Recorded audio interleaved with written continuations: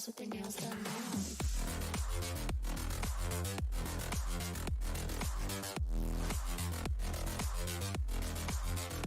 Girls with their nails done. I like the girls with their nails done.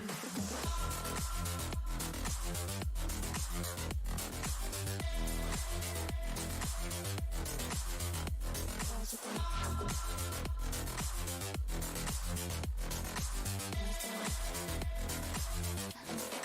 nails done.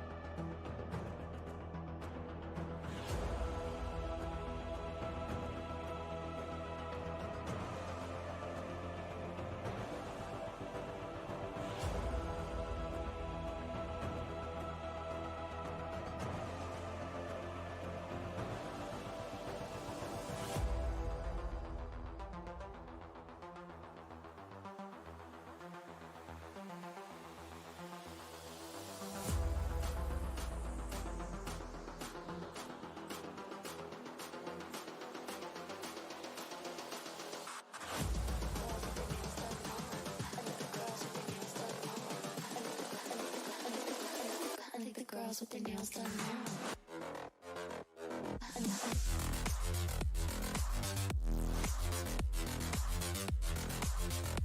Girls with their nails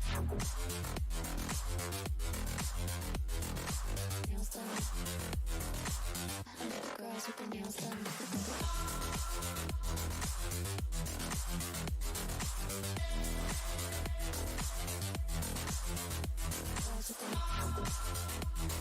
Girls with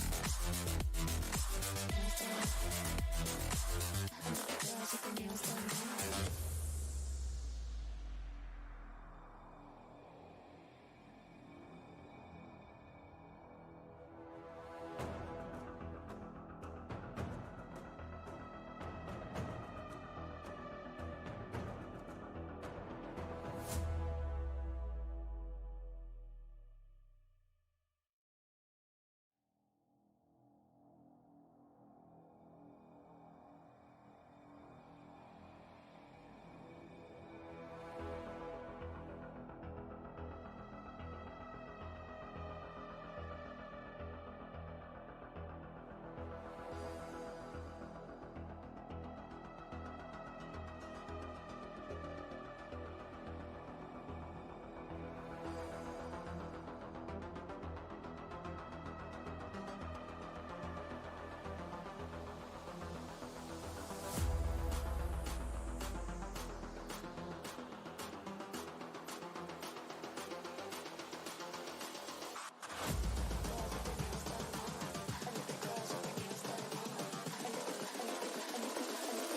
Girls with their nails done now.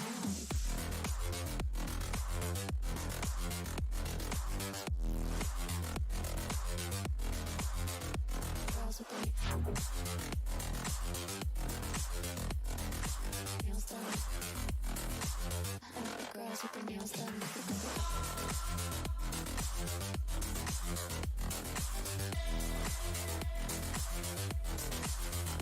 Girls with their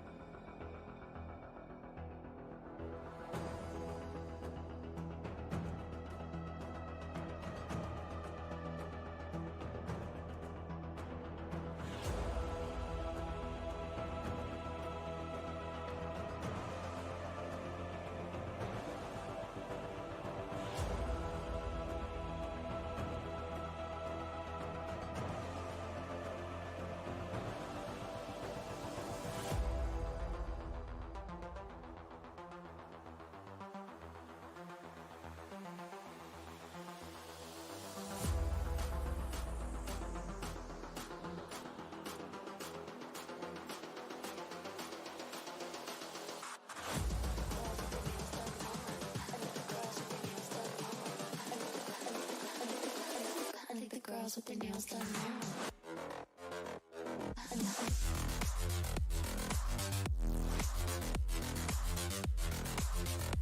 Girls with their nails done. Girls with their nails done.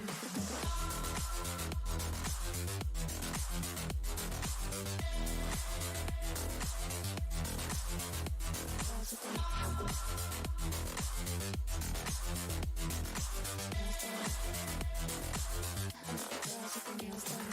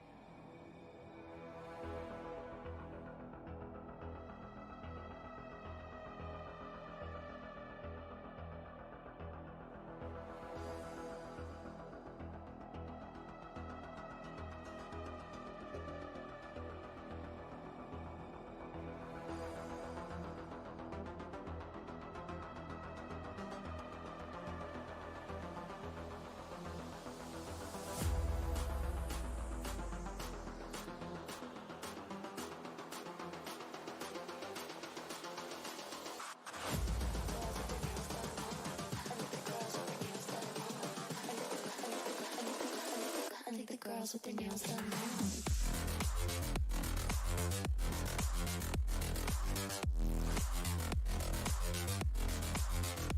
Girls with their nails done. Girls with their nails done.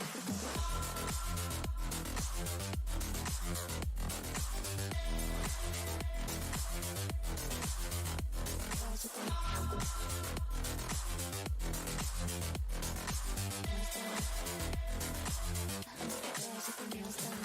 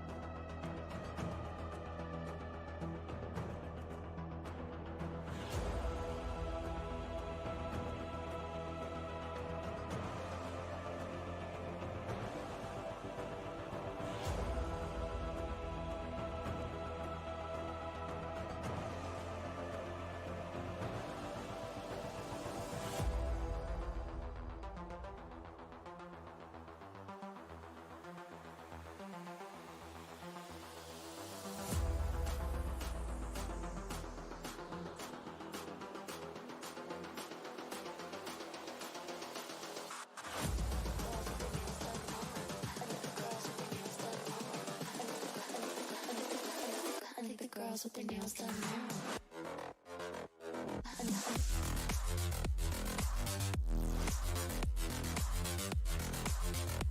Girls with their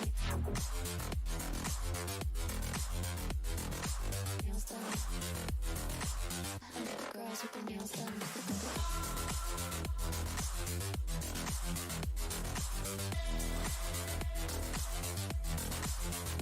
Girls with their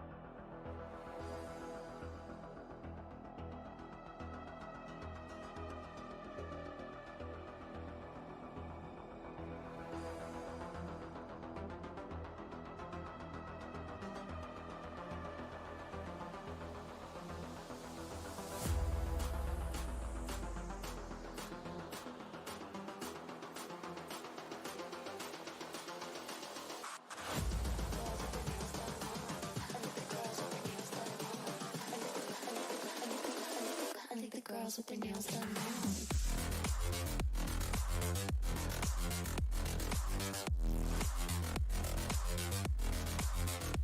Girls with their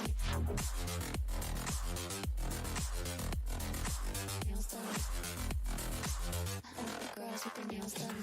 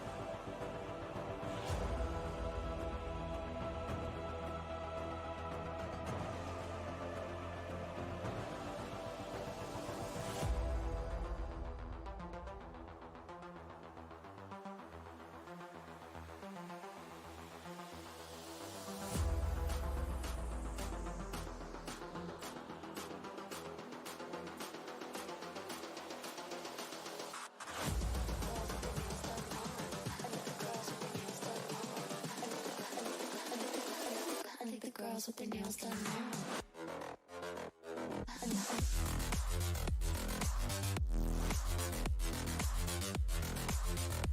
Girls with their nails done. Girls with their nails done.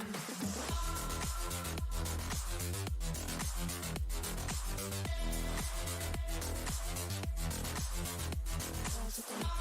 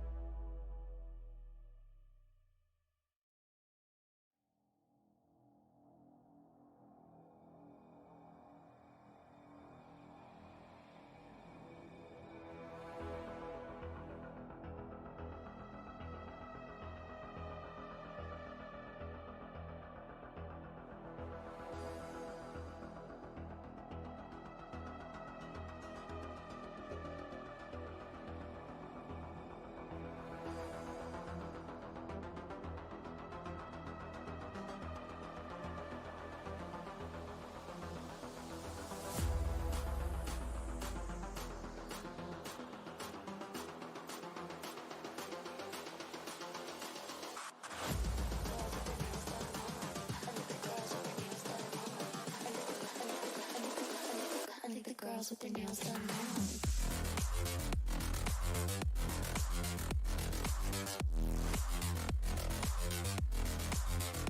Girls with their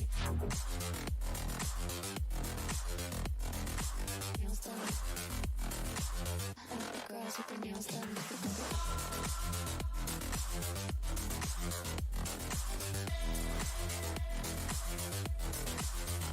Girls with their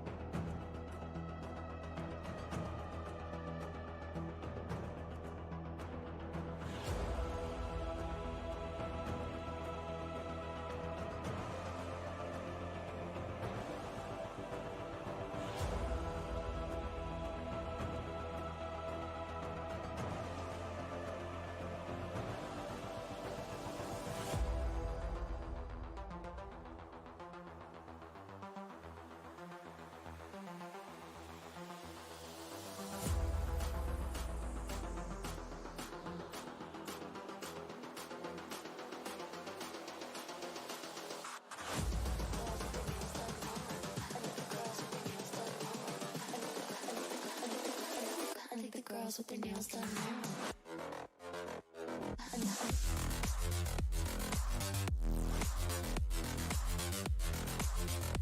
Girls with their nails done. Girls with their nails done.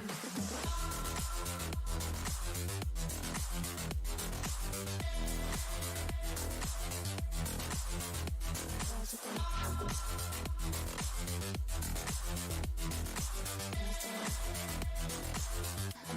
with their nails done.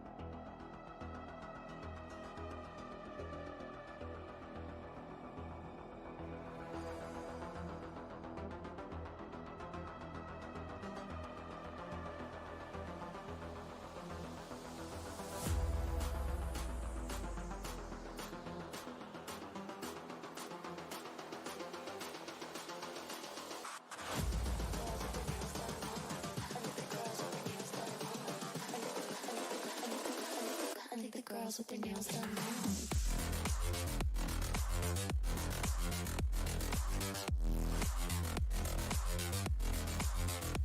Girls with their nails done.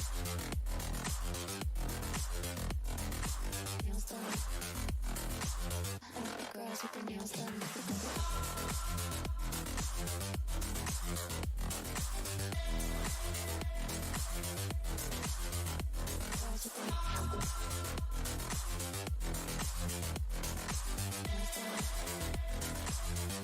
Girls with their nails done.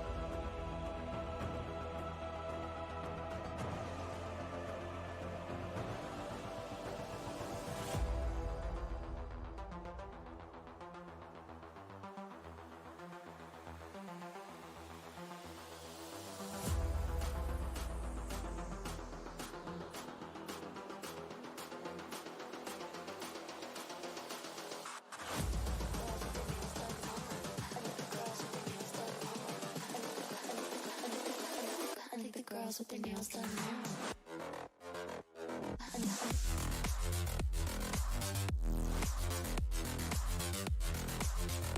Girls with their nails done. Girls with their nails done.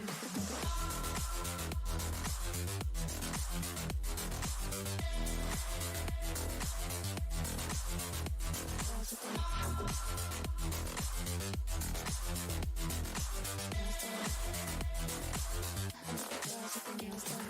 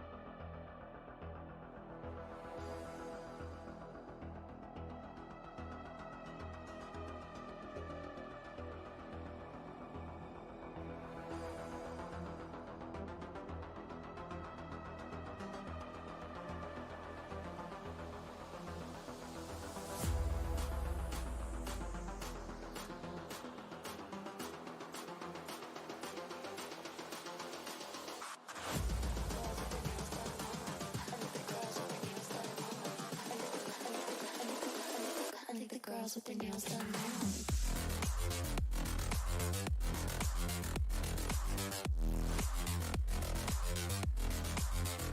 Girls with their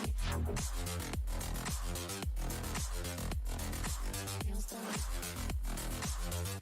Girls with their nails done.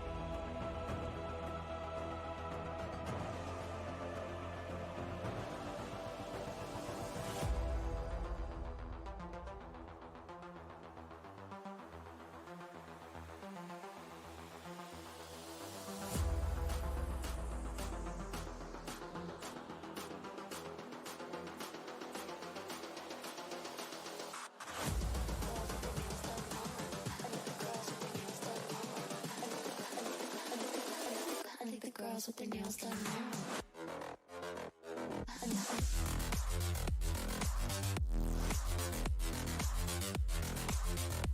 Girls with their nails done. Girls with their nails done.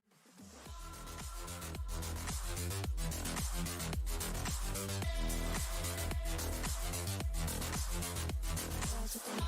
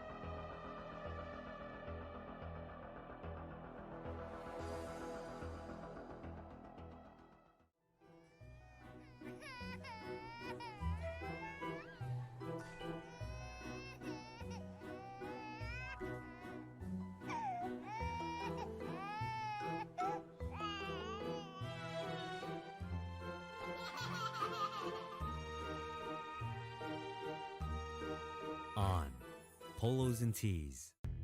Truth be told, it's just the way I was born. I put my eyes on the road, and I'm on and on. From the break of dawn, I'm on and on and on and on. On Total Comfort.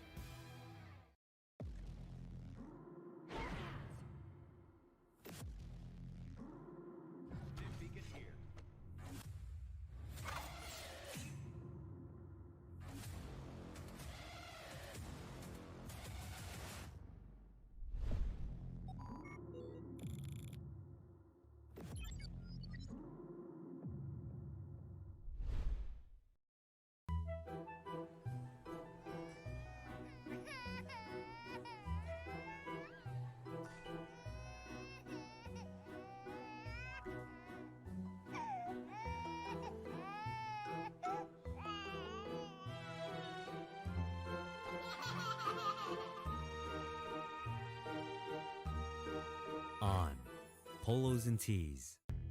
Truth be told, it's just the way I was born. I put my eyes on the road, and I'm on and on. From the break of dawn,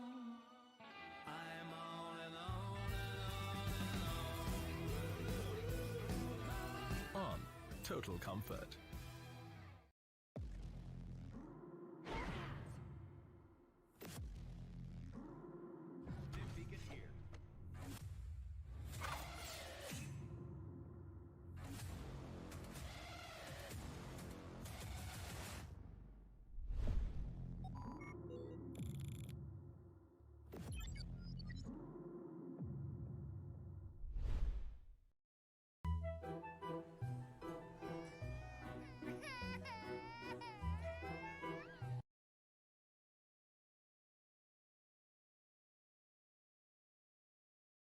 Welcome, ladies and gentlemen, to the Yuvin Community Cup Season 3, brought to you by On Premium Innovair and RW Promotions. I'm your caster, Assassin 47, and joining me on the desk is your lovely fan favorite caster, Elika FTW, also known as Tanvi Sarwani. How are you doing, Elika?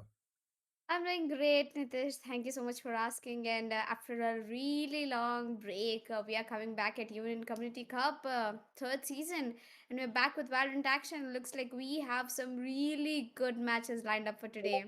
Not gonna lie, they are going to be the Yep. rocking matches for today, and I think the audience in the chat is already going all hail and crazy.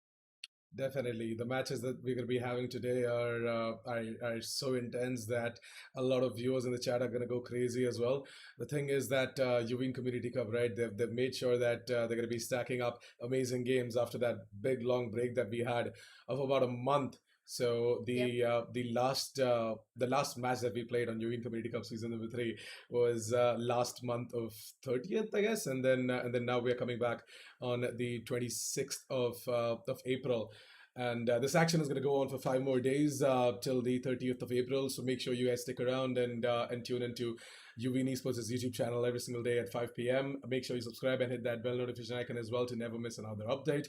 But yeah, let's quickly have a look at the brackets, guys.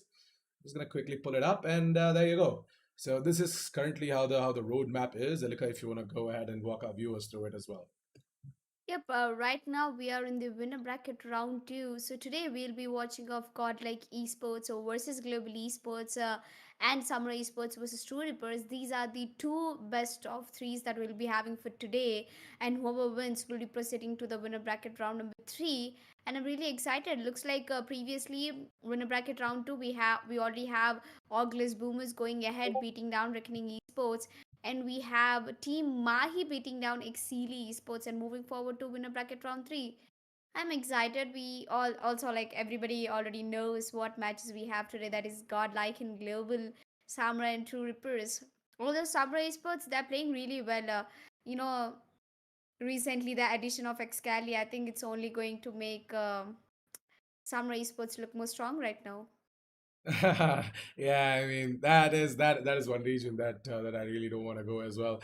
But yeah, I mean with that with him added on board, I guess Samurai Esports are gonna have a lot more fragging power now. But yeah, quickly jumping into is the loser bracket games as well, right? This is the current bracket that is looking like. We're not going to be having any of the matches from the losers bracket, but then again, yeah, we're just going to quickly have a glance over it so that you guys have an idea as to what exactly is going on.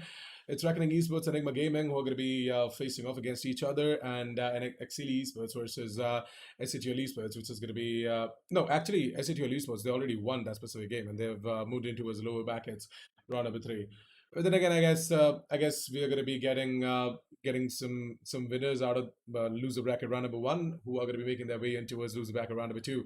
And eventually we're going to have all of these teams ready, and then eventually they're going to make their way up the ladder as well. So looks like we are almost ready for Godlike Esports versus Global Esports, the first BO3 that is going to be happening Yep. today in the upper brackets, and yeah, this truly interesting. And oops, And just gonna oops. quickly yeah, I'm just gonna quickly have ourselves back on the cams so that we can talk about the match. So yeah, I mean we are definitely Well, I gonna think be having yeah. the entire chat is going crazy that we just saw Elika and Nitish yesterday, right? Wow, what are they doing right here? We are everywhere, guys. We are omnipresent in the universe. Okay. Just so you guys reminding you, yep, we just finished a match yesterday of Godlike and Global, and we're back again.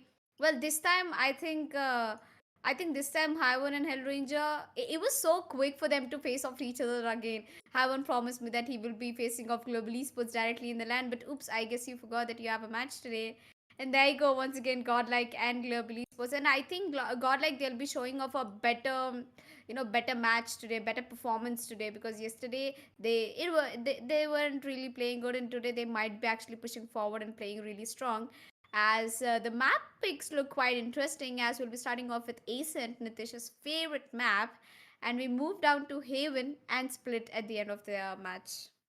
I mean, I wouldn't say it's my favorite map, but then again, I know, Elika likes to put in some tantrums, some sarcasms up there. So yeah, Ascent, Haven, and Split.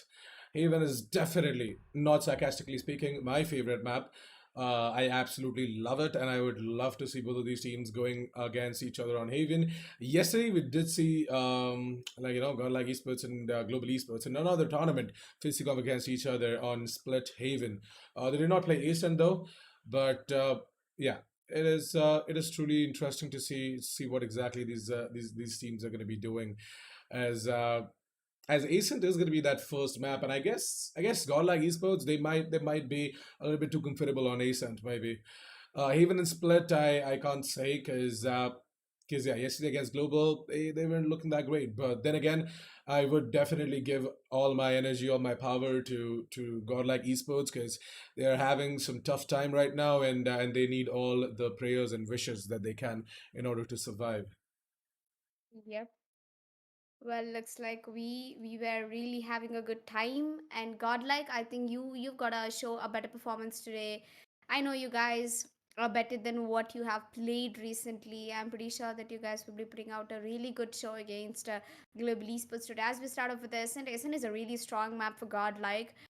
They've got a strong hold. In talking about Global Esports, their agent pick is the only thing I think which makes them unique, Nitish, to be honest, because their agent pick, it's so versatile. We have so much what would I say, so much freedom in them. You can Kappa can go ahead and pick up a breach, and there are so many other agents like Sky, and Eskerosi is good with Raze as well as Jet. So picking up different kinds of agents, I think it pretty much makes the game even more interesting and fun to play as well. That is absolutely true, and I guess Global Esports they are also going to be taking it a little bit seriously, just like Godlike Esports. Both of these teams are gonna take it really seriously. This specific match, I don't think so. Anyone wants to drop a single map, so they're gonna try their level best into finishing this game off in two maps as they can, because it's again going to be down to what exactly is going to be the agent lineup and who is starting off on what side on what map. Because on Ascent, I guess if God like Esports are going to be starting off on the defense, maybe it might just favor them. But at the same time, uh, Global Esports starting off on the attack might be a bit of a problem as well. Because see, the thing is that Global Esports and Godlike Esports they both are absolutely amazing when it comes to their attack, and Global Esports they are a tad better than Godlike when it comes to their defense, thanks to Global Esports being able to go ahead and practice every single day. They have been scrimming. They have been trying out new lineups, and their entire coordination, right? The entire team coordination that is going on for them is looking good as well. So Elika, Yep. why don't you tell us what are the agents that you were expecting on map number one Ascent? Agents. I think I'll go with Sova. That's by default. I'll Yep. go with a Jet by default. These are the two things I'll put up. And talking about controllers, I would highly doubt that Hellranger might be picking up that Astra because yeah, because I feel that Omen. I think we can choose Astra over any controller. To be honest, in my opinion, and talking about Sentinels, are definitely a Killjoy and a Cipher. So if you're starting off with the attackers, you can put up a Killjoy because the post plan setup is really nice. And it again depends, but according to me, how have Global Esports and Godlike play? I think Godlike they must be. I think it'll be them highly taking up the Killjoy when they're starting off with the attackers, and Global Esports will be picking up the Cipher. They have one of the best ciphers as well. So talking about it, I think that's about the agent selection. You can expect Phoenix, or most probably I would say Raze and Jet, and we can go for Phoenix because Phoenix is Mhm. a really good agent and a map of Ascent. And I think the sachels of Raze that those are not really, how would I say, those are not really open in map like Ascent, right? When you want to go to the B bomb side, you cannot satchel in that easy. Hmm. So I think you should pick up a Phoenix one. Or Reina is also even better, but I think it only gets down to Reina when it's the try hard match. Trust Yeah. me, I've seen professionals do that. They usually pick up Jet or Phoenix or Raze, but when they're ready to do that try hard, then they pick it up. The Reina, the deadly woman. Yeah, Reyna is definitely, in my opinion, as well, a great pick on a map like Ascent because of the entire play that can be orchestrated. The entire play that can be orchestrated with the Reyna as well. The way you can use up her layers, the way she goes there and takes on these fights as well, bringing advantage for the team. So I guess that can be a really good pick. But then again, what I would consider on a map like Ascent is no more than two duelists because again it Yep. becomes a little bit too much. I've seen teams try out a three duelist setup as well on a map like Ascent, but at the same time, not everyone is turning out to have a lot of success with that specific setup. So yeah, better to stick to the two duelist setup along with one initiator, as Alika said, one sentinel, and a controller as well. As far as the controller is concerned, I'm thinking that a lot of teams are trying to experiment with the Astra nowadays, with Astra bringing in a lot more utility on board as well. But Oh, I think we have one player who's actually changing the meta. I think that's Blackhawk from Samurai yeah, Esports. He has been sticking to the Astra for a really yeah, long time, and I yeah. think he's pretty much changing the scene for everyone, for all the professional teams who go ahead and pick up default lineups. They're Hmm. trying to put that meta and try different agents like Sky being put in and Astra being put in. Astra was one of the best agents that Riot has ever released. Hmm. I completely agree to you that, on that as well. And the way you said it, right? That was a really good point to bring up as well. Because Blackhawk, he has been really shaking the scene with his Rasta plays. He's, I guess, the only player in the country who has mastered this specific agent, and I guess Hellranger, he's Yep. slowly trying to Yeah. trying to master it up as well. But I guess the agent You selection know, screen the is ready, Alaka. confidence. Yeah. You really don't have that comfort when you're trying out a new desperately want the win, so it's hard, to do that. And also I think it's not only Astra, we do have Viper buffed, so Viper was also going good professionally, but at a point some people again stopped picking it out. It went hype for a couple of days when she was buffed, and I think now everybody's back to basics. Everybody comes back again. I don't know why Yeah. they do that. I mean, it is what is it is as they say, right? Like it's sometimes good to look back, and if things work out for you, then it's great. But yeah, let's quickly transition over towards the agent selection screen, Elika, because the match is Yep. all set and ready to go. And oops, we already have everyone selecting their agents. Oh, looks like we have a Phoenix, and there you go. We have a Killjoy, a Cypher. As I said, defending is going to be the Cypher, and the attacking we have Killjoy. As I said, Godlike will be highly picking up the Killjoy because I don't see Global Esports doing that. We have a Sova by default, we have Omens by default, and we have Jet by default. So that's pretty much it. Not something interesting to look after. Jet, Phoenix, Killjoy, Cypher, Omen, and Sova pretty much a predicted out agent pick. Well, I'm excited. Oh, I think it's actually Godlike on the attackers and Global Esports on the defenders. Wow, I like how people are saying us as the dynamic duo. Yeah. That is good I to know. agree to that. Come on, I agree to that. Like, we are everywhere, Nitish. We are everywhere. Every single audience over there in the chat, they've already seen us in some or the other tournament. So I pretty much take that in consideration. Aren't we the good duo? Tell me.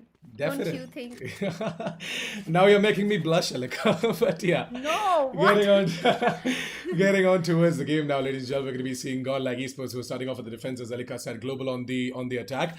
And no, hold on a second. That's incorrect, right? Oh yeah, Godlike are the one who are on the attack, and global are the one on the defense as well. So production, if you can just go ahead and quickly switch that up, it'll be great. Well, people cannot hear us, Nitish, right now. We don't have voices in our head, so we pretty much have to Yeah, definitely. explain. Don't worry. Yeah, I'll Yep. do that. Can you take over?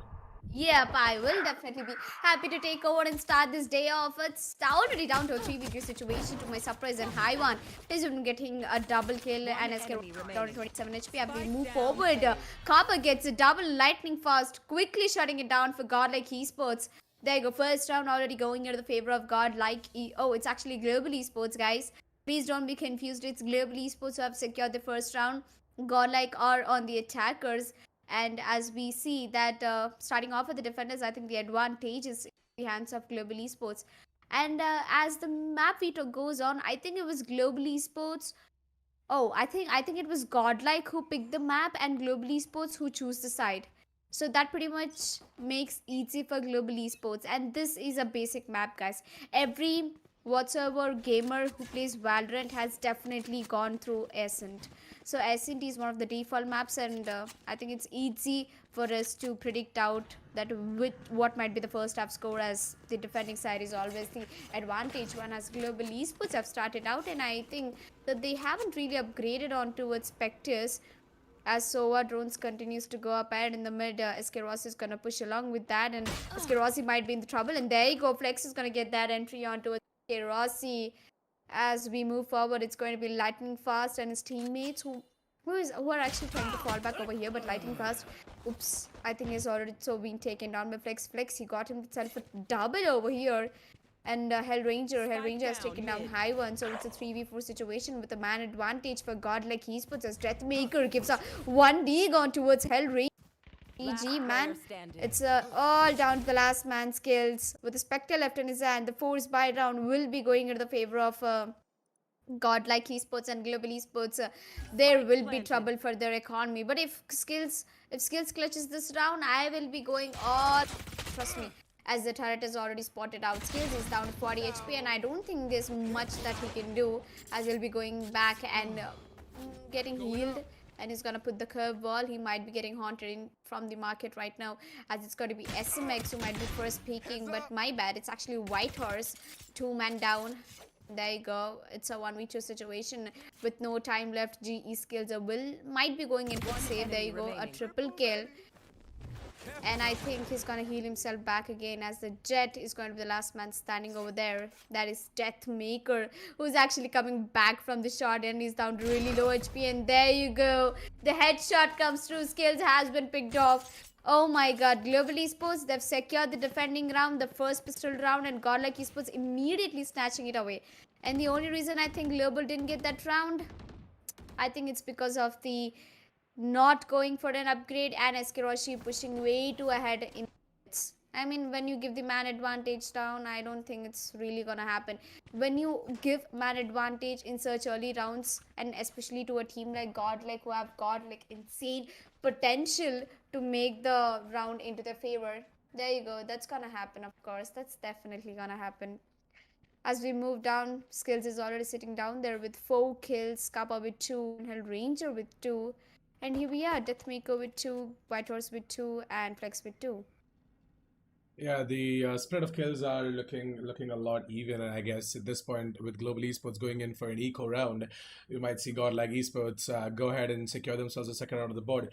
Global Esports, on the other hand, I guess who exactly called in for that pause? We have a little bit of a pause going on as well. We're going to be waiting for both of these teams to get ready so that we can start off with the action.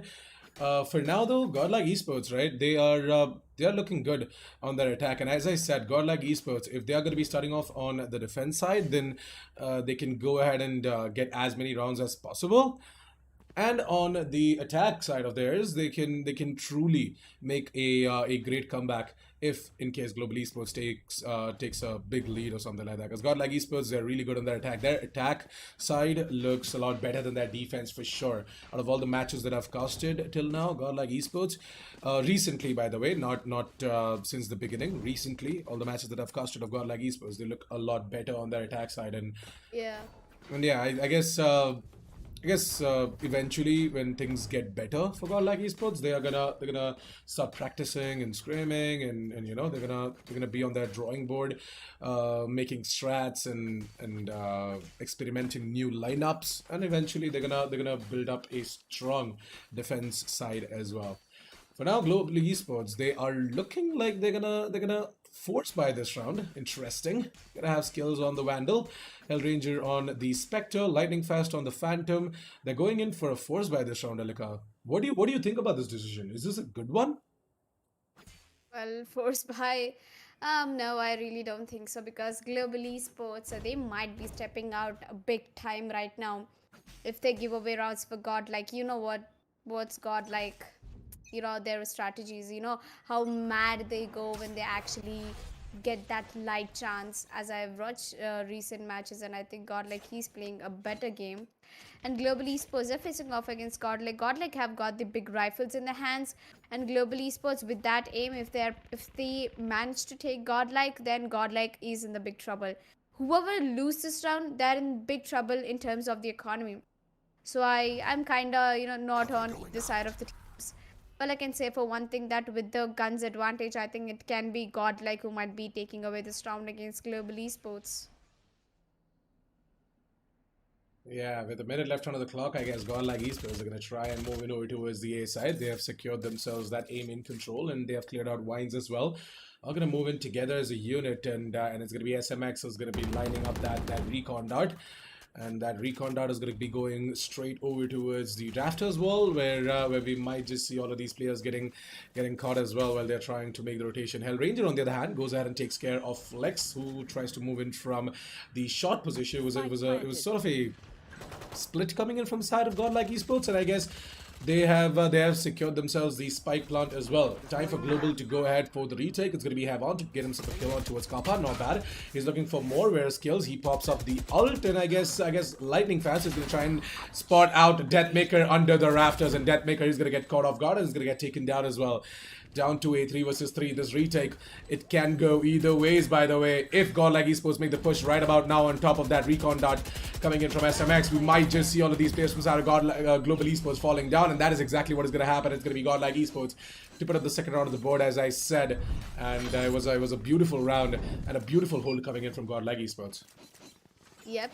And there you go, as I said that with the I think with the good advantage, it should be Godlike Esports who will be putting up a really good performance. And as I predicted out, it turns out that Godlike will be picking up that round off. As we move on towards the next round, there is the third round, and there you go. The economy has already been devastated for global esports, and oh man, I feel so poor for them right now. Global esports, you shouldn't have gone for that force buy, really, man. I almost, I almost predicted it out that global esports going in for that force buy is not really a good thing. As we move forward, and you can see that one way smoke coming in through the A mains, and SMX is going to quickly drone, and they're going to spot our Roman as we move forward. There's one player sitting in the vines though.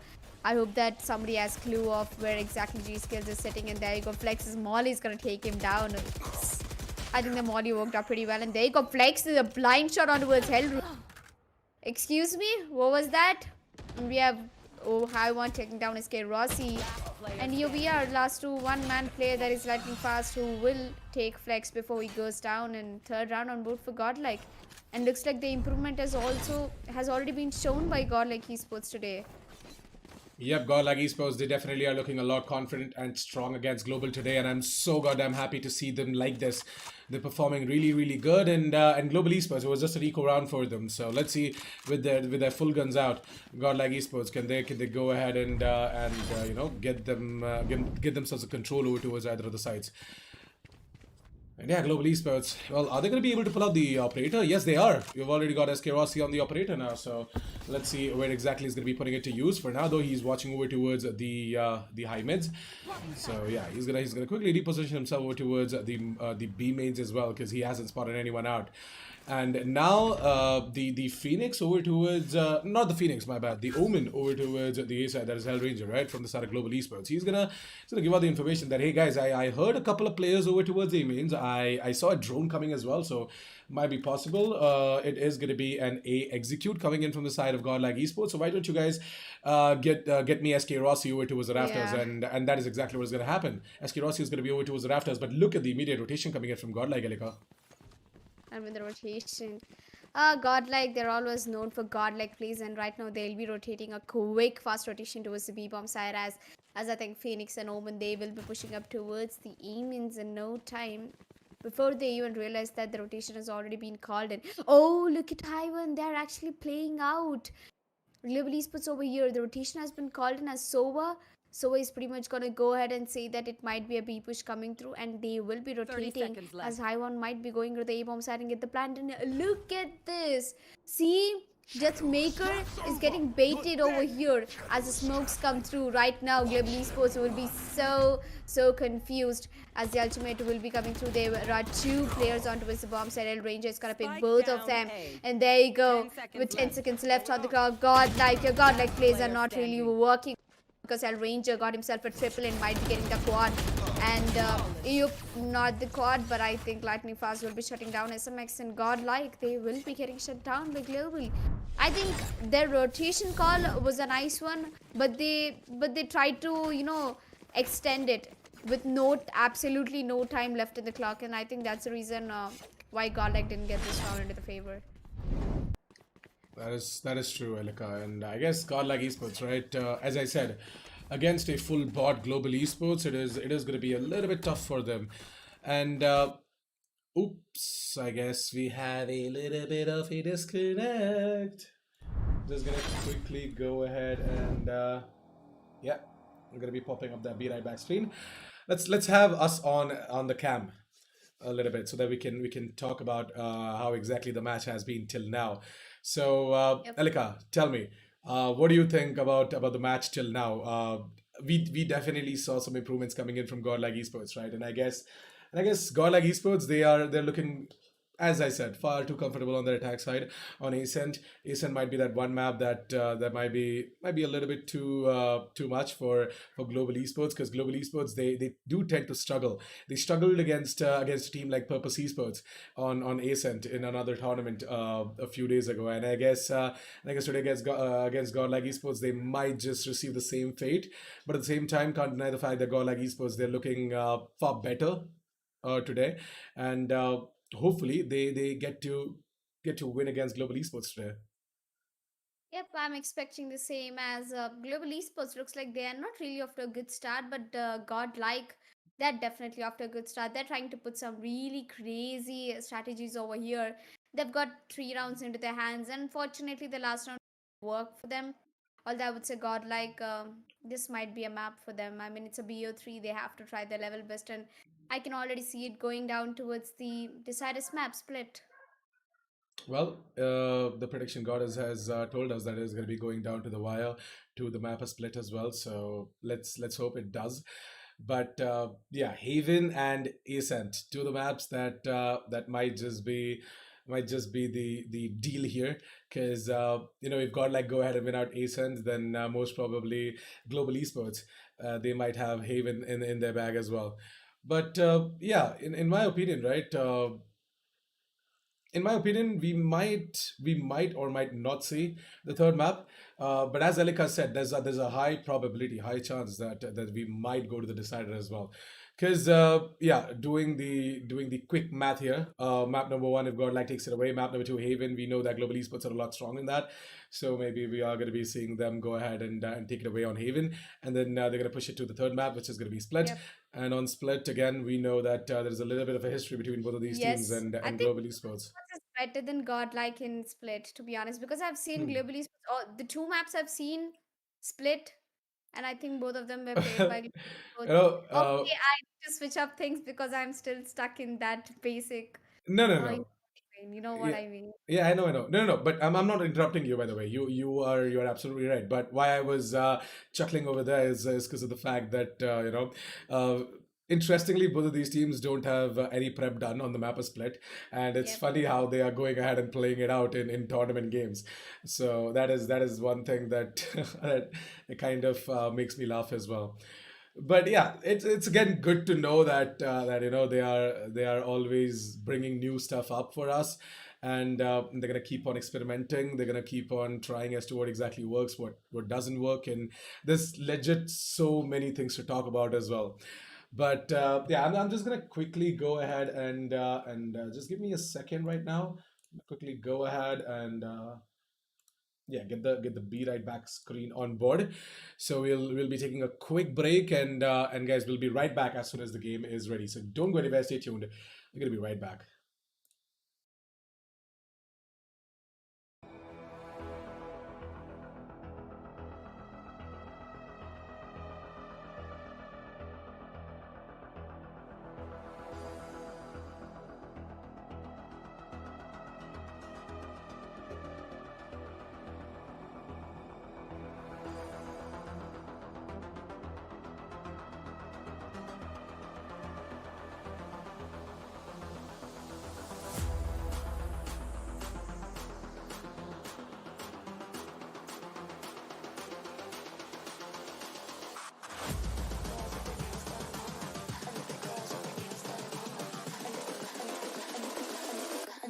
girls with their nails done now.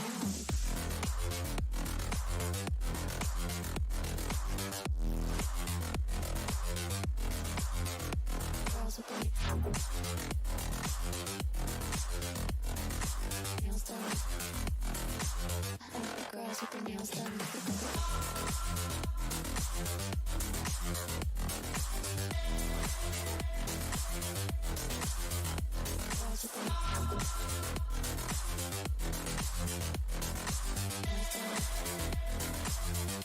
Girls with their nails done.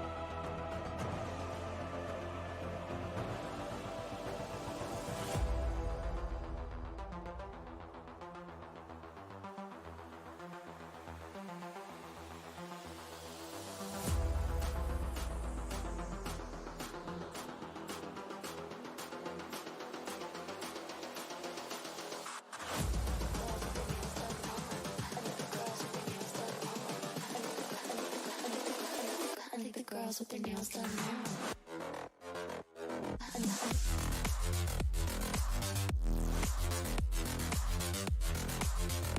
Girls with their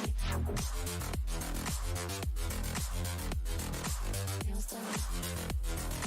I think the girls with their nails done.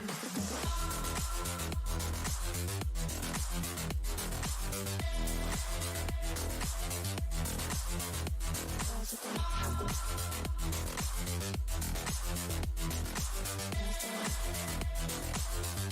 Girls with their nails done.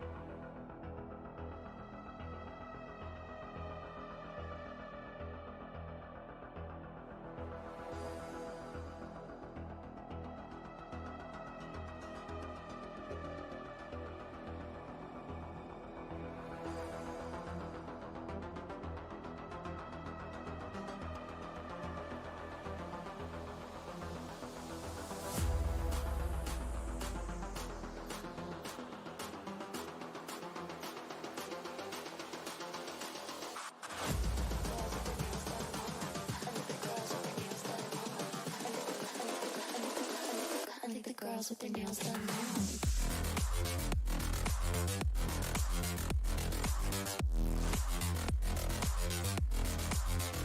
Girls with their nails done. I think the girls with their nails done.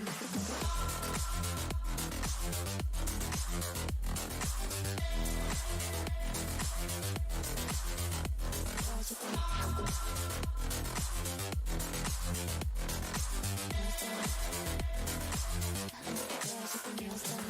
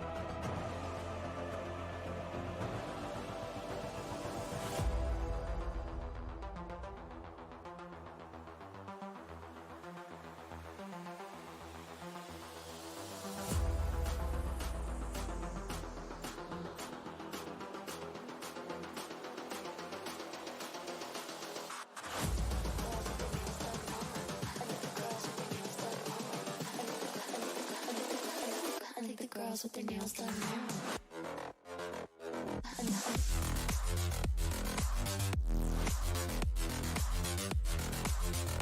Girls with their nails done. Girls with their nails done.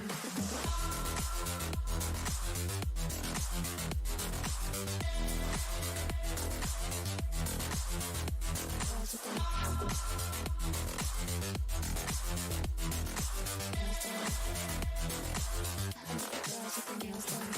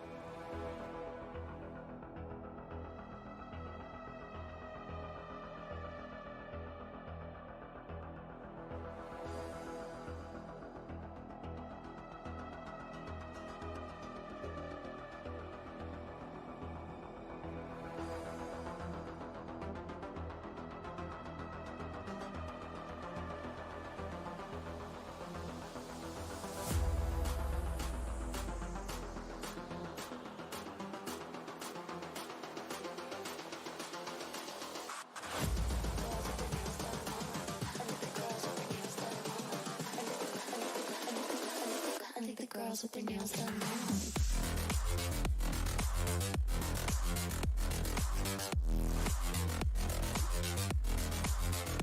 Girls with their nails done. Girls with their nails done.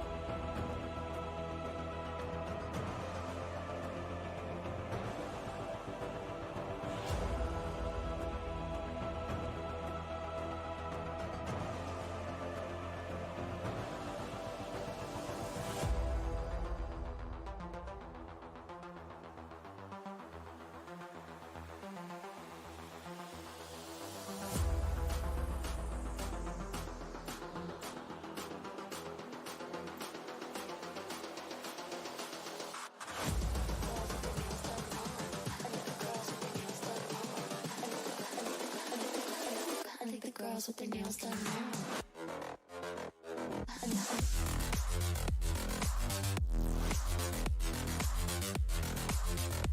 Girls with their nails done.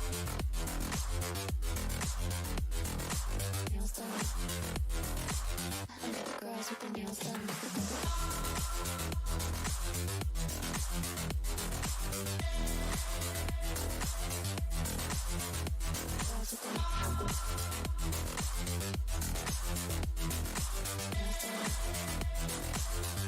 Girls with their nails done.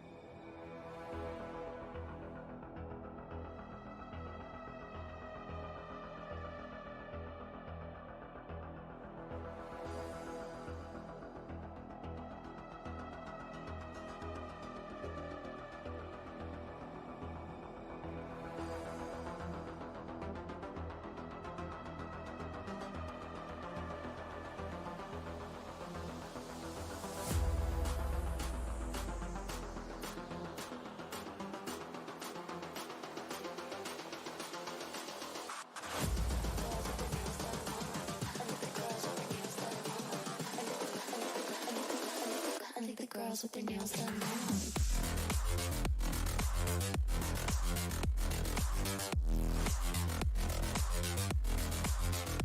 Girls with their nails done. Girls with their nails done.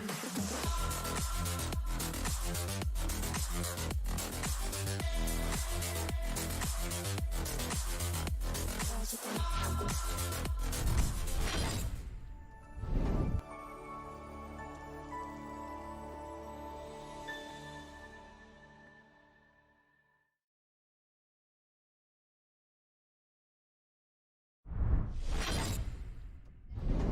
situation. This retake is gonna talk a lot about the economy for Reckoning Esports. As Rio, he still has a recon, a drone, and 2 shark darts left for himself. But will he put that to a good use is the question. As we can see, the recon dart, I think it gave away few positions. He's gonna put that shark dart to good use. Binks is down to really low HP, and he could have taken down. He's down to really low HP. Rio one shot on a Binks, and he's done and dusted. Absolutely right, Rio. There's absolutely nothing that he can do in this specific spot as well. All he can do is try and finish up the kill on towards Bing, but is he going to be allowed to do that? Though is going to be the question, because there is a backstab coming in. There is a push coming in from the Omen as well. That is going to be added to get the frag instead. Was who unfortunately got taken down by the ultimate of Binks. I really feel bad for him. But coming back, as we'll be moving down to the 9th round, bought into the ULs, while it's going to be INQ with an operator who's going to immediately fall back, dodge that recon, and I think Kuzri has already made his way all the way. Binks will get taken down by INQ. Cloud on the other hand will take down Izzy. That's going to be an immediate answer for Kuzuri, as well as INQ will take down Kuzuri, and that's going to be a 5v2 station right now. 5v1. It's all down to Edit. What can he do is the question right there. I mean, that escalated really quickly in English. I mean, taking down 4 players back to back. I think INQ and his teammates did a good job, and that's going to be a shutdown. Go ahead and take down Rio, right? Now, that is going to hurt Reckoning Esports because of the fact that Reckoning Esports are no longer going to be having the SOVA, and they're no longer going to be able to gather intel as well when it comes to SHUL making their way on the side, or even, you know, if they would just want to play in for the retake, but it looks like that they don't want to do that. It's going to be Cloud. Unfortunately by Strip, so he's coming in for that. The flag gets to, unfortunately gets stated immediately by Trist. That explains as a 3 versus 3 situation. Trist using their ultimate for a good use. My God! Ultimate INQ gets one. Not Fox has been taken down. It's getting diffused. Edit. Oh my God, he has done it. That's an instant diffuse. A 1-over. But if Soul SHUL Esports gets the win in this map, then that's going to be a decided map. Haven coming to the play, as we'll quickly be moving back to the match. Not Fox and Kuzuri trying to push up towards the B mains. Unfortunately gets tagged by Clauda, and that's going to be a 2K for Clauda. Easy lemons, easy for Clauda. The patience, the triggered discipline for Clauda is, I think it's working way too much in his hands. Definitely. It's going to be 3 versus 5 situation for SHUL Esports now as Reckoning Esports. Just as you said, Elika, they're going to be taking control over towards the B side. Looks like that the retake attempt is not even going to come. I mean, how can we call it a retake without actually planted the spike? And the spike, I don't think so it even got planted because you know, it just went skra. Okay, fine. Yeah. Anyways, Excali is going to be using up the flashbang. It's actually Excali's head which went Skarra on towards Hika. Alright. No more charges left.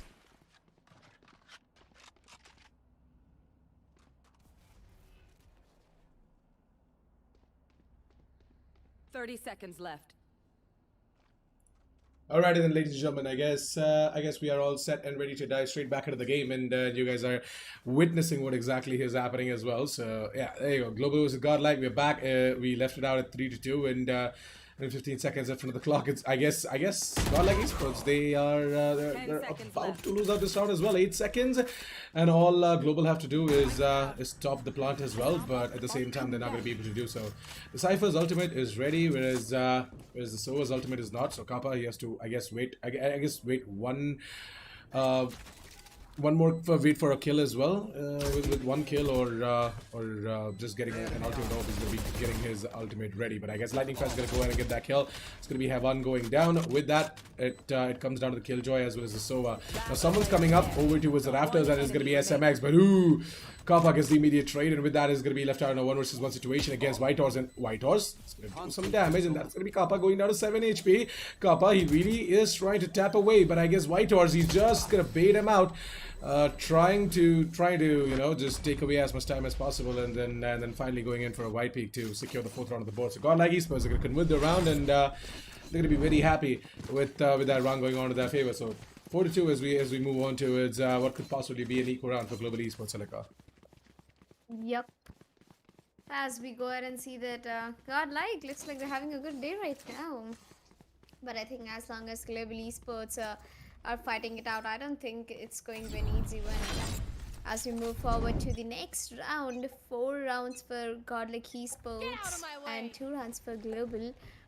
Starting off with the defender side, I thought it was Global Esports who should be having the advantage, not the Godlike. But Godlike, they're trying their level best, as Deathmaker has his blades out at this point, and I think he will be aggressing over towards the market, or maybe Noops will be going over towards the shot, and there is one player that is Skills holding off at the A-bomb site along with the Cypher, if I'm not wrong.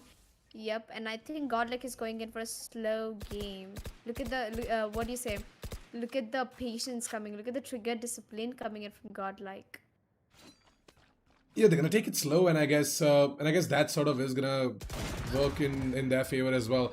Global Esports, on the other hand, by the way, I was completely wrong. They do have a full buy this going into this round as well, and with the aggressive positioning being taken up by Skills and SK Rossi, they might just be able to grab themselves a couple of kills. It's gonna be SK Rossi to be going down, whereas Skills gets the immediate trade. Lightning Fast, on the other hand, over towards the B side, finds himself a kill on towards a lurker who was trying to do something over towards the B side, something sneaky.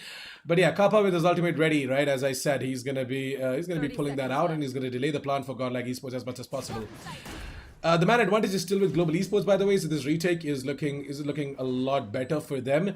Godlike Esports, on the other hand, they've got 2 of their best players alive and kicking in this specific afterplan situation. So let's see if they're going to be able to do it or not. Heaven, as we know him as the Clutch Maester, has pulled out a lot of clutches for the team as well. But at the same time, Deathmaker, who is known as the best aimer in the country, is trying to stay alive as well, trying to get himself on towards these one-on-ones.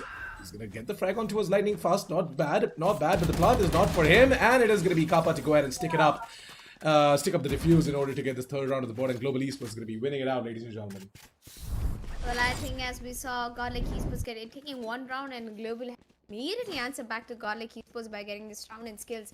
I think he did a good job over there. Also, Deathmaker was on his blade, so he was not really such a performance. He got himself a kill though.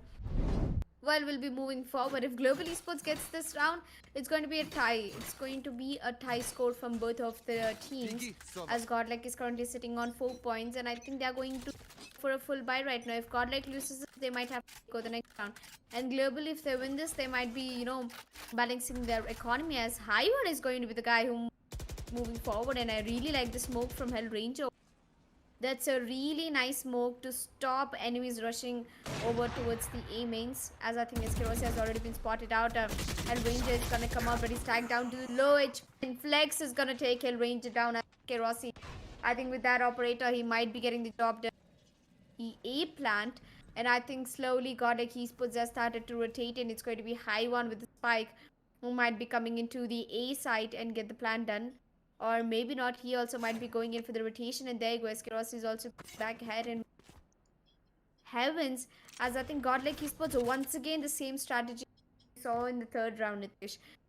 They're going in for a quick B rotation, where Sova and Cypher, they're actually trying to rotate towards the A, and there you go, it's all the circle.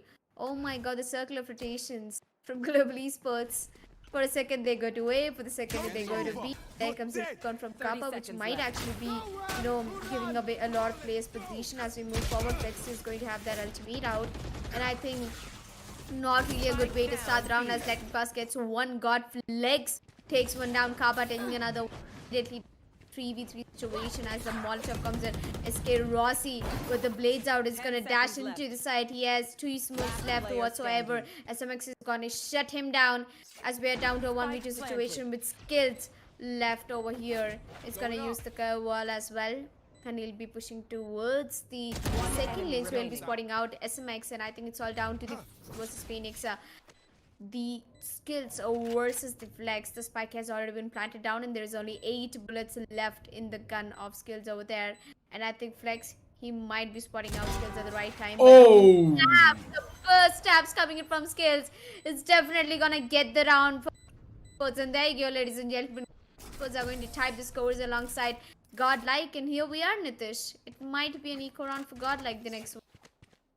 Yep, Global Esports, they went ahead and got themselves at the 4th round of the board as well. It was a really good round coming in from Global Esports overall. Even though Hellranger got taken down as you know, he got spotted right out the bat over towards that specific corner behind the spammable box, and Flex goes ahead and spams it out, takes down Hellranger with that. You know, Global Esports are left out with no smokes, but still they made that retake happen. It was a really good one coming in from Global Esports, and I guess overall, Godlike Esports, they're not going to be that happy with the result of that specific round. But yeah, moving on towards a round where Elika said, right, it's going to be an eco round for Godlike Esports. I guess if they can just convert this round out into their favor, maybe they might put Global's economy in shambles. And skills and lightning fast. Both of these amazing anchors over towards the middle position. They're gonna go ahead and grab themselves a couple of kills. It's gonna be lightning fast to get himself a triple. Maybe looking for the quad as well. But SK Rossi is also pushing up from the A-sharp position, and Deathmaker, there's absolutely nothing that he can do in that specific situation, that specific position as well, where he was put into by his team. So yeah, 5-4 is Global Esports. They are going to be winning off that round, and I guess their economy it's gonna be stabilizing a little bit. Yep. And looks like Global Esports, they had a good time over here. As I said, that Godlike, they went for an eco, and I think they will be going in for a full buy right now, Nitish. And what are your thoughts about this round? As far as I see the setup, I think they might be going in for a B rush. They're not even trying to take the market control, and it's going to be Deathmaker who might be opening. Yeah, Deathmaker is going to be the one to go ahead and maybe try and get himself a frag, but it's going to be the Jet from the side of Global Esports to get himself a frag instead. He's going to go ahead and take out the Killjoy, and that is going to be a good pick coming in from Global. With the Killjoy going down, I guess they're no longer going to be able to use the lockdown in order to execute over towards the B side like they thought. It's going to be lightning fast to go ahead and activate that cage that he had set up over towards the first lanes, and he's going to be holding on towards the first lanes like a boss, and he's going to be cutting off the aggression coming in from Godlike Esports over towards the side. Look at Flex. Oh, he's going to be spotted, and now Lightning Fast knows that all of these players are over towards the side. But little do they know that Lightning Fast is over towards the first lanes as he gets himself a double and a triple. Almost. The spray down. It messes up. But Skills, he's going to be the one to find his nemesis. And with that, the 6th round of the go for Global. Not a bad one. 6-4 is Godlike Esports. Looks like that big pause for Godlike Esports turns out to be a little bit of a problem, because see, the confidence is still there, but then I guess the momentum is lost. Yep, the momentum is lost. Well, I can see that Godlike, I think after losing that full buy round, I don't think they'll be forward and going up for a force buy or a full buy, as they'll be upgrading pistols. Although with half shields, I don't really recommend for you guys to go ahead and do that when you know that you have the economy to do this. Kerosi putting the operator at the right place, peeking out over there, and I think he's doing a good job. As we can see that it's actually a B setup. It's actually a mid to B setup coming through to the market, if I'm not wrong. High one is holding off at the bomb, and the A push has already come through. It's Kills, SK Rossi, and Hellranger pushing towards the A mains, and I think it's high time that Deathmaker gives down the entry on towards the B bomb side, as Lightning Fast and Kappa, both of them are holding off at the B bomb side. Nitish, do you think Godlike Esports, they'll be able to put up at least a 1-2 kills on towards the B bomb side? Maybe Godlike Esports, they're going in for the split, right? So maybe the split might just work out in their favor. But again, see, this is what I said, right? When I said Lightning Fast is the best anchor coming in for the side of Global Esports, I wasn't kidding. The man single-handedly holds on to a specific side with all of the trap wires and the cages that he has. He's an amazing cipher, and it's showing off as well, man. 7th round of the bow for Global Esports now as lightning fast. He single-handedly is doing quite a lot for the team. Every single round, 2 or 3 kills for sure, and that is no joke. Yep, that is no joke. And Lightning fast. I think he's starting off with the 17 kills already. 7th round on board for Global Esports. Is Godlike, they went for an eco in the previous round. They'll be going in for a full buy right now. And I think they might be able to put up a really good show right now because they have to. They have no other option, Nitish. But I think starting off with the attackers, they have got 4 rounds, which are the decent number of rounds that you need in the attackers. And Global Esports, they are just a 1 round away from getting and closing it down with an advantage on the defenders. What do you think, Nitish? It's the last round in the first half. Yeah, if Godlike Esports can go ahead and get themselves the 5th round of the board, then it's going to be considered as a really, really good half. But if Global Esports go ahead and get themselves the 8th round of the board, once again, I'm not going to say it was a bad half for Godlike Esports, but at the same time, when we started out, Godlike were looking a lot better. But then after the break, it looks like that momentum is lost, and Global Esports, they're walking away with it. But yeah, the lockdown, it's going to be destroyed by Kappa, by the way, using his Hunter's Fury. And with that, SMX is further pushing in over towards the Gardens. And I guess Kappa is aware of that fact. But SMX, little does he know that there is one player over towards the Rams position that is going to be Skills, who's going to go ahead and take care of SMX.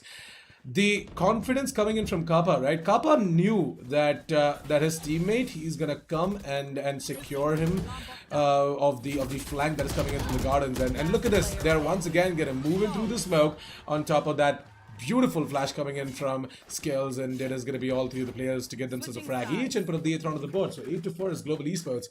They are looking good on Ascent, and I guess now we might see a little bit of a turn of events because Godlike Esports are on the defense, and I guess Godlike Esports, they might just be able to make the comeback. I hope they do. We all want them to make the comeback and maybe take away map number 1 Ascent. Yeah, I think with the first half ending up decently on towards the favor of Global Esports and Godlike, I think they've tried the level best. They've got 4 rounds in the attacking. I think after that little break we took, I think the momentum, it was entirely broken, and Global Esports, they took a really aggressive. And as we move ahead and speak about it, we are in the pistol round in the second half, and I think whoever wins this round, they might be having a great advantage to, taking the lead in the second half. And as far as I know, that Godlike Esports, they've ended the first half with a decent score. It's not a bad score, but although I would say the round difference is still in the favor of Global Esports. And if Godlike managed to take this round, they will be getting 2 rounds out of the favor. And as the name, it's SK Rossi getting the entry on towards high one and making his way. As has spotted down in the middle, SMX gets 1 skill, just gonna immediately trade him down. A 4v3 situation, a man advantage for Global, but Deathmaker is pretty much gonna sum things up as scores will be getting equalized. 3 players versus 3. Global Esports will be getting the spike planted down at the A-bomb side as Deathmaker is holding off towards the heavens. And I think Kappa, he might be putting that recon to a good use as Global Esports lightning fast gets himself a double. And right now, Deathmaker is the last man standing for Godlike Esports. He will be moving forward into the shots, getting spotted out by lightning fast. And there you go, Hellranger takes 9th round. Oh, what a round, Nitish, what a round. Definitely was an intense round coming in from Godlike Esports, by the way, not gonna lie. The way they held on to the sites, it was impressive, but at the same time, Global Esports, the way they executed over towards the A side was a lot impressive as well. Deathmaker, unfortunately, him bringing it down to a 1 versus 3, 1 versus 4 wasn't the best of the situations he was put in, and he was not able to do much as well. Hellranger's going to be the one to finish it off, and we're going to be seeing the 9th round of the bow for Global Esports. Godlike Esports, on the other hand, by the way, have got themselves an eco round this specific round. So Global Esports, they should be on towards double digits, but I guess Godlike Esports, if they can just stack up towards the side properly, if they can play up close and personal, maybe they're going to be able to get themselves a couple of frags. Yeah, I think it was almost an ace stack coming through, but I think 2 players have rotated down. And there we are. I think Deathmaker might be able to pull off a frag as Lightning Fast is down to low HP and we don't really have any healers. So I think Deathmaker, if it's Lightning Fast who is going to come ahead, he might be needs a kill. As we can see, it's a hard eco round for Godlike Esports, and looks like they're on the advantage side of in the defenders. So no matter what, Global Esports have to walk into the map by themselves, as Deathmaker is doing a bad job by pushing in through the smoke, but gets himself a kill. Skills immediately trading it off a 4v2 situation, as Global Esports SK Rossi will be getting that double onto his hands. He takes down Hyven as well. Godlike Esports is down to Flex 30 and seconds left. SMX right now. Well, Player SMX, he standing. could have pulled off that frag, but unfortunately he won't. So it's Flex who will be pushing down, and there you go. The last man standing is going to be Flex, who will be spotting out GE skills and skills right now. He's on the hunt for the run, and with the flash coming through, Flex is flashed entirely, and skills is gonna put an end to Flex. And there you go, 10th round on board for Global Esports, and Godlike is still struggling with 4th round on board. And I think this match is going in favor of Global Esports. Well, let's just wait for the full buy to come out from the side of Godlike Esports as well, right? Because it's a little bit too soon for us to just go ahead and say that Godlike Esports might not be able to make it, or yeah, they're definitely struggling. Yeah, I guess with the full buy coming out from their side, they should pretty much be able to do something against Global Esports as well. Global Esports, they are on their bonus round right now with their Spectres out, so let's see what exactly they're going to be able to do. Godlike Esports, on the other hand, they have got some aggressive plays being made over towards the middle position. We're going to be seeing Deathmaker moving in over towards the catwalks as well, right? And with that smoke coming in from Global Esports over towards the A-shot position, I guess Deathmaker is going to be forced out of that specific spot that he was holding on to. 3 players over towards the tree room, by the way. This is an interesting setup coming in from Godlike. I'm not really sure if this is going to work out, but if it does, then awesome. Yep. I mean, if it works out, it's going to be insane.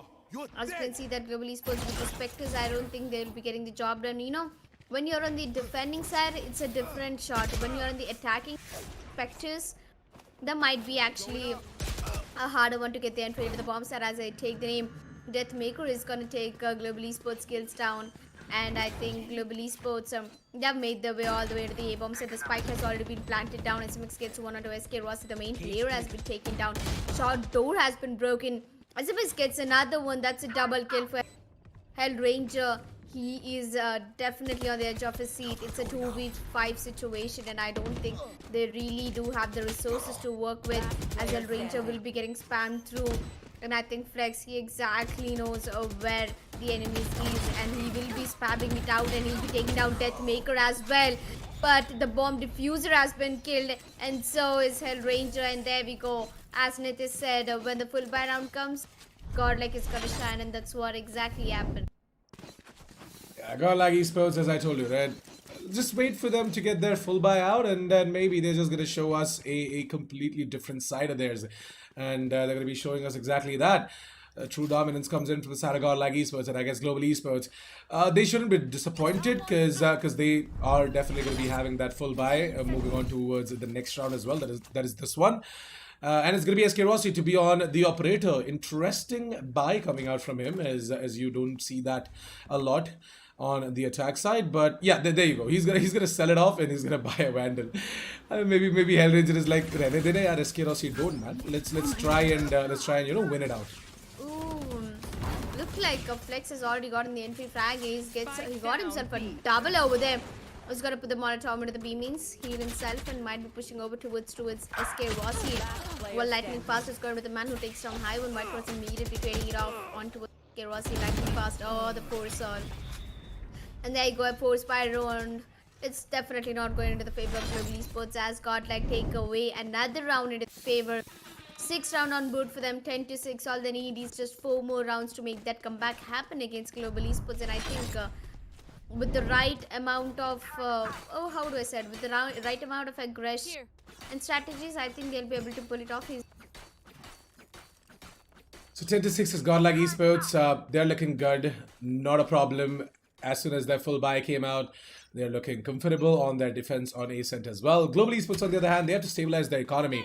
Otherwise, it's going to be, in turn, a problem for them as Godlike Esports. They're catching up really soon. SK Rossi has got his blades out, and we all know him for his flashy plays with the blades.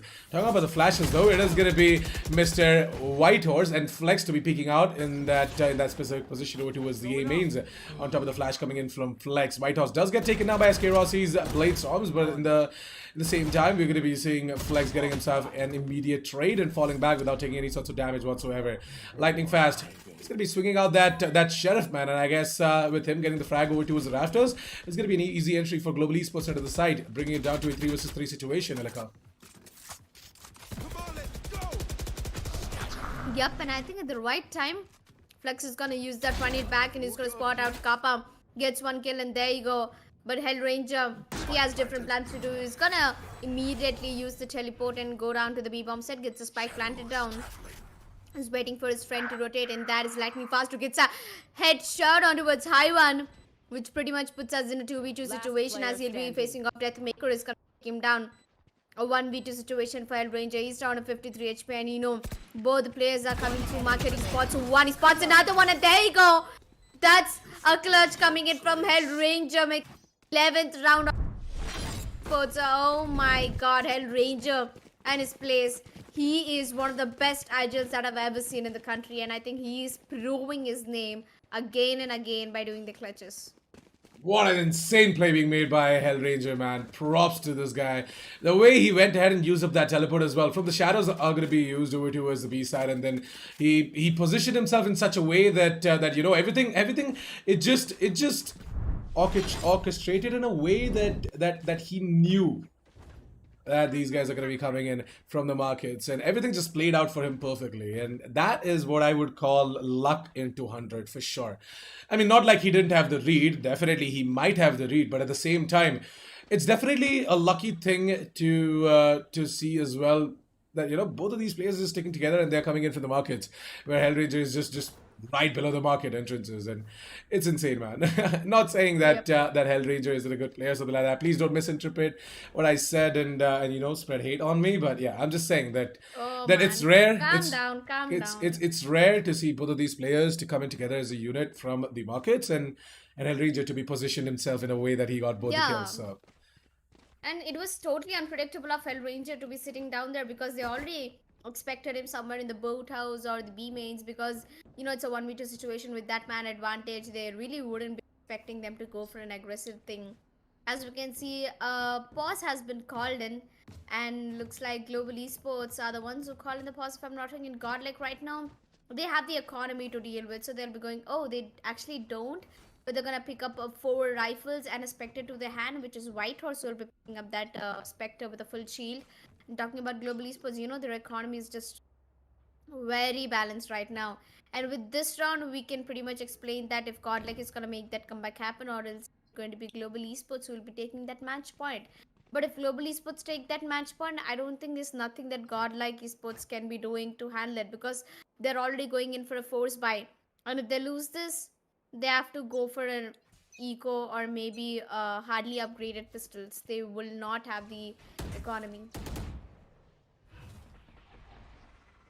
So, moving on towards a round where Godlike Esports have eked out a buy, and I guess if they lose out this round, then they would have any money to go ahead and get in a proper buy in the next one, where Global Esports might have themselves a match point, right? So it's very crucial for Godlike Esports to go ahead and get themselves a specific round. Going to be seeing Global Esports as SK Rossi, who's already going to be getting himself a frag. Hold on a second, was that Flex or SK Rossi to get the kill? I guess it was Flex, but doesn't matter, right? It's Global Esports who have got themselves the early pick, and they're going to be moving in over towards the A side. SK Rossi, this might just be a bit of a mistake, buddy, as you are going to be walking in through that smoke, and you're going to find 2 of the players from inside Godlike Esports right in front of you as well. What the hell is SMX thinking as it gets taken down by Skills? And with that, Godlike Esports moving into the specific 3 versus 4 retake is going to be really hard for them, making it a 2 versus 4 as Lightning Fast goes and takes down Whitehorse.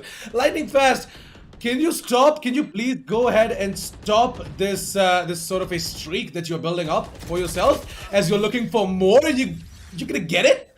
A triple for Lightning Fast, and I can't believe this guy is absolutely across the entire map. He's everywhere.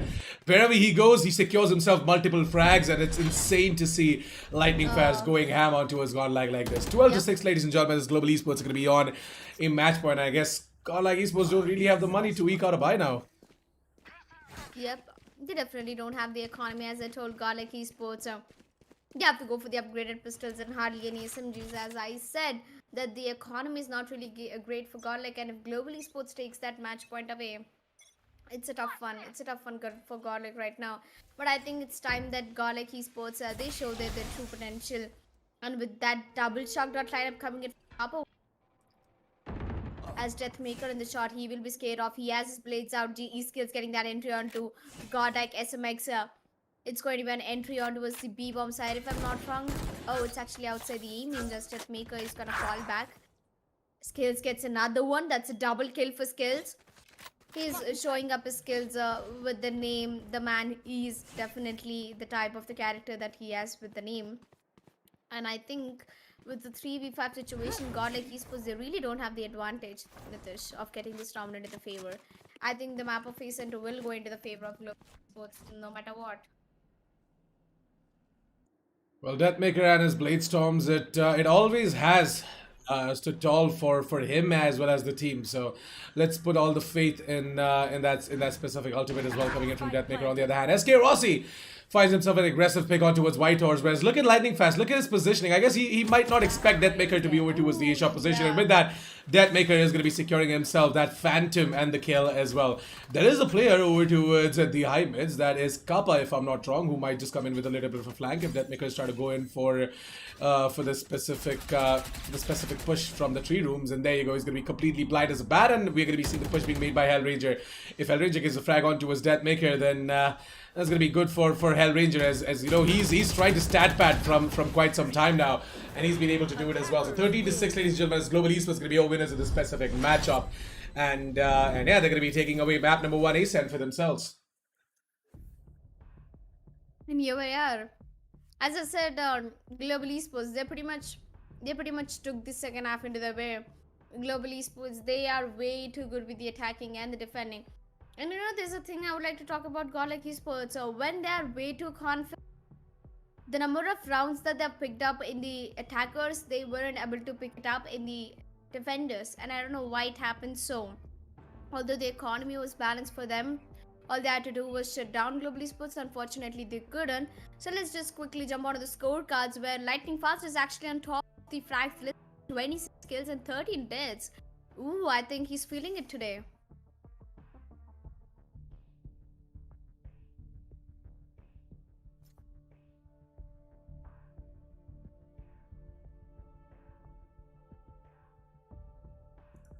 Yeah, that is absolutely true. By the way, sorry for the abrupt silence for a few seconds, as I was trying to get the scoreboard and the rest of the things readied up as well.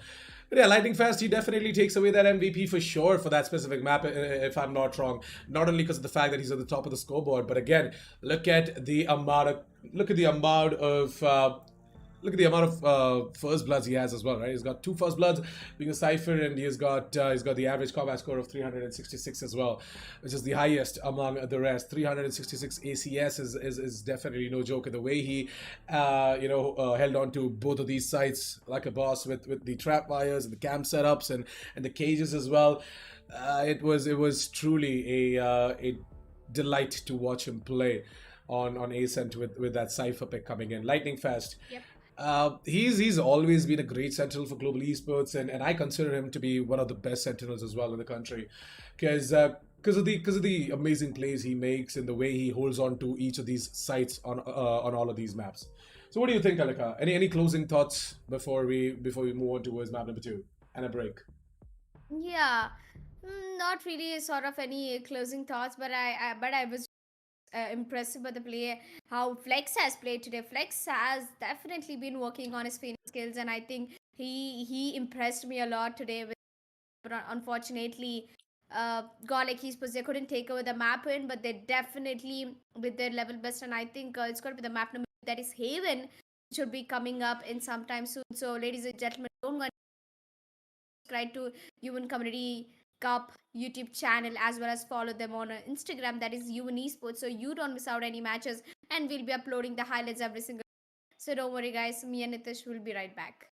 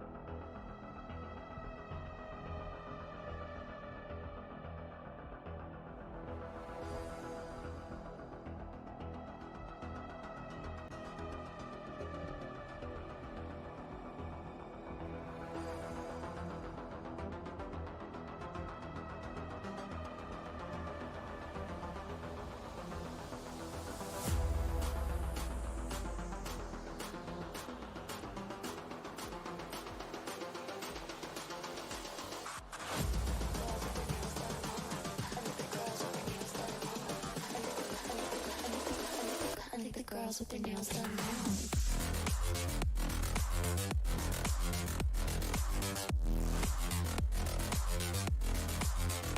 Girls with their nails done. I think the girls with their nails done.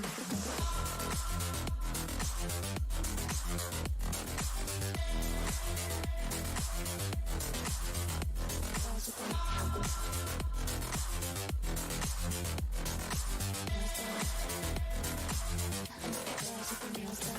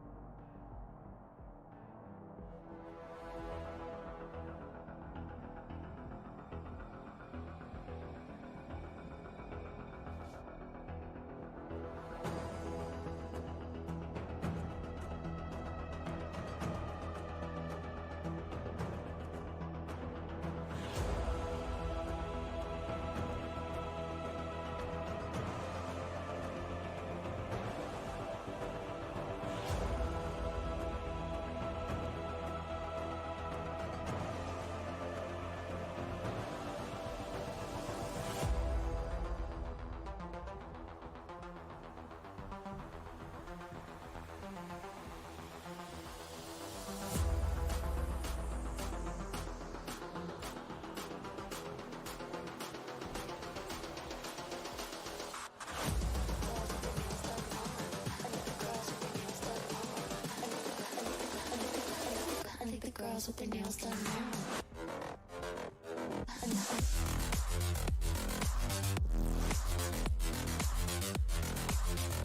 Girls with their nails done. I think the girls with their nails done.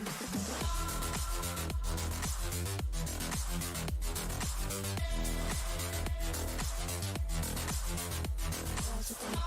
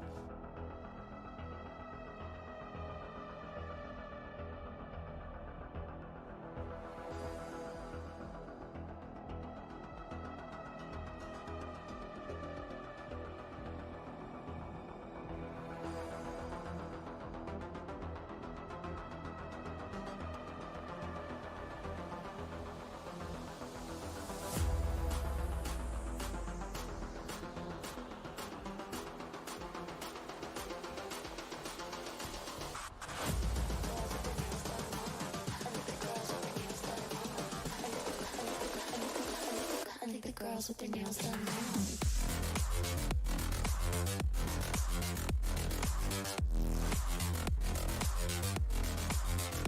Girls with their nails done. Girls with their nails done.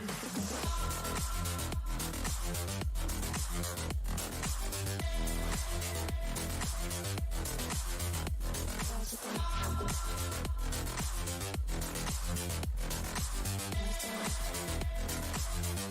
girls with their nails done now.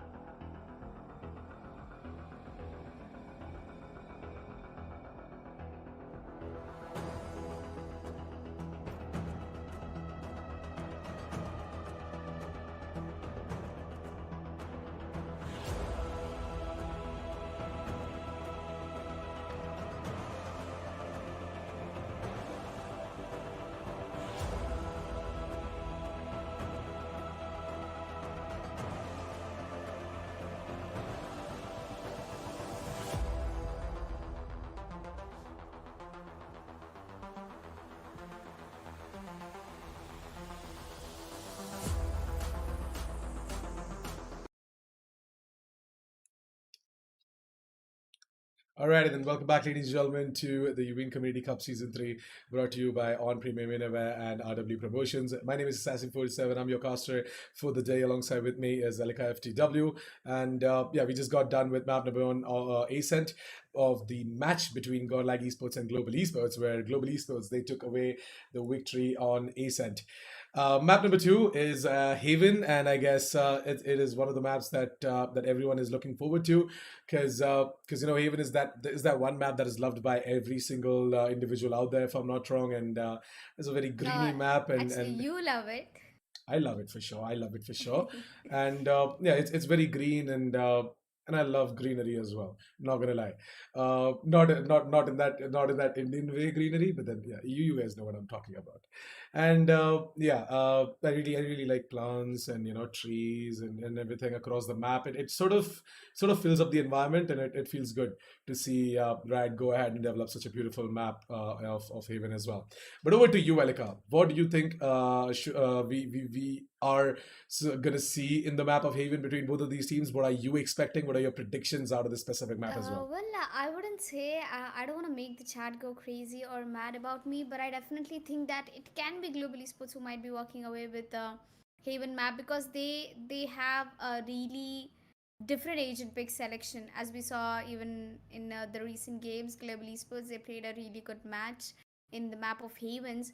And I'm expecting that Kappa will be going in for a breach, and we might be seeing different picks coming in from Global Esports. I completely have that fair and confidence in Global Esports that they might be taking the Haven map. And once again, it's still unpredictable for me, because even Godlike Esports are really good at Haven as well.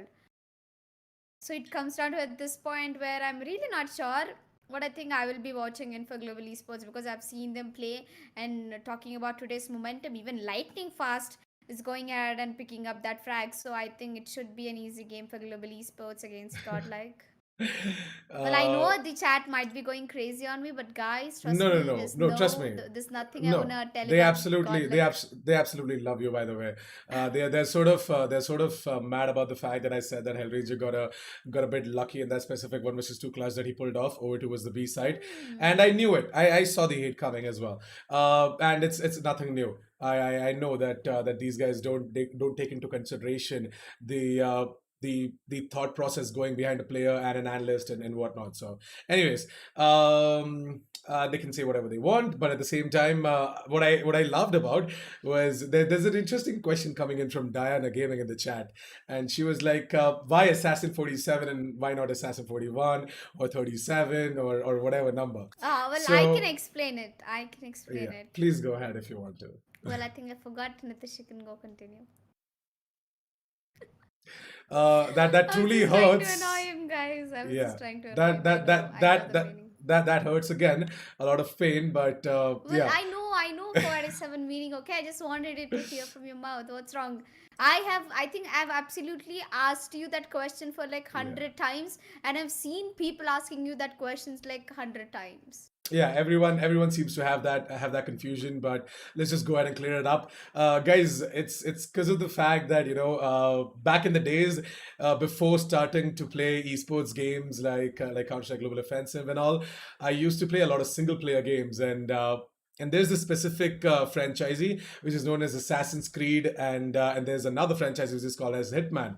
So I was a big fan of the Assassin's Creed franchisee as well as the Hitman franchisee as well. I used to play both of these games day in day out.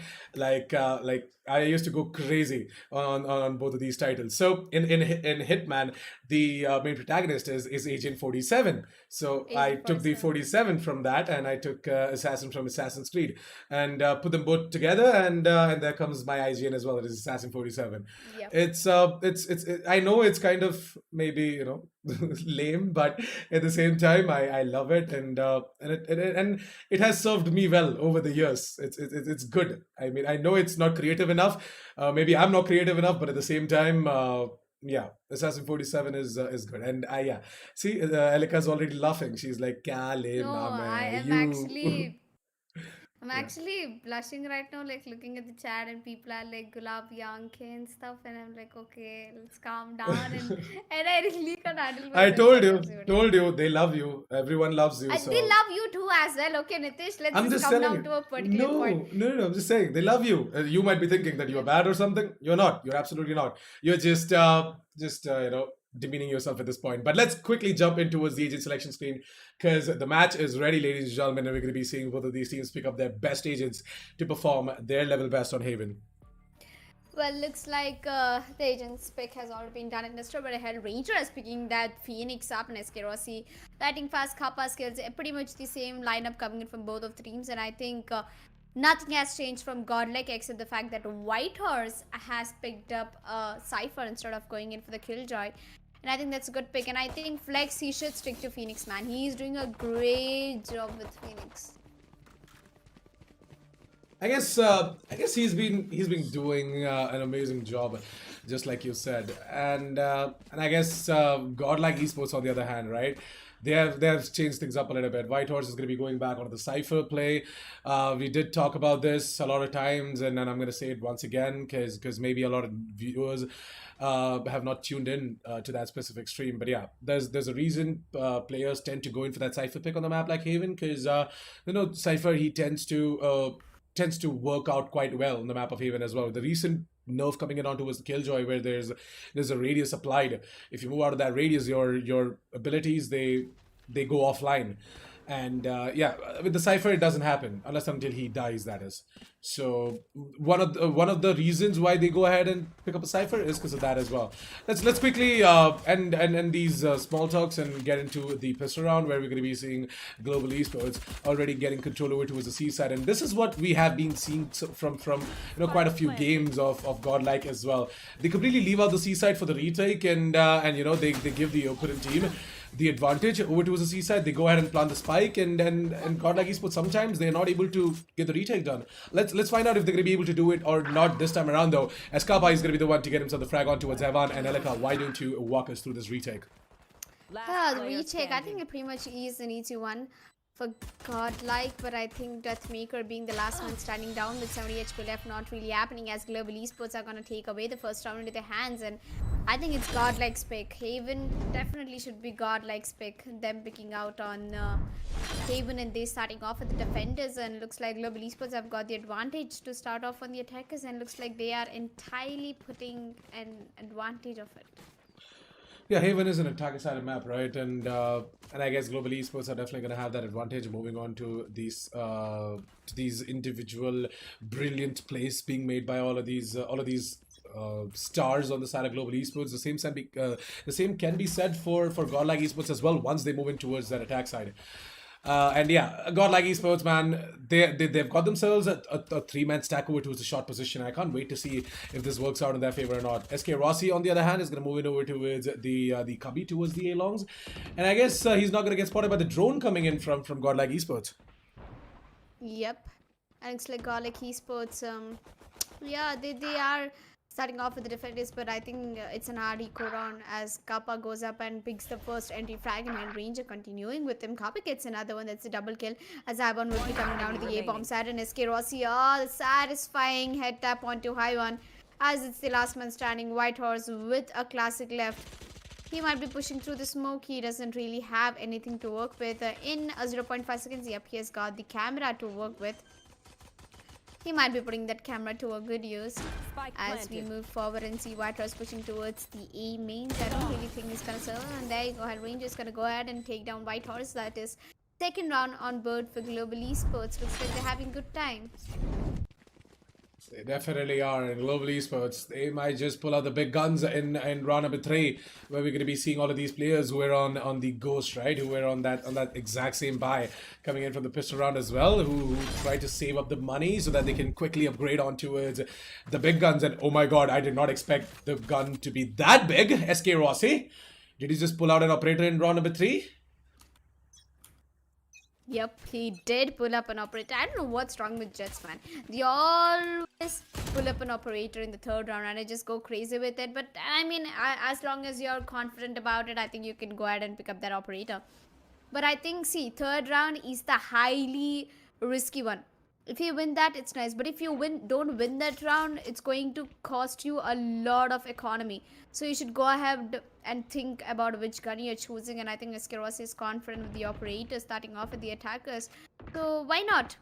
Godlike Esports, it's the full buy round. As Global Esports, they're still, you know, hanging on towards the upgraded SMGs that they have. That is Spectres. They might not be able to getting the job done over here, but if Global Esports loses this round, and I think that's a feast for Godlike, as they will be picking up an operator from SK Rossi as well. You're dead. So Global Esports for now though have got their Phoenix, who's going to be moving in over towards the A side. He's going to go ahead and destroy out all of these traps and the cam setups and everything. And he spotted out one more trap and he's going to be giving out the call out to Skills that hey, there is one more trap over there. But oh, Hell Ranger, he's going to go ahead and take it out himself. He's like, you know what, Skills, just stick that spike plant. I'm gonna get that trap for you. So with that, it's going to be a 5-6-4 situation as the Cypher from the side of Godlike Esports is going to be going down over towards the Heavens position. Deathmaker with his Phantom is going to try and move in as well. But at the exact same time, Skills is going to be using up the Paranoia, which is going to further delay the push coming in from Godlike Esports. But finally, Flex, oh no, that flashbang, it completely blinded Deathmaker, and Deathmaker is going to be so pissed at that specific flashbang coming in from Flex. Where is the coordination, Godlike? What happened? I think the break, it really ruined the momentum as far as I know, as that was not really a rounder that I wanted to go ahead and expect, and I think SK Rossi did the right job. He had the confidence, and that's the reason he picked up the operator, and he's now working along with it. And Godlike Esports, they are struggling right now big time, and I think this situation even worse the recent games that they have played. In Godlike Esports, they will be upgrading the pistols and going in for a hard eco against Global Esports, as Global Esports, they pretty much have the same guns to work with, and SK Rossi picking out onto the C-longs, trying to find some frag. But I think, wait, I think it's an A to B stack. There's nobody at C. C has been left open for the retake, as Deathmaker will go down in the first place. Kappa is going to take him down. The spike might be getting planted down. Flex is sitting over here at the garage. Kappa is down to 20 HP. He also has the Hunter's Fury upcoming. He also has a shock dart to work with. So if he puts up that shock dart in the garage, might be a good use as Lightning Fast takes down White Horse. And there we are, 3 versus 5 situation. Godlike Esports, will the retake be possible, Nitish? Well, judging from the HP coming in from Flex, I guess, despite the fact that he's going to go ahead and heal himself up with the utilities he has, I don't think so. They're going to be going in for this retake. They should just go in for the save, because the money is a bit of a problem for Godlike Esports. Havan has already secured himself a gun, right? That Vandal has already been secured, whereas Flex can try and go in for this. He's got himself the Flame Wall as well, which he can use in order to try and maybe further push in over towards the seaside. But at the same time, Havan, he's being pushed by all of these players from the side of from the side of Global Esports, my bad. And yeah, Skills is going to be the one to take on his mirror copy. That is the Omino on the side of Godlike Esports. So 4-0 is Global Esports has secured 4 rounds in a row now, Elika. And I guess Godlike Esports, it's high time they go ahead, pull out their big guns and provide some sort of a resistance against Global Esports and their aggression.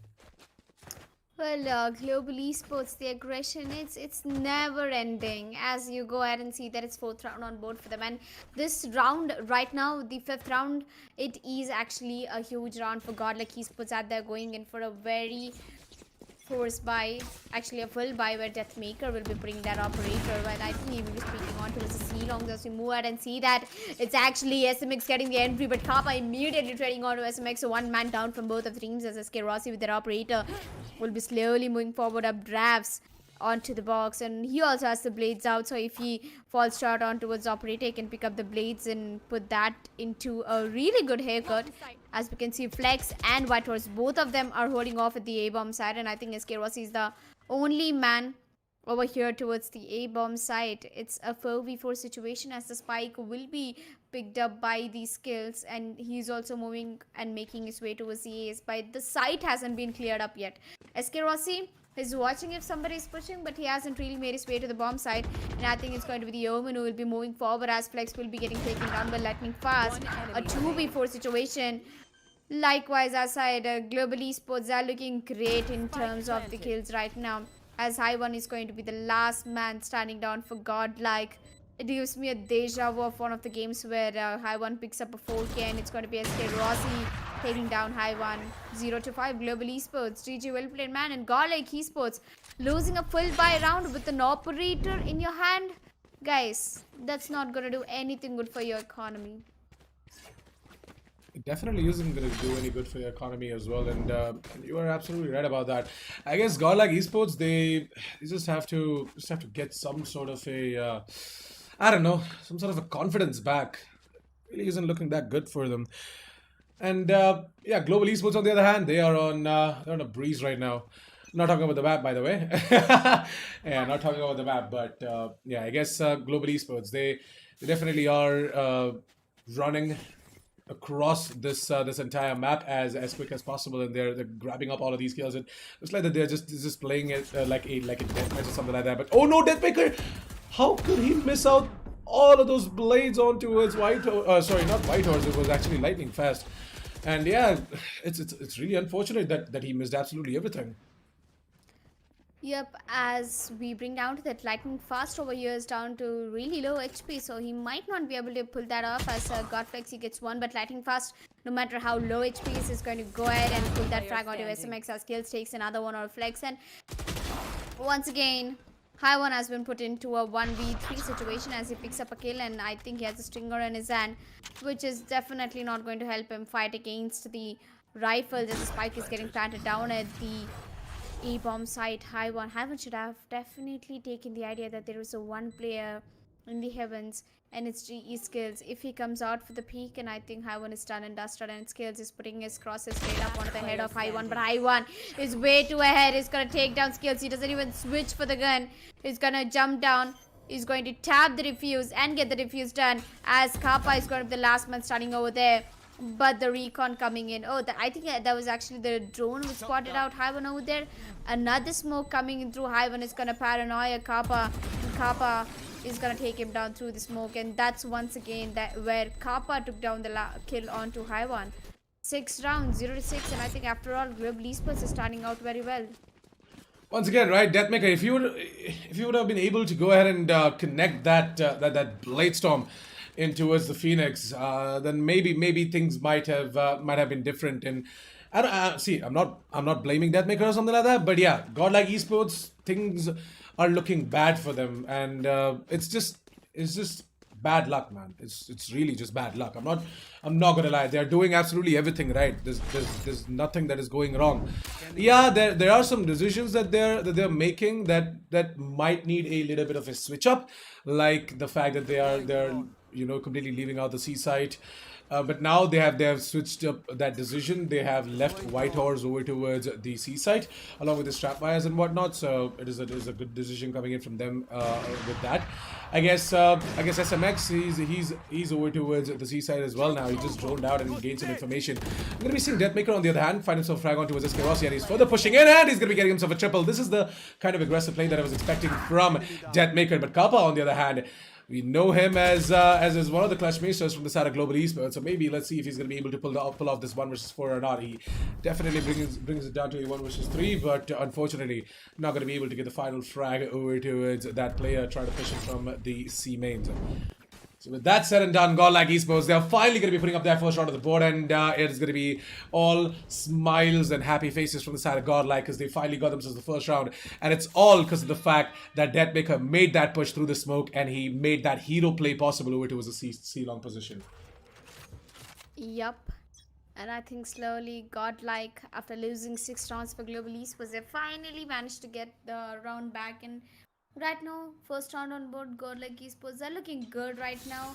But I think Deathmaker going in for the early pick. And Global Esports, look at them, they're playing very slow right now. They're trying to get the picks into their favor.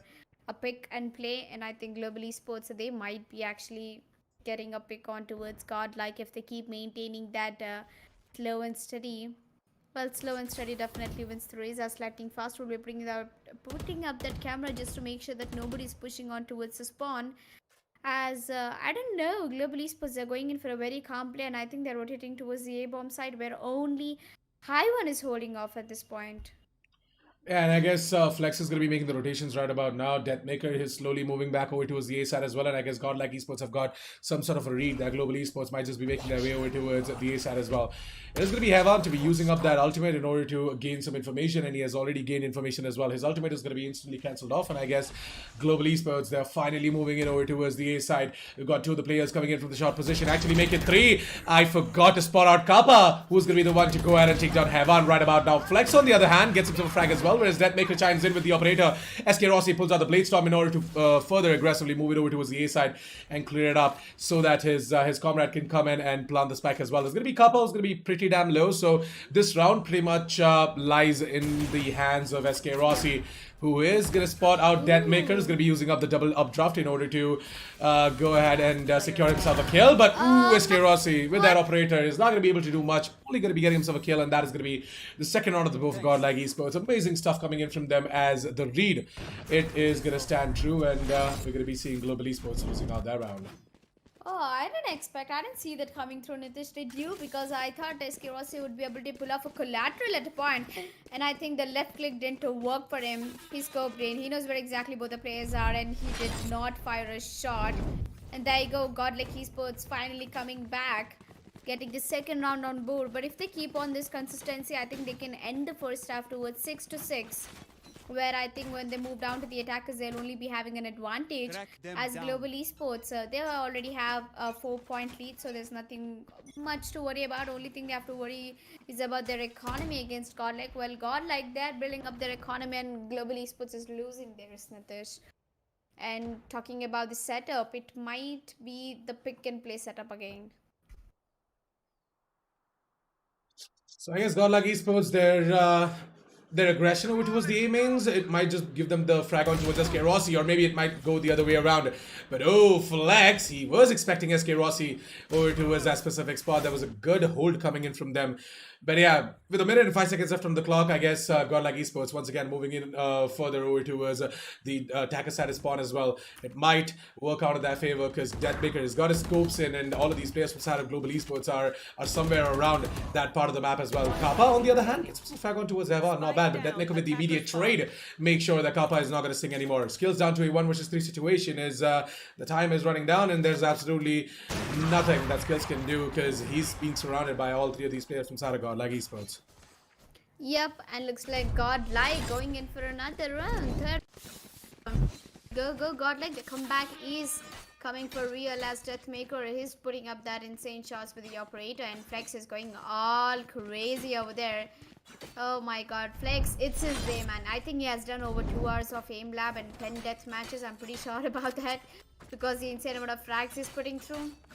He's doing a good job. As we can see, Deathmaker is standing on top with 8 kills, 8 deaths, and look at Kappa and SK Rossi. They're already way ahead. 14 kills, 10 kills.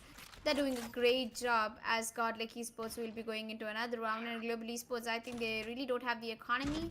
They went for a force buy, if I'm not wrong, with Spectres. Yep, they did go for a force buy with Spectres. And Trapper has been triggered, so that it pretty much explains that it's a B rush coming in through. And White Horse, look at the patience this man has got. He might be pushing through the smoke. He'll be getting spotted out towards Recon of Kappa, and he's tagged down 56 HP. SMX gets himself a double SK. Rossi gets a kill onto SMX, while Deathmaker with their operator will be falling back. It's a 4v3 situation. Global Esports falling short on the number of players alive as the spike goes down. And so does SK Rossi. 4v2 situation. Lightning Fast will be using the cage to avoid enemies, but he's down to 85 HP as the ultimate comes through from Cypher.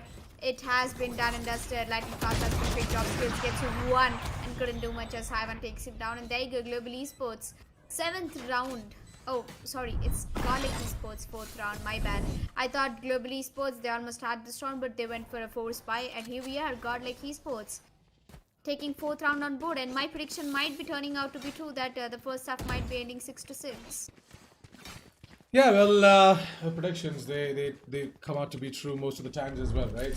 So I guess yeah, we might just see the scoreboard reading the score 6-6 as we close out this specific half, but you know what, Godlike Esports, man, they have all my respect and all my love and support as well. The way they have been proving themselves time and time again, now giving out a tough fight once they have got their economy stabilized and they've got the better weapons as well. And I guess Deathmaker is just going to be able to dodge out that flash. It's going to get the frag connected on towards Hellranger. Hellranger, he's not going to see that coming. And with that, the recon dart coming in from Kappa is gonna spot out Deathmaker. Flex, on the other hand, finds the ulted Omen from the side of Global Esports over towards the heavens and instantly puts him down to sleep as well.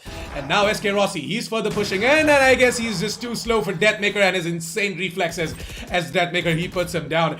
Deathmaker has pulled out the Blade Storms because now it is going to be a battle of the close range fights, and the Blade Storms are the perfect weapon in terms of the close range combat as well. It's going to be White Horse to put down the final player and recover their operator as well.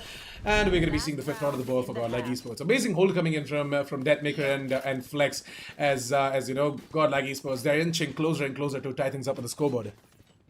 Yep, that is definitely true, and looks like Global Esports, they were off to a good start, but look who's coming back. Godlike Esports is coming back much stronger, and the first half might definitely go into 6-6 as Global Esports, they went for a force buy. Right now they have a Guardian, they have a Bulldog, they have a Spectre and 2 rifles, that is Vandal, and I think Deathmaker putting up that operator every single round, and Lightning Fast will get rid of it by putting up that cage up as SMX. Oh, I think he's going to regret the decision as White Horse is going to fall back from the C-bomb side as Global Esports. They've got entire control of the C-bomb side. And I think the spike will be getting planted down in any time soon as Global Esports. I think there was a quick rush on the C-bomb side. I don't know why White Horse didn't go up and take the fight. I think they want to do it clean. A 5v5, a beautiful retake. And Godlike, it's possible if you guys think it, but if Skills puts that paranoia, everybody will go into the panic mode as SK Rossi gets a pick.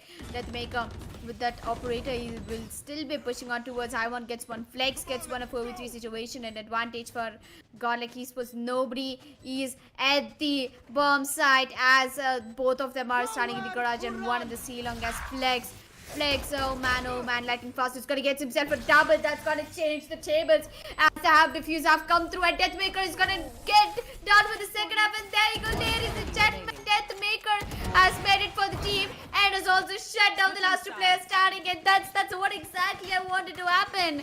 6-6, the first half is definitely going to be like that. I think Godlike, you guys must be crazy. You heard me at the right point, didn't you? That's absolutely true, man. Godlike Esports, the way they went ahead and got themselves 6th round of the board, all thanks to Deathmaker and his massive plays. Look at this. The way they got the half defuse in first and then got the remaining ones as well. On top of that smoke that came in right on top of the spike as well. It was good. It was really well played coming in from Godlike Esports, and props to Lightning Fast as well for that try. He made his way from the C-long position over towards the garages and then eventually took down the ulted Phoenix as well. It was on his body, and as soon as the body came back to its default position, it was Lightning Fast to go ahead and take it down as well. So that was a valiant effort coming in from Global Esports. But yeah, now that the scoreboard's been tied up, I guess Godlike Esports, they're gonna be very happy with the comeback and with the result that they put up in the second half of that specific half. of that first half of the game, right? So yeah, Global Esports now on the defense. I guess they've got a three-man setup going on over towards the C side, and they've left completely. They've left the B side completely for the retake, and I guess Godlike Esports, they're going in for that B to A push. They made their way over towards the B side, and now eventually are making their way towards A. Yep. And looks like Spike planted. Godlike Esports with the attackers, they're doing a good job. They've got the spike planted down, as I think most of the Global Esports players are going in for the flank as SK Rossi gets a kill onto high one. And I think Godlike, they should start playing passively because Global Esports, both of the players are tagged down to low HP.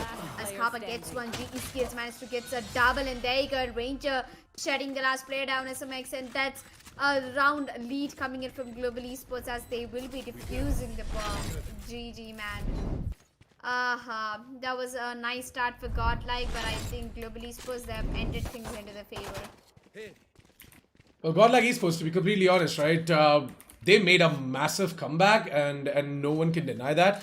From 0-6 to making it 6-6 on the scoreboard is no joke, and yeah, Godlike Esports, they do tend to struggle on the pistols, and it's completely fine. They're gonna be losing out another one. I'm not gonna lie. They might just lose out this specific round as well, considering the fact that Global Esports are on 4 Spectres and SK Rossi is gonna be on that Ghost.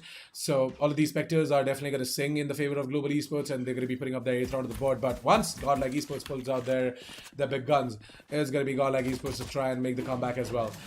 Global Esports, I like this setup coming in from them. Like, you know, they've got like a 2-man, 3-man setup over towards the C side, and they leave the B side for the retake. And this is something that I'd really love to see coming in from Global Esports, because it works out every single time. And Godlike Esports, they have this tendency to move it over towards the C side and the garage position time and time again. So Global Esports, they somewhat have an idea as to what Godlike Esports and their tendencies are. Yep. Looks like Godlike Esports, although they wouldn't be able to put up this round because Global Esports have the man advantage, and high one, he only has 12 HP left to his team with a classic onto his hand, and the spike I think has already been dropped down at the garage, so it's not a round for Godlike. But I think the next round can be a round for Godlike because they will be going in for a full buy, whereas in Global Esports will be going up ahead and playing with the SMGs that they have saved this round.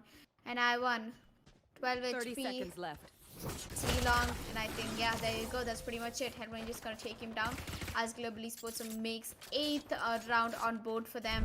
And Godlike, it's time for you guys to shine, rise and shine. So I think they'll be picking up the big guns. The rifles will be coming to the plane at this right now, and I wouldn't be surprised if Deathmaker goes up ahead and picks up an operator. Well, on the attacker side, I wouldn't really suggest you to do that, but yes, the Deathmaker operator is a deadly combination.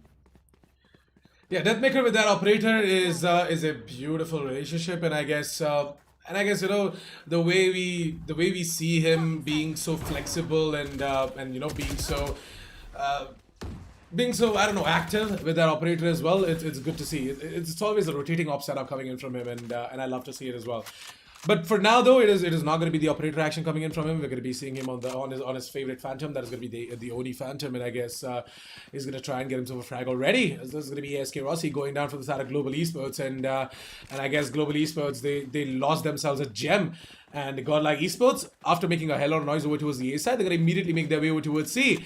But little do they know that we've got Mr. Lightning Fast over towards the C side with all of his trap wires, the cam setups, as well as the cage setup as well. And look at this. Oh no, Deathmaker!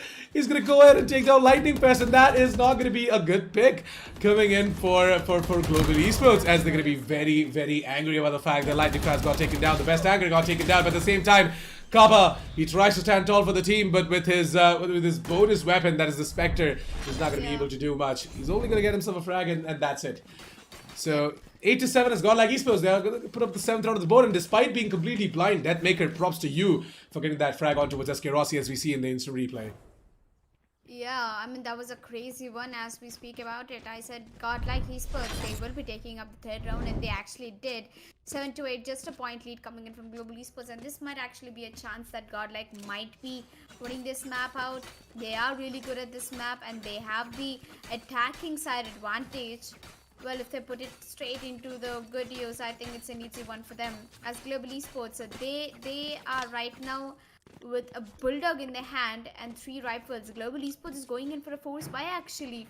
And so does SMX have a bulldog, and I think Eskerasi does not really have the money to invest in a gun, so he'll be picking up the shield, and he has his ultimate, so definitely he'll be dropping his one of his teammates.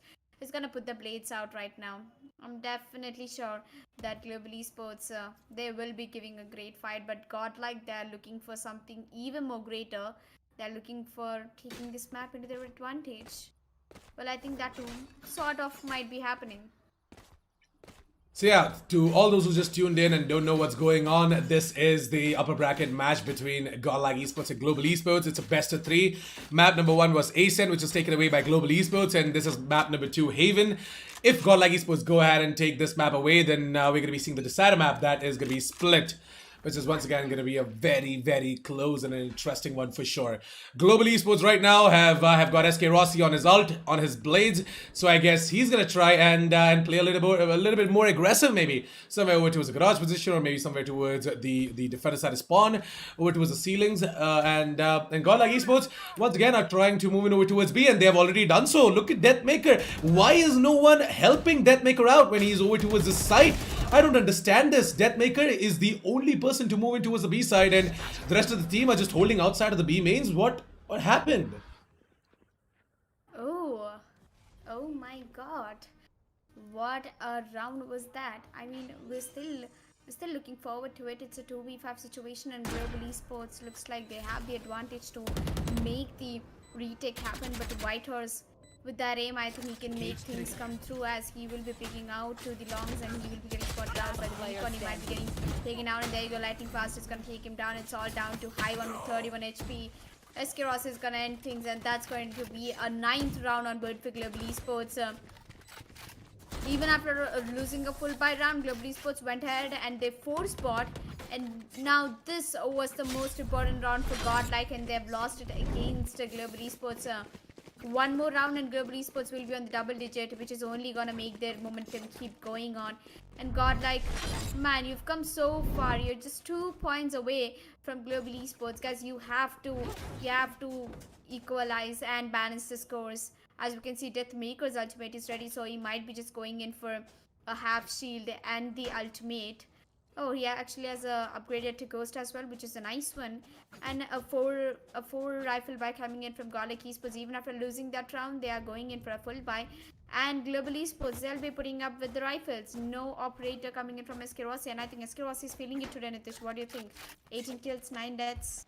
He definitely is topping the board right now, and he's currently the top fragger in the entire server as well. And I guess him not being on the operator is truly disappointing. But I guess he's trying to build up the economy to get an operator as well, right? At this point, SK Rossi, he really is not able to pull out that operator so quick into the match, because because they're simply losing a lot of players. Because Godlike Esports equally are so goddamn good. Yep, they are equally very damn good. And Godlike Esports looks like they've just lost an entry over towards Global Esports, and Global Esports, they're looking confident. They've got an entry on towards Flex. That is one of the most important players for Godlike, and Hyven is tagged down to low HP. Not having a healer is a quite risky one in a map like Haven. And ooh, GE skills. I think slowly the rotation has been called in for Godlike Esports, where Deathmaker is gonna put his blades out, get skill onto Lightning Fast, and he'll be moving towards the CD, or maybe a rotation towards the V-bomb side as range against one to High One. Deathmaker might be getting spotted out, as the entire feast is actually happening at the A-links, and he has spotted out Hellranger. Hellranger has already been picked off in a matter of seconds from a 4v5 towards a 1v2. It's all down to SK Rossi right now with a Phantom in his hand, and there you go. Deathmaker is gonna end things for him, and Godlike Esports getting the most important round that they've been looking forward for, and there you go. 8-9, Godlike Esports, they are gonna come back against Global Esports. All the Global Esports, I don't know how they messed it up. It was a 2v4 situation. Whitehorse got one, Deathmaker got one, Whitehorse gets one. Oh man, I thought Godlike Esports almost lost this one. Yeah, Godlike Esports, they just need one more round in order to tie things up on the scoreboard and make it an even Stevens as well. But then again, at the same time, Global Esports, Finally, SK Rossi is going to be having the money to pull out the operator, and he's going to be doing that. We're going to be seeing SK Rossi putting that operator to use over to the seaside and Godlike Esports. They will definitely know for a fact that, you know, Global Esports, they finally have the money to afford an operator as well. So, guys, you know what? Let's try and avoid the seaside as well as the A mains completely. Let's move it over towards mid. Let's try and take that control over towards the B side, and then eventually we'll see what exactly we're supposed to do as well. And once again, that maker is the one to move in over towards the B mains, and I guess SK Rossi almost had the frag on towards that maker, but that maker comes in with a wide peak and takes down SK Rossi instead. And with SK Rossi going down, it's going to be Godlike Esports to be left out in a 3 vs 4 situation. Look at the ultimate popped up by Kappa, as he might just be able to damage a few players while they're trying to make their way out of the side. It is going to be Hellraiser to be using up that flashbang and Deathmaker to be completely blind as a bad. Kappa, on the other hand, is going to be using up that drone in order to get information, and Deathmaker, he further pushes in to take care of Hellraiser, but at the same time, Hellraiser, thanks to the owl drone coming in from Kappa, he knew where exactly Deathmaker is, and it's going to be skills to move in from the garage and take down SMX, who's the final player standing from the side of Godlike Esports. So it looks like that Godlike Esports, they're not going to get that even Stevens done so quickly as Global Esports. They're gone to the double digits now. They've got themselves 10th round of the board, and I guess Godlike Esports, their plans over towards the B side, it fails once again. Well, looks like Global Esports, they've come down to the double digit 10 points that they have. Godlike Esports, they've lost that round against Global, so they have to be pressuring on their economy at this point. What are your thoughts? So what kind of an execute will be happening? I think it's an A push, if I'm not wrong, from Godlike. Yep, definitely it is. And Flex is carrying the bomb, which is actually giving me some, which is actually concerning me right now, because Flex is usually the entry fragger. Or maybe Hyven is trying to push forward at this point, and SK Rossi, he is putting that operator real close, and it's going to take down Hyven. Maybe another one, but Deathmaker is instantly going to delete SK Rossi. Deathmaker making his way inside the A-bomb side. He's going to get flashed. He knew that. He's going to turn it around. Well, Ranger is now holding off at the A-bomb side, and I think that there's nothing that can stop Global Esports, although there is one man down from both of the teams. I guess Global Esports, with them having 2 of their ultimates ready as well, I guess the Omen can easily, you know, make his way over towards anywhere in the map. And even if the rotation comes in from Godlike Esports, Global Esports can quickly ask the Omen to use up the ultimate, and he's going to be doing that actually. He uses up the ultimate in order to gain information, and I guess they know for a fact that Godlike Esports, they're looking to move in towards the B site. Whitehouse, on the other hand, finds out an aggressive skills over towards the A mains, and we might just see Deathmaker moving in over towards the B site and moving towards the ceilings in order to further solidify his hold over towards the B side as well.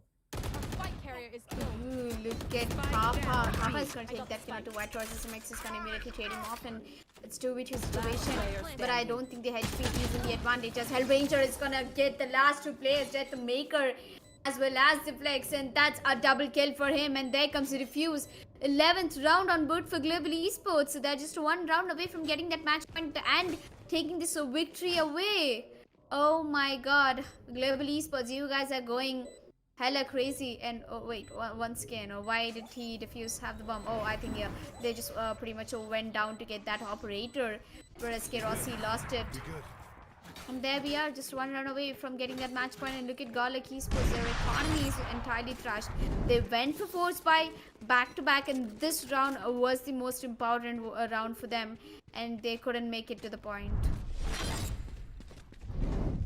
Was a good try coming in from Godlike Esports, but yeah, that's pretty much that I have to say, because Global Esports, the way they're getting the retakes done, the way they're grabbing information as well on the back of Godlike Esports is pushes and their aggressiveness. I guess Global Esports, they definitely have some sort of an advantage against Godlike Esports when it comes to the defense on Haven. Godlike Esports, on the other hand, they're a far better team on their attack, and you can definitely see that as well.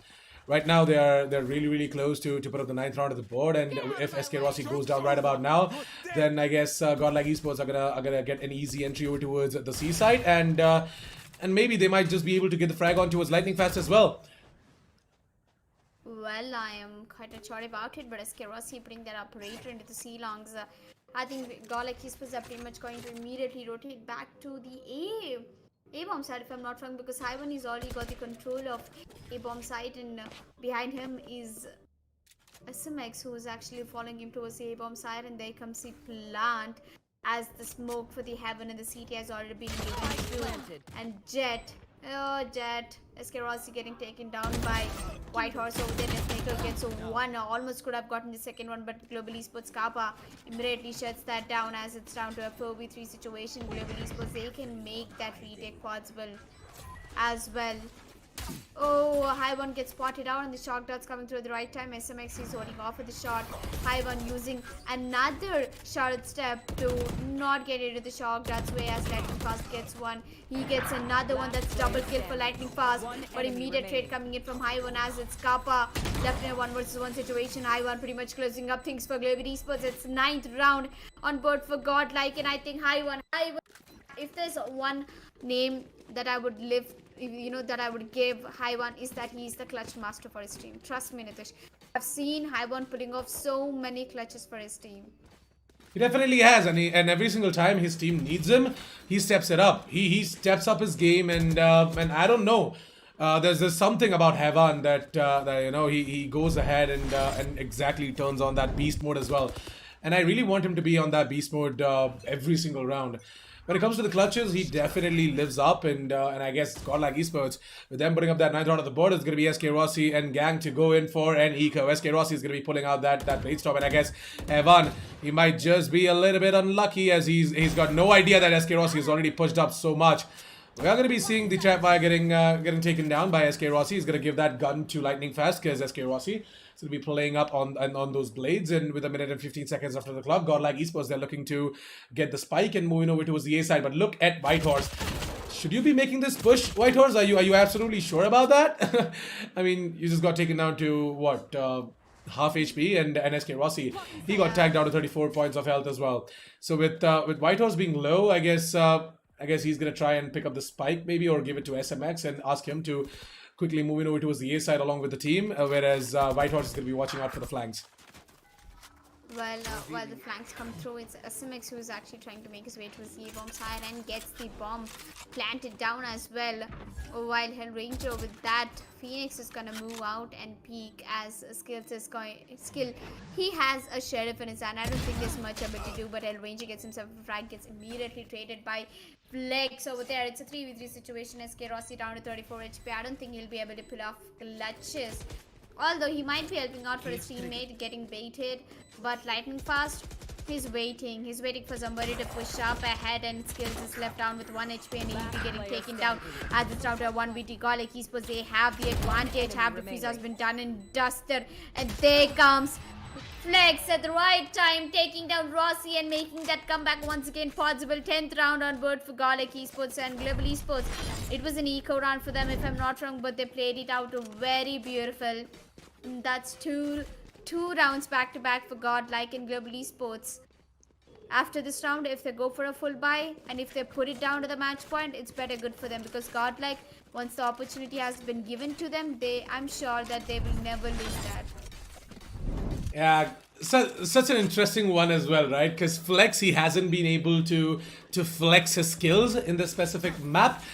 And he goes ahead and gets that clutch done for the team. It was not Heavan this time around, though. It was Flex to step it up for the team, and everyone from the side of Godlike Esports are going to be very, very happy with the performance coming in from Flex. Maybe he's just having a bad time on the map of Haven. Maybe he's just having a bad day overall. But I guess eventually things are going to get better for Godlike Esports, guys. Trust me, please. I can really see that you guys are not happy with the performance with Flex, and him being a duelist is not able to stay at the top of the board and not able to get frags, not able to open up space for the team. But when I say this, you guys should agree with me as well that not everyone has best of his days every single time, right? Sometimes you do have bad days, and maybe Flex is just having a bad day. Right now, it is down to a 4 versus 4 situation. I guess SK Rossi, he needs some heal right now. But unfortunately, there's absolutely no healer from the side of Global Esports, and the same can be said for Godlike Esports as well. So SK Rossi, all you can pray that he stays alive for the specific retake over towards the C side, because Godlike Esports have planted their spike over towards C. And I guess this aggressive positioning coming in from Heavan is turning out in his favor as well. The rest of the gang, that is Global Esports, is 3 players are moving in from the garage as well as the long position as well. And I guess Lightning Fast, with him getting the frag on towards SMX, it's going to be Heavan to move in from the defender side of spawn. Lightning Fast, he knows where exactly Heavan one is, and Lightning Fast is going to be watching over towards the defense side of spawn. It's going to be down to Flex once again in a 1 versus 2 situation, and SK Rossi, with him being lower in HP, he should be the one to try and go in for that pick. But Flex, he goes there and gets himself a triple in a single spray down. They both line up for him, and it is going to be Flex to be the star of that specific round once again. And there you have it. To whoever was asking why Flex isn't able to do anything for the team, there you go. 2 clutches, 2 rounds in a row. This man clutched it up for the team, and he's gonna tie things up on the scoreboard, making it 11-11. As we might just see Godlike Esports go ahead and clinch away that match point as well. Well, at this point, I think I know why the reason I like Flex so much right now, because Flex, he is one of the best Phoenix players that India has got, and I think he's been putting that into his great advantage. And Global Esports, after losing 3 rounds straight up against Godlike, they have to be concerned. As I think Global Esports going with that eco, I think they've pretty much already given up it for the overtime. I can definitely see the overtime coming through as Godlike Esports. They might be making up to a C setup as a drone will be coming through while Whitehorse gets a kill onto SK Rossi. So that's an entry already coming through. Global Esports has lost 1 player, but Hellranger immediately trading it off onto its Deathmaker, a 4v4 situation as the spike was getting planted down. Whitehorse takes down GE Skills, a 4v2. 3v2, Kappa gets a kill onto Whitehorse, and he'll be switching up towards a Spectre, actually a Phantom, and Lightning Fast putting up his ultimate. Is pretty much gonna know the last 2 positions of the players, as he might be tapping the diffusers. Kappa is the guy who might be coming into the backstab. Oh, never mind, he's sitting down on the bomb side, and get that round in his favors by double tapping SMX and Flex out from the C-longs, and there you go. Global Esports is on match point with 12 rounds into their hands, so all they need is just 1 more round. An eco round going in favor of Global Esports. What a round was it? And I think Kappa did a great job. He was using his anti-fury from behind the side, and he was trying to distract Godlike. Meanwhile, Lightning Fast, he was drawing the circle and making Godlike play inside it. I mean, they had a bit of a panic with the K movement over there, right? Godlike Esports, they went out too wide, straight into the crosses of Lightning Fast, and I agree with you, what a round it was coming in from the side of Global Esports to put up the match point for themselves. 12-11, ladies and gentlemen, as Godlike Esports. It is now or never, man. They're gonna pull out all the money they have in their pockets right now, and they're gonna eke out a buy. It's not gonna be the best of the buys, but again, it is definitely a good buy. It's a decent buy, I would say. Yeah. Kappa, on the other hand, is on the operator, and I guess he's going to be the one to go ahead and take down Whitehorse. With Whitehorse getting taken down, I guess Godlike Esports, they're going to be left out in a 4 versus 5 situation, and SK Rossi is the one to hold on over towards the C links, whereas Kappa is now making the rotation over towards the A links as well. And I guess both of them are gonna try and sandwich all of these Godlike players. But look at the back tap coming in from Hellranger as he gets himself a double, whereas SK Rossi takes down Heaven. It's all down to SMX. He gets himself a double in order to stand tall for the team. But again, the individual brilliance coming in from skills is gonna be too good, and it is gonna be Global Esports to be winning out this specific match, this specific best of 3 against Godlike Esports by clinching away 2 maps out of the 3. Ladies and gentlemen, give it up for Global Esports, as they're going to be your winners of this specific best of 3 match against Godlike Esports. But Godlike Esports, hats off to you guys. You guys put up a really, really good show. The top fragger out of them all being Deathmaker with 24 kills. Massive performance. Take a bow, man. Yep. Take a bow. Yeah, massive performance with just 1 kill away is going to be Kappa with 23 kills, and SK Rossi is already on top of the leaderboard with number of kills, 25 kills, 17 deaths, and Lightning Fast 17 kills, 17 deaths. So perfectly balanced kill death ratio. I mean, GG, well played Godlike Esports. You guys tried your level best. You almost brought it down to overtime, but Global Esports, they had better flank. There was Hellranger coming down from behind and making that round go into the favor of Global Esports. And there you go, that was a win. And GG, well played from both of the teams, I guess. Godlike, please don't be disheartened. We still have a long way to go. We have loser bracket as well. So Godlike, you will be going down to the loser bracket. I hope you will. I think you'll be facing out SATUL, if I'm not wrong, on the loser bracket or round 2. Well, coming back at this match, I think the MVP, SK Rossi, deserves it, Nitish. What do you think? SK Rossi with 25 kills, 17 deaths. Yeah, maybe he definitely deserves that MVP award as well. He's got himself 25 kills, one more than Deathmaker, but at the same time, can't really forget the fact that Deathmaker, right? The massive performance that he put up for the team by single-handedly getting all of these entry frags, by opening up spaces for the team, and even trying to pull off clutches as well. But yeah, SK Rossi, he definitely has the better stats. He has got six first bloods. He has got an ACS of 269.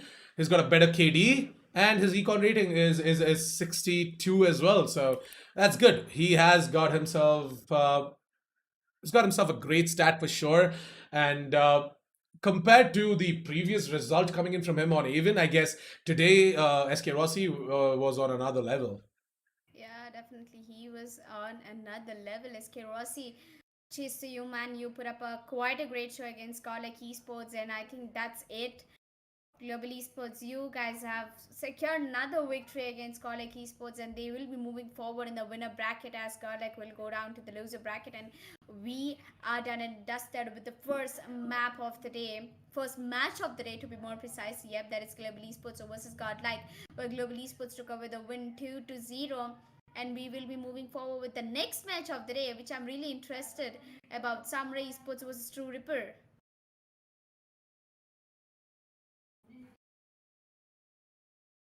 Yep.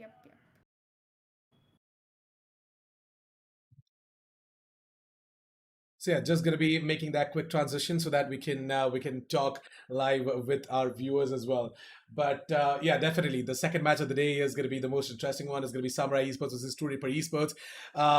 Samurai Esports right now in the spotlight of a lot of players and viewers and every single Valorant player in the community as well. Samurai Esports are definitely in that spotlight right now because of the recent incidents. But at the same time, just to inform you guys, whatever roster shuffle they had, they are not going to be able to allow that specific player to play because they've already registered themselves, right? And once the registrations are done, if you guys have not got that new player registered, he cannot play. So Samurai Esports have to continue with their old lineup and yeah, it is definitely going to be interesting to see them going ahead again against a team right, like True Ripper Esports who made their way from the bottom and now are at the top along with the best of the best and yeah, True Ripper Esports definitely are a top tier team right now. I consider them as one.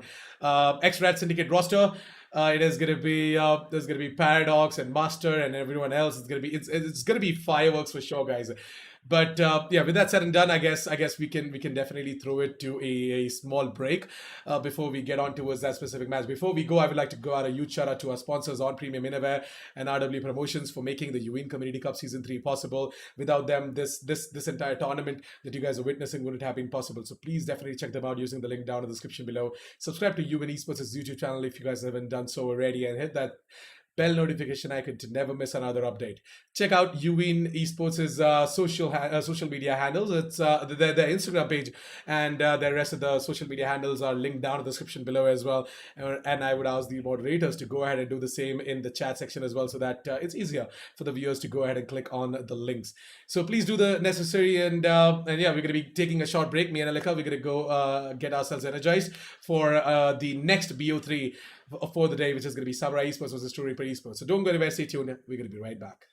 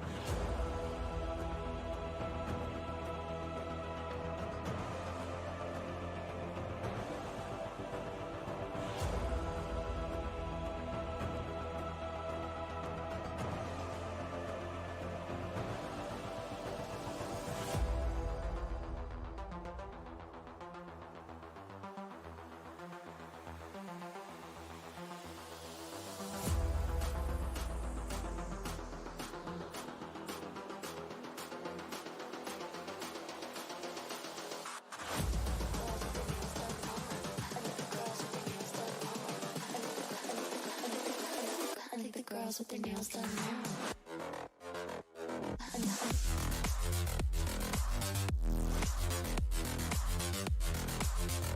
Girls with their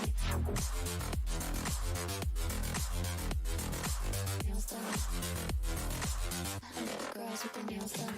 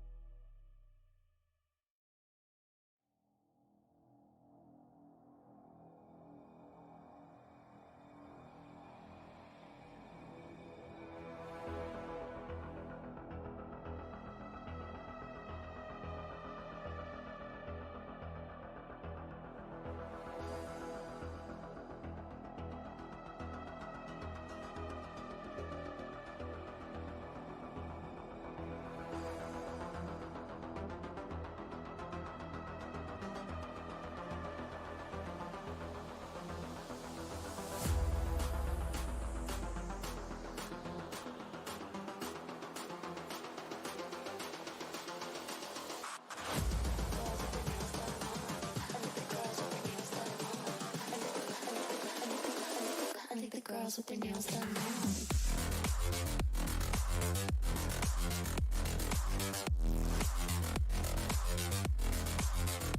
Girls with their nails done. Girls with their nails done.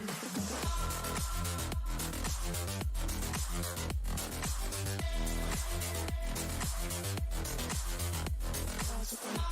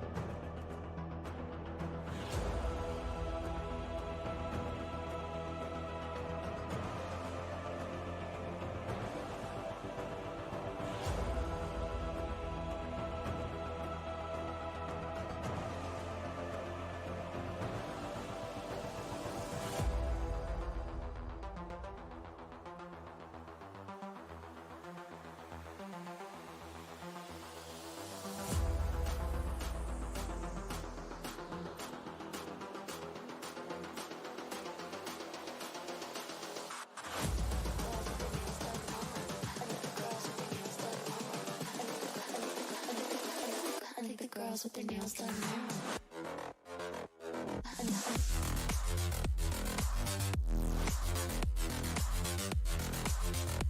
Girls with their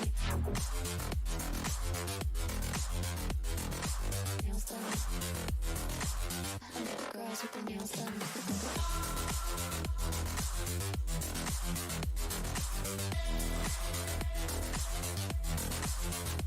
Girls with their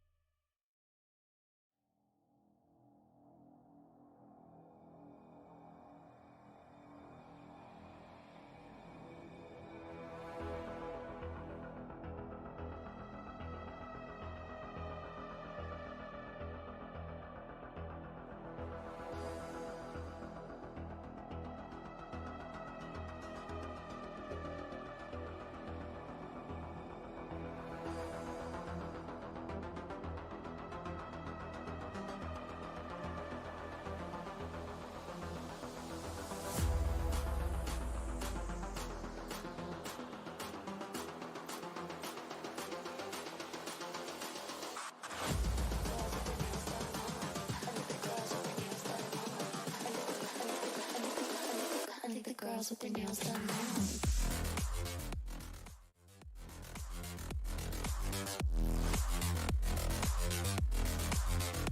Girls with their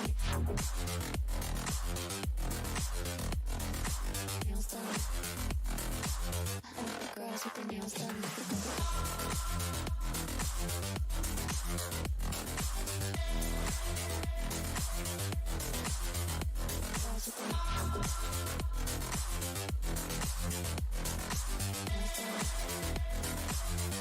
Girls with their nails done.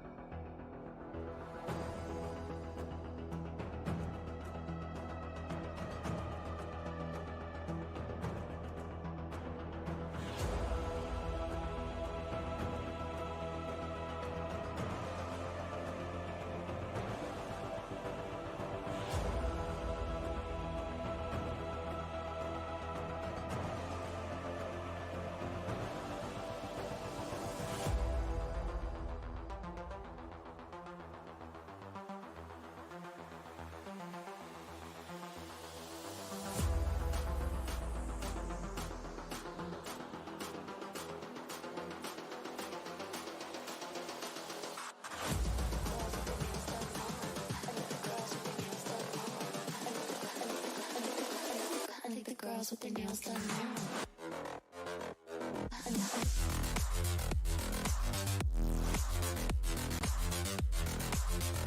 Girls with their nails done. I think the girls with their nails done.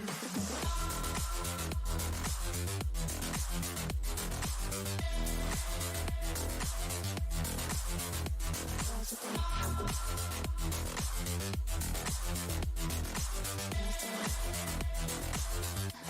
girls with their nails done now.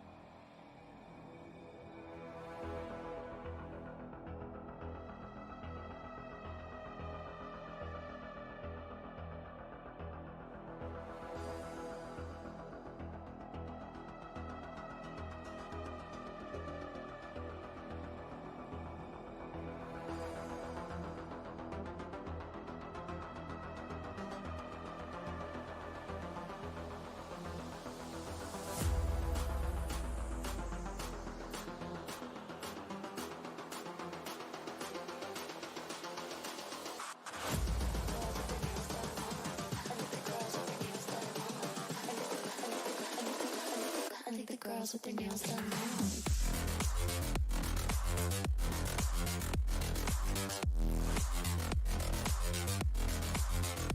Girls with their nails done. I think the girls with their nails done.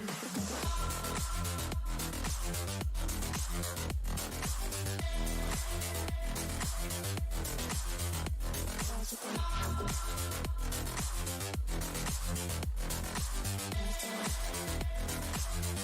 girls with their nails done now.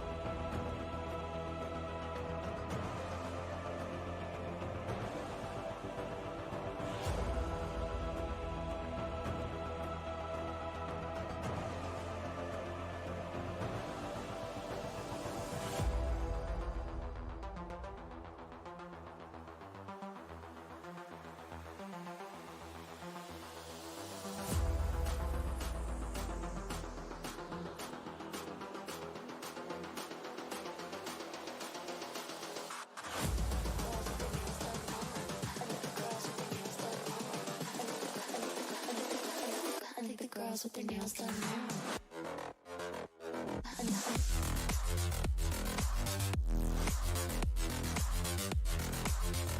Girls with their nails done. Girls with their nails done.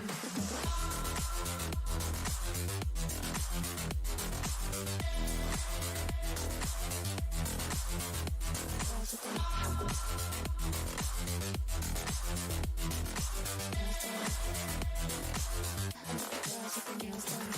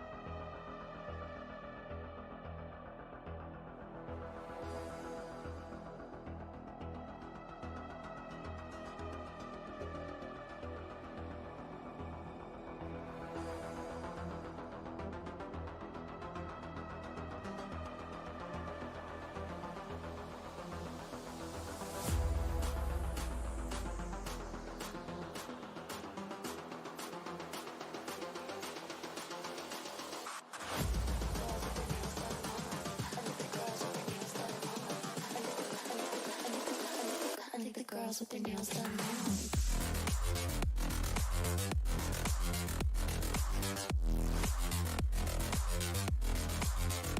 Girls with their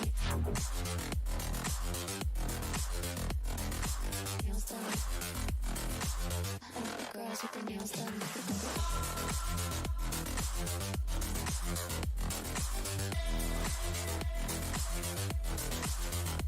Girls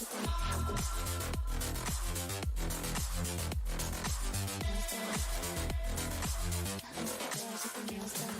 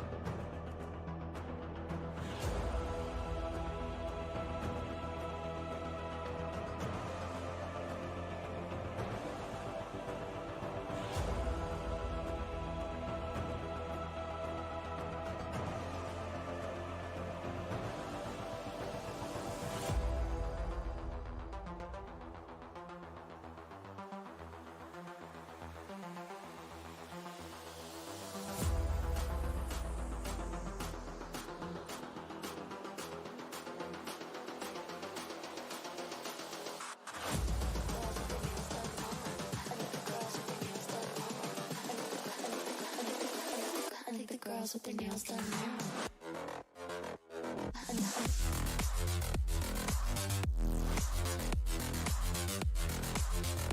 Girls with their nails done. I think the girls with their nails done.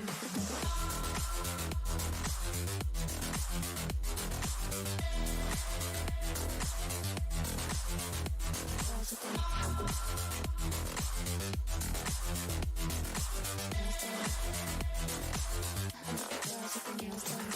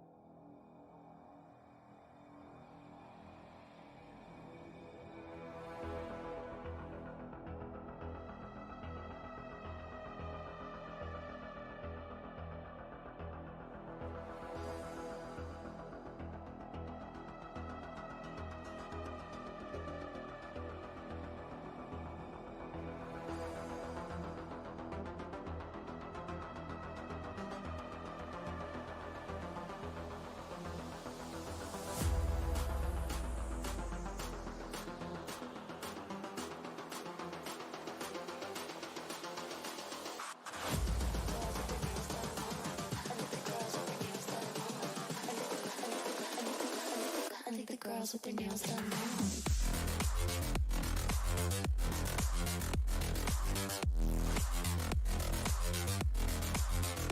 Girls with their nails done. I like the girls with their nails done.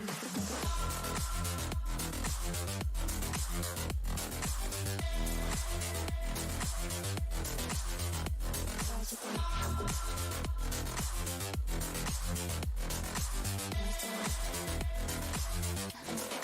nails done.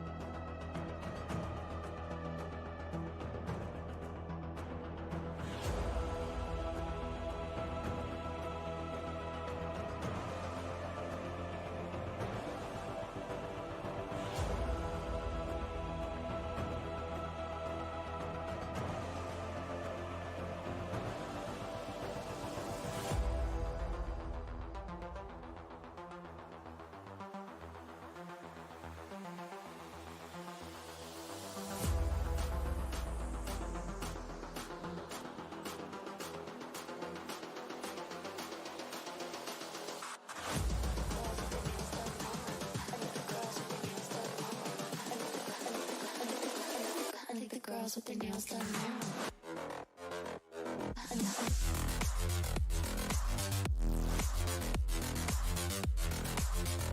Girls with their nails done. I like the girls with their nails done.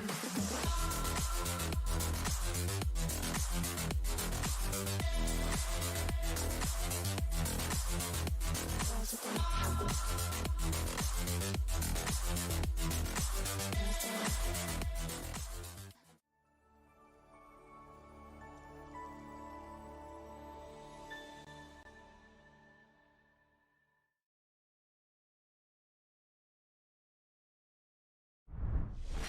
Soon, but I don't know why Musab just went back. He did not want to go for that fight against into the A main, so he's coming back once again. He's trying to peek. Jayan has that patience. He knows. He heard the footsteps and he's just waiting. Gets a kill. Immediately dashes back. Seconds Getting left. himself another frag towards the Raptors, and the Killjoy is going to be taken down this time around though. And oh, JN! Oh God. That guy is on some next level stuff, right? Here.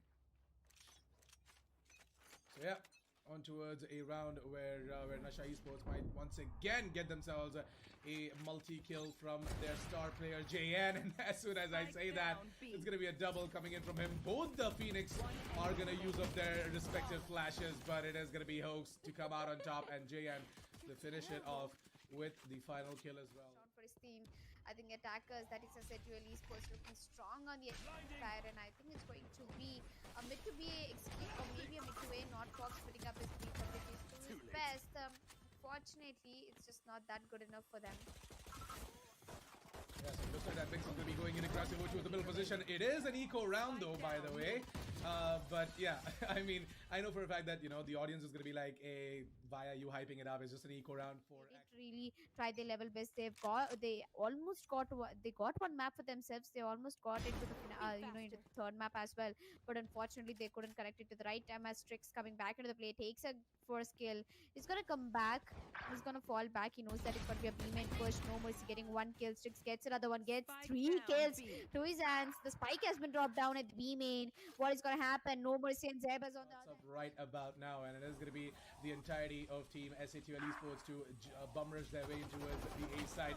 Master is going to be completely Spike blind down as a A. bat, but even though he's completely blind, he's going to be able to get him the frag. Strix comes in through the Raptors and gets himself the immediate trade on towards Master as well. He's looking for more though, but Strix is in trouble. But still, again, just isolates himself into an individual one-on-one, and Strix gets himself a quad, and he's looking for the ace, and he's gonna get it though, and yes, he will.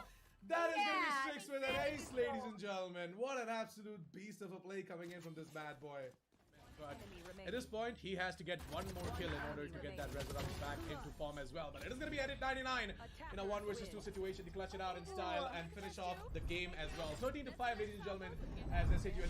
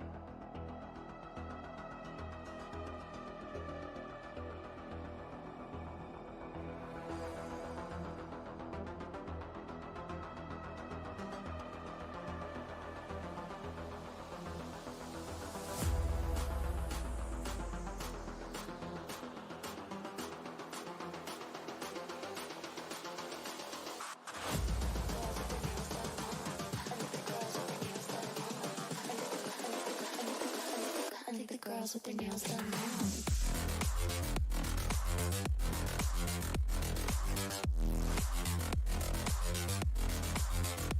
Girls with their nails done. I think the girls with their nails done.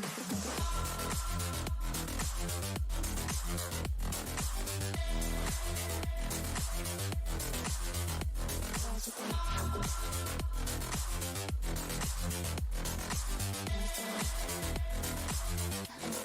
their nails done.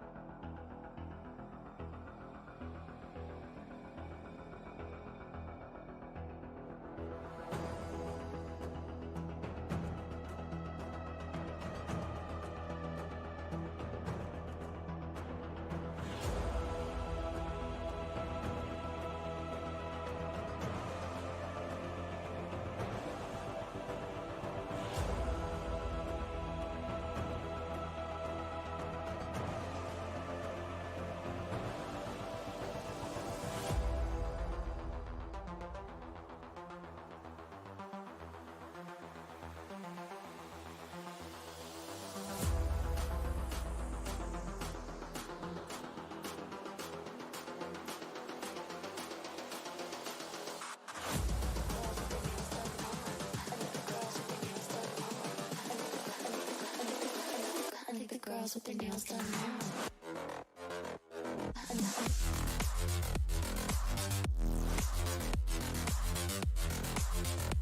Girls with their nails done. I think the girls with their nails done.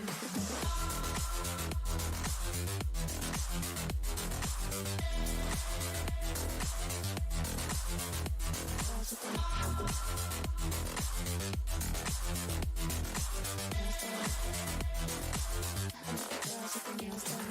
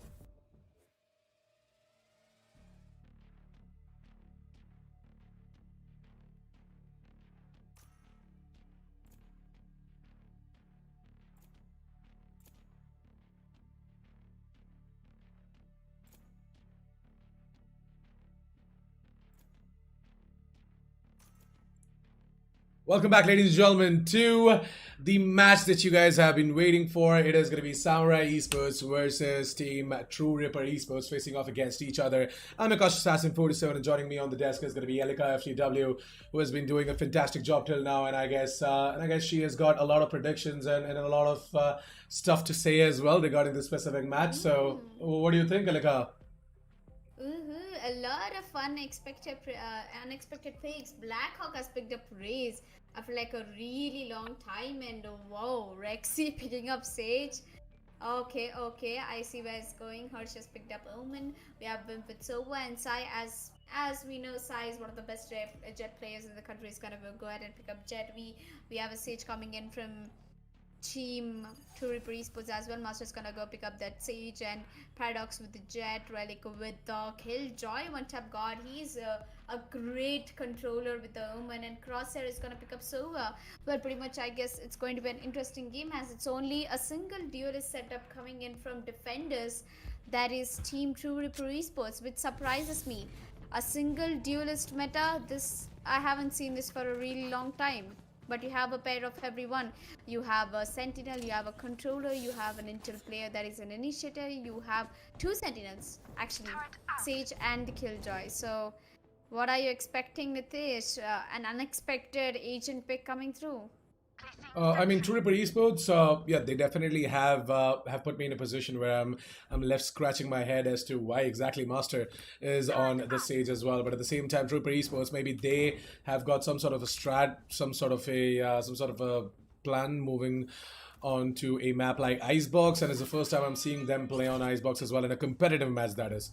In a tournament game is the first time I'm seeing True Ripper Esports on Icebox, so I can't wait to see what exactly is going to happen. Samurai Esports, on the other hand, I'm not at all surprised with their agent lineup, because the last time I saw Samurai Esports on Icebox, I did see Blackhawk on Jet and Sai on Sage, but this time around, though, Sai is going to be playing Jet, and Blackhawk is going to be on the other duelist that is going to be Raze. But yeah, with that, we are immediately going to be seeing Paradox going ahead and getting himself a frag as well. And that is a really good pick coming up from Paradox. I guess he's about to get himself another one, because Rexy is moving in close. And Rexy, I guess he has given up his position as well. He's going to be making a hell lot of noise, and he's now going to try and fall back. And I guess Paradox is going to try and follow him as well. He's going to try and get that pick. But whereas Rexy, oh, he's going to miss. And I guess with the lack of play being made with Rexy from quite some time now, it is going to be really hard for Rexy to try and put up that performance that he is expected to put up as well. Sai, on the other hand, he's going nuts. He's got himself a double. He's looking for more. True Ripper Esports, they're left out with two players, and in a 2 vs 3 situation, the attack is coming down over towards the B side. Yup. And looks like a 2 vs 3 situation. 30 seconds left. Samurai Esports, they definitely have the man advantage, but you know that Haven is attack is set a map, and Samurai Esports, they'll be having their advantage to get the spike planted down as Sai is down at 25 HP, and he could have gone Relic off guard, rotating towards the B mains, and Sai, I think, will be going on towards the under tubes right now, while Paradox has been spotted out, and he will be receiving a lot of shots. He's down at 75 HP, knows exactly where Wimp is standing at this point. He has Relic as well, but Sai gives him a headshot onto his Paradox, and there you go, Harsh putting up. And then for True Ripper Esports, first round going into the favor of Samurai Esports. Looks like the attacker side, it really did give the opportunities for Samurai Esports. I mean, Samurai Esports, it was all the individual brilliance coming in from Sai as well, right? To go ahead and open up that space over towards the B side, get 2 kills for himself by dashing in over towards his side, and immediately, going ahead, repositioning himself the way he snapped that crosshair onto the face of that Omen as well. It was all beautifully done by Sai. But I'm not gonna give away the fact that Paradox got an insane pick over towards the A side as well. Right off the bat, True Ripper Esports had the man advantage, but then unfortunately, they were not able to capitalize on top of that. Sai, this time around, though, is going to be walking into a trap as it is a 3-man stack coming in from the side of True Ripper Esports. But look at Paradox, who just got taken down by the grenade coming in from the Raze, and I guess the paint shell is going to be doing a lot of damage. Look at this Samurai Esports. What a comical round coming in from them, as True Ripper Esports are going to be falling down like flies in a second. Looks like they're having fun right now, and look at Blackhawk. I think he's doing a great job with the paint shells and as well as the Raze, as it came down to Wimp, and he is definitely gonna end things for True Ripper Esports as we move down. True Ripper, it's a full buy round for them, so I'm pretty sure they won't be disappointing me. True Ripper Esports, we've got some insane players. We've got Paradox, we've got Crosshair, we've got Relic, the best Cypher, and Master, of course. Master, he has mastered Sova and as well as Sage. I would pretty much say that Master has a great aim and he has the potential to make the clutches happen, but I don't think that's gonna happen because Sai, he just gave a one tap on towards one tap god, and there you go, Relic immediately answering back to Sai. You take my man down, I take yours too, and that's the revenge taken from True Reaper as the spike will be getting planted down on the B bomb side. Spike planted. Oh, True Reaper Esports, you gave away the side control for Samurai, and right now you will be paying for it as Master over here is trying to break the wall, and looks like one player is trying to push towards the B main, and I think that is Paradox over there. And coming back, I think Master is definitely looking after enemies to push forward as there's one player standing down in the yellow. I hope they spotted out them out, and Paradox gets one on to Harsh, and the backstab that is going to be in his favor as Blackhawk gets taken down by Master. Relic gets one, and it's down to a 3v1 situation. Esports, it's Rexy who might not be doing able to do much, and there you go, True Ripper Esports clutching the round. And here we are, True Ripper Esports, a full buy round going in their favor. Well, finally, True Ripper Esports are going to be able to put up that first round of the board, and I guess it was the, once again, individual brilliance coming in from players like Relic, Master, and Paradox to get this round going out of their favor as well. Rexy left out in a 1 versus 3 situation, right? That was just way too much for him to handle as well, and I guess with True Ripper Esports putting up their first round of the board, Samurai Esports, they can still go in for the bye, considering the fact that they won out 2 rounds in a row, and one of those rounds were them on the Spectres, and Samurai Esports, that bonus round worked out for them in their favor, so I guess they still have the money to go in for the full buy. Look at Paradox. Oh my god, he has already found himself on top of the belts, and I guess it in turn is going to work out in his favor as well. But look at Sai as he's trying to go ahead and get the frag. But look at Crosshair! What the hell? That Crosshair placement coming in from Crosshair, that pixel head that was spotted out from the side of Sai is going to be absolutely torn apart, and I guess Sai is going to be very angry about that.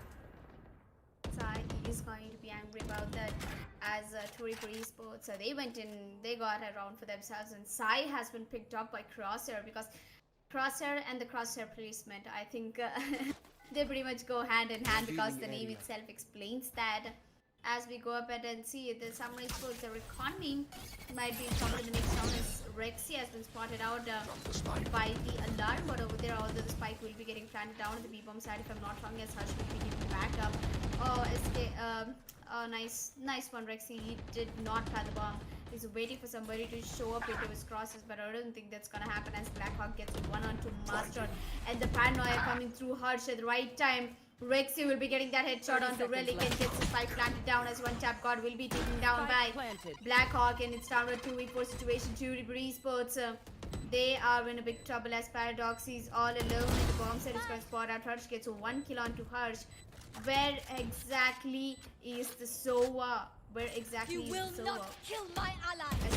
Player standing. Oh, SC Rexy. My bad, I've been so much casting into global esports matches, I tell you. That's my bad, and there you go, Samurai Esports taking away the win because the resurrection came at the right time for Rexy. I guess Paradox. It's like the third time I stopped myself from saying it SE, and then it just came out of my mouth. It says Kerosene. There you go. I did a mistake. It's okay. Calm down.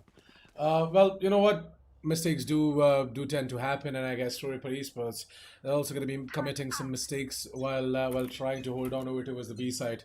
Samurai Esports, on the other hand, they're looking good for now. They're doing their split correctly. The way they have got Blackhawk trying to move in from the middle position, and cutting off all the rotations coming in from the side of True Ripper Esports as well. It was all going well for Samurai Esports, and Paradox on the other hand is trying to change that. He's trying to play in aggressively, and with his Blade Storms out, I guess he might just be able to go ahead and take out that fight with Sai as well. Sai sitting at 80 HP, by the way.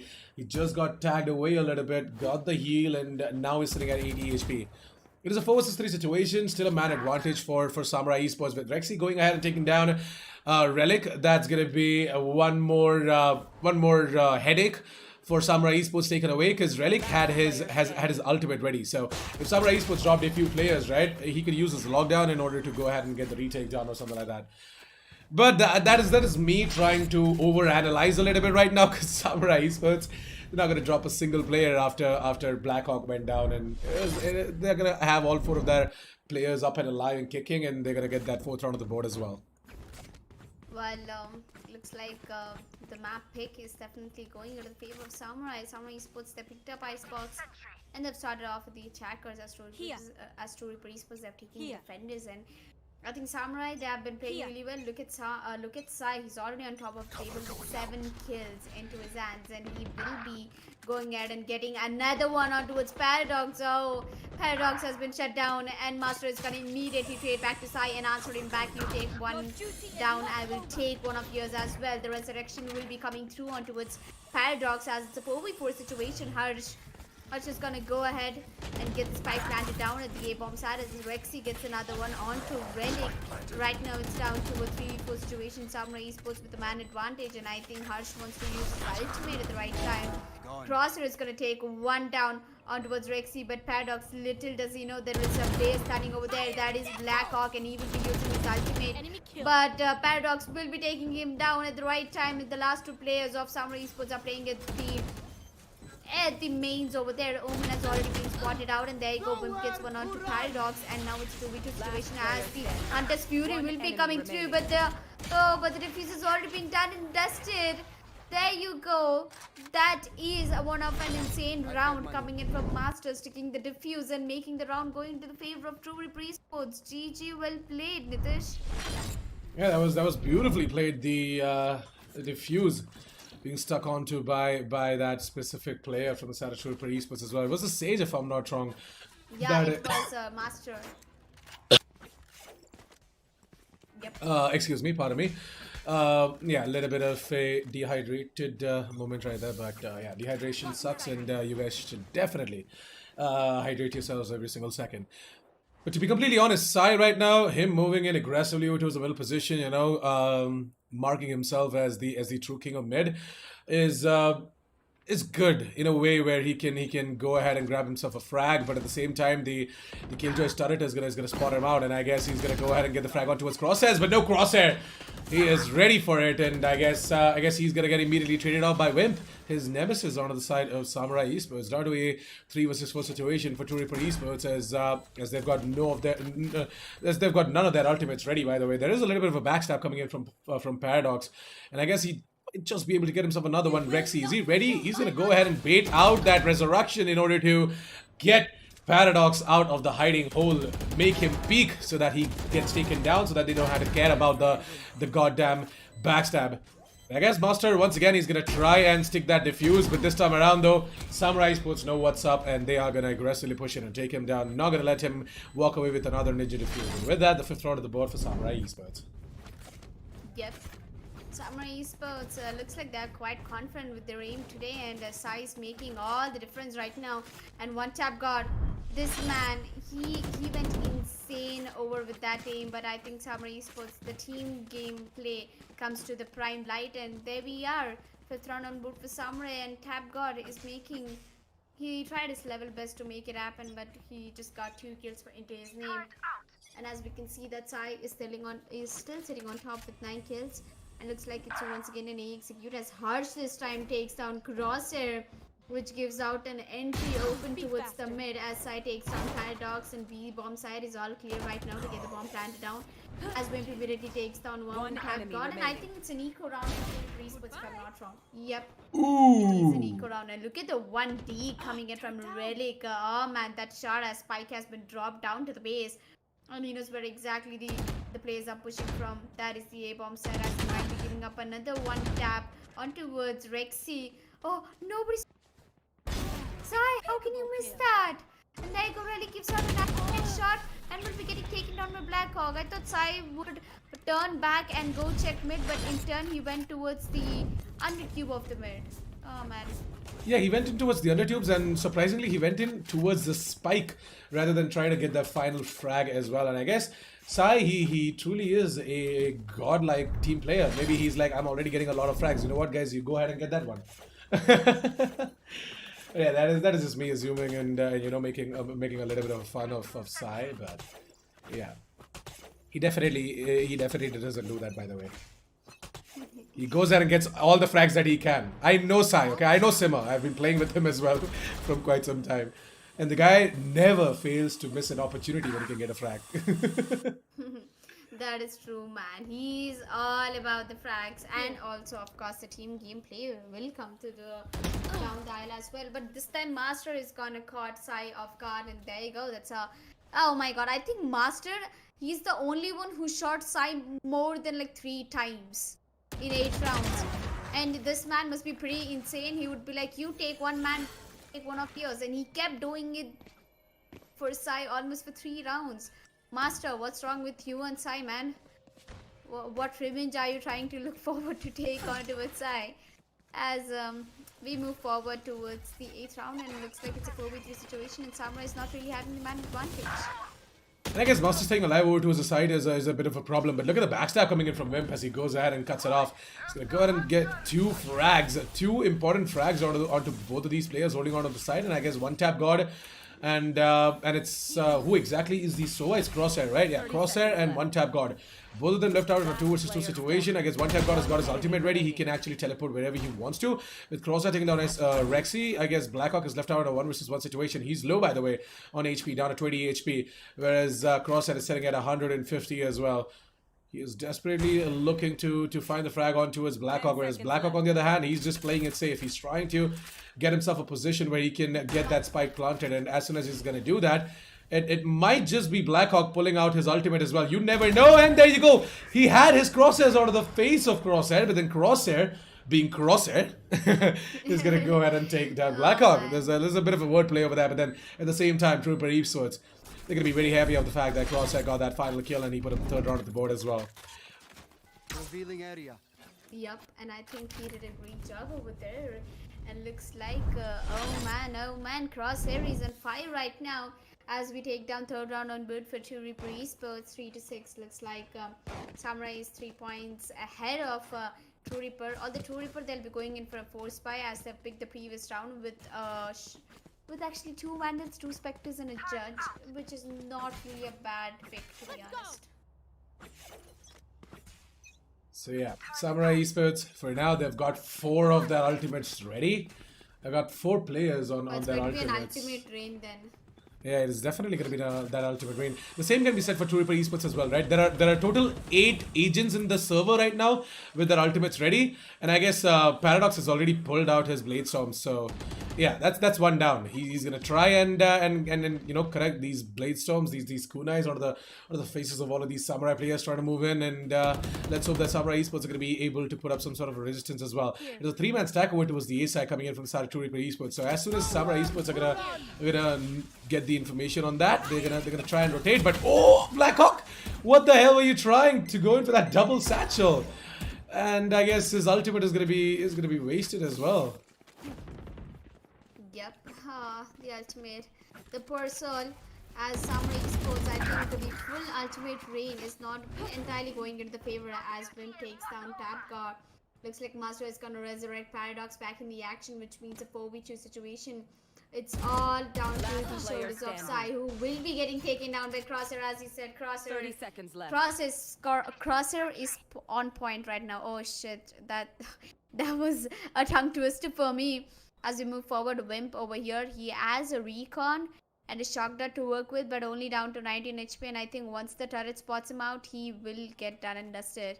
Although with 12 seconds left on the clock, he won't be able to do much. He might be spotting out Master over there. And there you go. Master will be picked off as the call will be given. It's another tube. And I think it can be Paradox who might be taking Wimp out. And there you go. Another run for True Reaper Esports just for maintaining the man advantage. And for the time as well. And I think Wimp didn't get to save the gun. There you go. So with that said and done, it is gonna be that beautiful play being made by the side of True Reaper Esports, and with Sai going down, it was down to Wimp as well, right? He had a lot on his shoulders, and there's not much that he can do as well, man, in a 1 versus 3 or a 1 versus 4 situation. So yeah. 6-4 is True Reaper Esports. They're definitely trying to, equalize things on the scoreboard before we move on towards the second half of the game. But at the same time, Samurai Esports, with the amount of performance that they've been putting up and the amount of money that they have in their banks right now as well, they're going to be able to pull out the full buy. And I guess True Reaper Esports, they've got Paradox on the operator as well. Just look at the buy coming in from both of these teams. Insane. With Paradox on that operator, I guess he truly is going to be a problem for Samurai Esports and their attack on towards either of the sides. Yup. And looks like Samurai Esports, after all, they do have a 2-point lead, but look at them. Look at their economy. Both of the teams, they don't have the economy to fight against each other. Even if one of the teams brings it down to a 1v1, and I think the economy for both the teams will be affected either ways.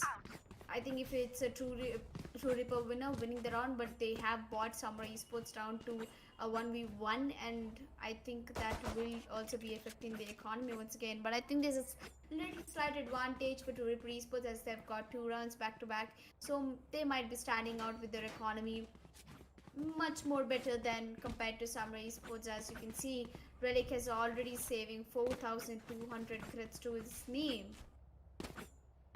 So yeah, a lot of money is being saved, and at the same time, a lot of money is being spent as well. So yeah, I mean, True Reaper Esports, I really want to see where Paradox is going to be putting up that operator into use though. He's putting it over towards the A side, not bad.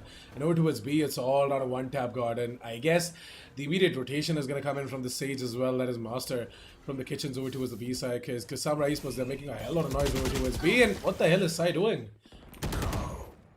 Yep, what the hell is actually Sai doing over there? I think he's trying to outflick something, but yeah, never mind. He will be getting taken out eventually as Crosshair gets one, and Rexy is gonna pick up Sai back into the action. He has his blades out, he has 2 smokes and a draft and a dash to work with. Well, the best signature ability in the game, that's the dash man, trying to ignore over the enemies as Blackhawk takes down Relic. It's down to the last man standing, Paradox with an operator. I'm pretty sure he should save the operator, but I think Sai is not gonna let him, as he takes down Paradox and makes it 7th round on board for Samurai Esports. That was a really crisp shot coming in from Sai. It was really a good one. Sai is always good, man. I'm telling you, the guy is good when it comes to these blade storms, and the same can be said for Paradox as well. Paradox, on the other hand, has a far better aim in my opinion, as a new player. But yeah, it is going to take some time for him to, match it up with the best of the best in the country, like SK Rossi, MW1, Sai, and every other duelist out there. Yep. And I think Crosshair, this time it's not the Crosshair which is going to work. This time it's the Hunt is Fury which will be putting into the action as Paradox. I think he's looking way too confident. Sai takes him down, and Paradox is going to immediately answer it back as Killjoy's lockdown will be coming to play. Wimp will be taking down Crosshair and moving back towards the B-bomb side as Harsh has already teleported and will be cutting off the rotation towards the B-bomb side. And Wimp is going to drone out onto the A-bomb side. Master takes down Blackhawk. That's a 4v3 situation as Rexy is down to low HP. He'll be healing himself up as Harsh takes the one down. Rexy gets another one right now. One tap is on top, and there you go. He will also be picking off by Rexy, which pretty much is in a 1v3. Oh, Paradox, that aim is definitely going to take down Rexy and move forward, looking at Undertube as Wimp is down to low HP, and so is Harsh is actually down to full HP. So Paradox, if you are trying to go for a long rotation, you must be spotting out Harsh, and there you go. That's an insane reaction time. Paradox left with almost 20 HP. It's going to use the updraft and it's going to dash in towards that, as he knows where exactly Wimp might be playing. Other side of the glasses, but I guess Wimp gave out a bit of a sound cue, but no. Paradox has got no idea that Wimp is over there, and it's Wimp's plant as well. And yeah, man, you naughty boy. I thought Wimp is gonna play from that side of the glasses so that he can spot out Paradox and take him down, and he's down to low HP. But I think True Reaper Esports, they did a good job, right? They almost brought it down to a 1v1 where Samurai had the lead, and Rexy and Blackhawk, they pretty much shut down True Reaper Esports, and Paradox was always on the verge of getting that 1v3 clutch into his favor. This headshot, I was totally impressed by this headshot on towards Harsh. Yeah, Harsh got absolutely deleted, by the way. Get served, Harsh. But yeah, at the same time, Paradox, as I told you, right? He's a great aimer, and he deserves all the love and support as well as a duelist, because the guy is the guy is putting up such a massive performance in each and Scanning every ahead. match of True Reaper Esports. Earlier Rat Syndicate, now True Reaper Esports. I mean, props to this guy for always maintaining his consistency and across multiple titles as well. Spike down A. Sai, this time around though, he's gonna be the one to prove us who exactly is the actual boss in the server right now, as he goes ahead and gets himself a double right off the bat, and is gonna be using up that updraft. He's down to 69 HP, by the way. Nice. And he's trying to get himself a frag or two more before falling down. Yeah, Fragor 2, that's happening, as we can see that it's down to a 3v4 win. Rexy, ooh, gets an headshot. He's going to be on the flank right now for his team, and he's looking each and every corner, as this is the pistol round in the second half. It was pretty quick. I didn't even notice that we were done and dusted with the first half. And look at Sai. Oh, position, not really, man. We shouldn't do that. Come on, we are all professionals. And there you go. The spike has been kited down by Last Team player True Reaper standing. Esports, as the last one standing is going to be Harsh, who will be receiving a classic double headshot, I would say. Because the there was two players hitting onto one tap guard, and I feel really bad for that guy right now, as ninth round will go in favor of Samurai. And there we are. Pretty much Samurai will be ending up with double-digit score, because they have one pistol, and now they will be going in for a 4 spy. Yeah, true that. And I guess Samurai Esports, they are going to be very happy with the amount of performance that Sai has been putting up as well as a duelist, right? The way him and Wimp are playing right now, Wimp being an initiator is at the top of the board, and I feel bad for Sai right now because he has one death more than Wimp. Here. Oh man, we're seriously comparing bullets over here. Yep, I think we are, as a team True Reaper Esports, they'll be going in for a hard eco right now, and they might be pushing into a hard A push. And look at Sai, he's already halfway through. He's already passed down to the mid, and he's going to spot out the master. It's going to take him down, and I think that will be the flank coming through, as Rexy gets to one. Rexy might be getting that level, but Crosser is going to immediately take him down with that classic, and Wimp is going to trade two of their teammates, and triple kill for Wimp. And there you go, that's a shutdown onto True Reaper, as Samurai Esports will be taking over the 10th round, as I said. And I think moving forward, Samurai Esports might not be having the lead, because True Reaper Esports, they have a full buy right now. And Samurai Esports, they pretty much will be sticking up to the Spectres. Why that laugh, man? I was just looking at the chat, and I like how people are saying, Assassin, naughty boy, this, that, because of that 69 HP joke that I made. Yeah, that's from Brooklyn 99, guys. Nice. And Nice. yeah, actually, it's according to Jake Peralta, it's noise, but then I just made it nice. Smooth. Like, yeah. Let's go back to the game, man. Yep, even I've been watching a lot of Brooklyn. Oh, this guy is an imposter. This guy, he made me get addicted to Brooklyn 99. Oh well, look at Harsh. I think he's making all the difference for his team. Oh my god, Rifles against Spectres, and Rifles, they're actually getting taken down with Spectres. Now this is something I didn't really expect. Although Sai has picked up an operator in the 3rd round itself. Well, Sai, if you lose this round, you know what's gonna happen. No. I think there you go, Paradox will take Sai down, and there you go. The operator has gone to the waste, and I think someone will be coming to pick that operator. But right now, I guess Blackhawk is going to be the one to go ahead and pick up the body of Paradox and throw it into the I don't know, the ground as well, because maybe he's looking to get himself that frag. He was playing aggressively over towards the yellow boxes, but finally he's going to be falling back as well. With Sai falling down and that operator falling down as well, I guess Crosshair just has to run away. Down to 77 HP. He's going to get the heal from Master, and in a 4 versus 4 situation, I guess Samurai Esports are going to struggle a little bit, because Paradox, he's just not stopping.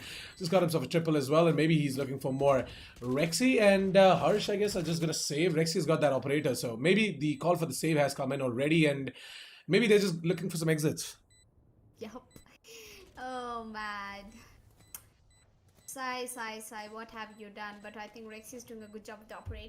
When you have someone like a Battle Sage, that is definitely Rexy. Harsh again with the Spectre is making the difference happen. The greed of the gun. That is gonna definitely take you down as True Reapers. They will be walking away with the 5th round on board as Rexy will be saving that operator, and I think the hunt will begin through in the mid because best gun that you've got. And there you go. Oh, this was at this moment when Sai knew he messed up. Ah, man. That is true though.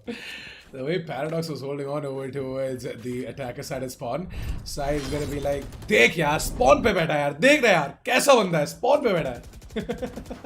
I could just literally visualize the frustration on Sai's face as well right now. The way he rages, he's really cute when he does that. But yeah, he becomes a baby when he rages actually. Yeah. He definitely is one though. But Hey, I wouldn't say that. Ah, man. You But can now say there you go. you- You throw me under the bus. Yeah. Nice. That's a nice one. Yep, That's a nice. side- Noise, yes, Murt. And as we come back, Sai has picked up a double kill with an operator, and he has the blades to work with, and just one bullet left. And there you go. He's gonna go ahead and reload as Yuvin Esports, 2 players down. They will be moving back towards where they came from. That's the B-bomb side, and I think slowly they're making the rotation. And look at the Omen. The Omen might be so surprised. He will be looking at all the enemies and he'll be like, "Oh, here you are. We have been waiting for you for a long time." And Sai goes and pick up the triple kill, 3rd kill. He has the blades in his hand, but he's never gonna use it with 45 HP left. Rexy, where are you? Can you heal me? Yep, there you go. The heal will come through. One enemy And remaining. here we are. Harsh is going to take down Relic, and it's pretty much left with the last one standing. Crosshair with the spike. He's going to go 30 inside the seconds tubes. Well, I think pretty much Sai has definitely an idea of where exactly might be standing. And there you go. That's a 4 kill for Sai. And Harsh stole his ace. Harsh is going to be the imposter. Harsh the imposter. You took away my ace. Sai is definitely going to be mad about that because his ace was stolen, but at the same time, it's okay. All that matters is that Samurai Esports got themselves the 11th round of the board, and I guess at this point, Samurai Esports, they're just going to be happy with the performance that they're putting up as well. Look at Sai, man. I thought that Crosshair almost had that peak, but then at the same time, Sai being Sai, his proficiency on the operator is just way too much, and I guess nothing can stop him. Yep, nothing can stop him. I knew it. I knew it. I knew it. I saw this coming, by the way. I saw this coming. You singing that song. Yeah, man, it's 2BO3, so we will get tired in the audience. They need some masala all the time. And look at Paradox. He's gonna dash all the way through, and oops, I think the painter is gonna do some damage as Wimp is gonna take Crosshair with a shot dart as one tap gun is all Yuvin Esports have got right now as Relic will go down. And there you go, Blackhawk goes about and gets the double kill and shuts it down, and that's a match point for Samurai Esports over there. 12-5. Oh, Yuvin Esports, you guys are in a big trouble, aren't you? There was a nice entry though coming in from Paradox, but at the same time, Wimp and his shock dart, along with the kill that he got, it was all a beautiful display of the defense side of Samurai Esports. And I guess Wimp is currently sitting at 21 frags, and he's being a duelist right now for Samurai Esports. Yep. And you know what? I was just wondering that why do this man Sai, he has deleted 2 players, 1 tap and Paradox over there. I feel really bad, man, as Relic. I think he's going to be the 3rd one, and there you go. Sai is on to the ace. He's not gonna leave until he gets the ace with the wrong right click. He's gonna take you down, and there you go. Sai will be getting taken down as Rexy is the last man standing. And Samurai Esports, they pretty much have done and dusted, and there you go. Samurai Esports will be taking away the first map for the day, and here we are. GG, well played, Samurai Esports. Look at Sai, this man, he fears none, Nitish. He fears none, absolutely none. That's true. He fears absolutely nothing, and he just goes full ham on towards Yuvin Esports. The way he's sitting at the top of the table as well, I guess he's gonna be the MVP for this specific map. Sai, ab to aadat si hai, you know that. I've done this before. I'm not gonna do it again. And yeah, Sai, the way he put up that humongous performance in the map of Icebox, I guess it truly sets an example for other Jet players as well as to how exactly you're supposed to play on the map of Icebox with Jet, and the entire verticality, the vertical plays being made by Sai as well. It was all amazing. The same can be said for Paradox as well. He tried his level best. He was the top fragger for the team, and there's absolutely so much that he can do as well, right? There's so little that he can do. Paradox. I feel bad for him. He does pull his weight every single time, but at the same time, uh, there's not a lot that he can do as well. But yeah, any closing thoughts, Alika? Closing thoughts. Not really much because I expected a better performance from Turipur Esports or the Samurai Esports. They pretty much look like they've shut them down. And here we are, first map going to the favor of Samurai Esports, and I'm looking at Turipur Esports. You got to work on yourself and come back stronger on the second map.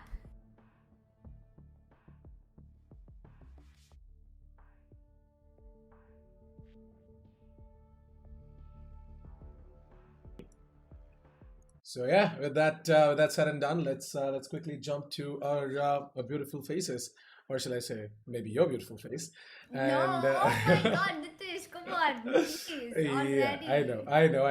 And now the entire chat is gonna go hashtag assassin simp this that. Guys, I'm not a simp. No. I just like to compliment people, and it's You good know, I to think good the to know. entire audience is surprised that we've only seen Nitish going ahead and wearing formals like shirts and blazers, and currently we see him all of a sudden the other side of Nitish wearing a hoodie. Yeah, this specific hoodie was gifted to me by someone really close to me, so I like to rock it whenever I can. And Yuvin, the guys over at Yuvin Esports, they were like, you know what, just wear something amazing, look your best. And I was like, okay, fine, you know what, I'm just gonna rock this hoodie because I'm feeling it. And here we are. And yeah, you know what, props to Yuvin Esports, man, for bringing this amazing tournament as well for our lovely viewers. And a huge shout out to our sponsors on Premium Innerwear and RW Promotions for making the Yuvin Community Cup Season 3 possible. Without their support, all of this that you're watching right now wouldn't have been possible. So please check them out, their products as well, using the link down in the description below. At the same time, you guys can check us casters out as well. It's official assassin 47 on Instagram, and it's Tanvi Jasmine FTW on Instagram as well. I know. Old habits die hard, Elika. But yeah, this time around though we You don't know have. my Instagram, guys. It's Tanvi Jasmine FTW. Yeah, everyone knows Elika's Instagram because she's famous. But yeah, mine is official assassin 47. I would Right. love to. Sorry, baby. I would love to have some followers as well. So if you guys can go ahead and show some love, that would be great. But yeah, with that said and done, we're going to be heading on to a short break. Elika, do you have anything to say before we close it out? Nope. I just want to say that, guys, grab a can of any drink that you actually are comfortable. Oh my god, this is the first time Erika is going on to an epic fail, but don't worry, just get some food because I'm really hungry. I'll get some food in the break and I'll have some. So I'll see you guys after the break with another map of action, and let's find out, is it Turipur Esports or is it Samurai Esports who will be taking away the win? So yeah, as she said, over and out. We're going to be back in a few minutes. Stay tuned.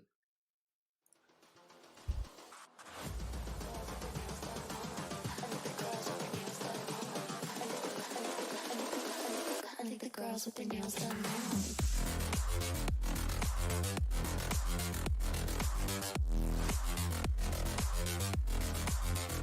Girls with their nails done. I think the girls with their nails done.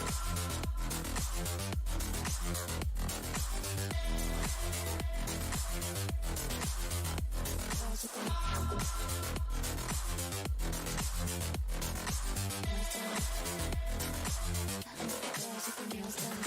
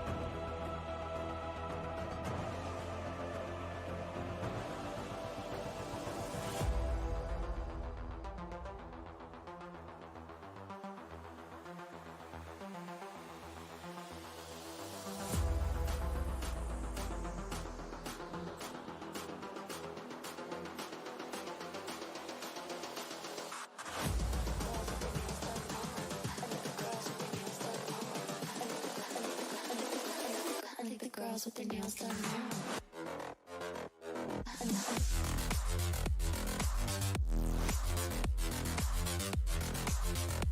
Girls with their nails done. Girls with their nails done.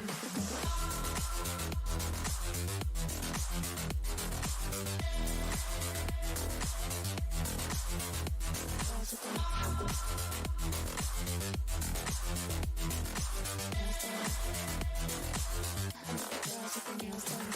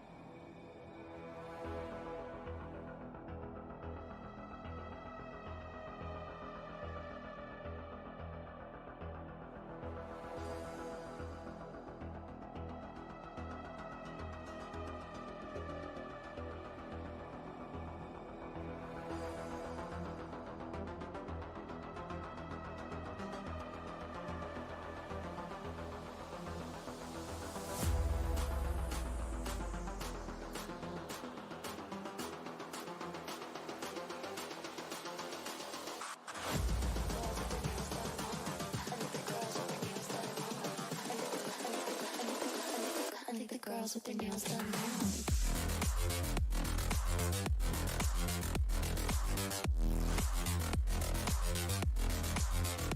Girls with their nails done. The girls with their nails done.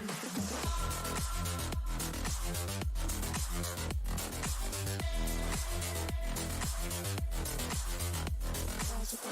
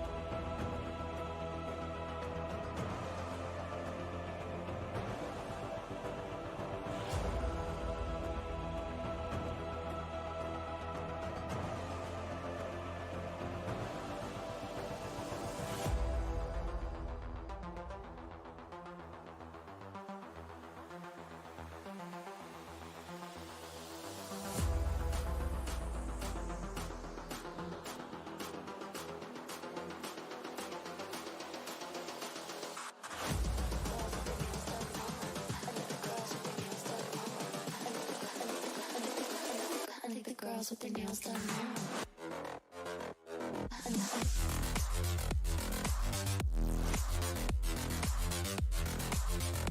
Girls with their nails done.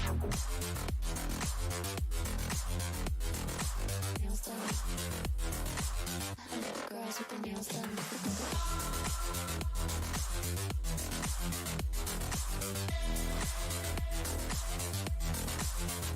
Girls with their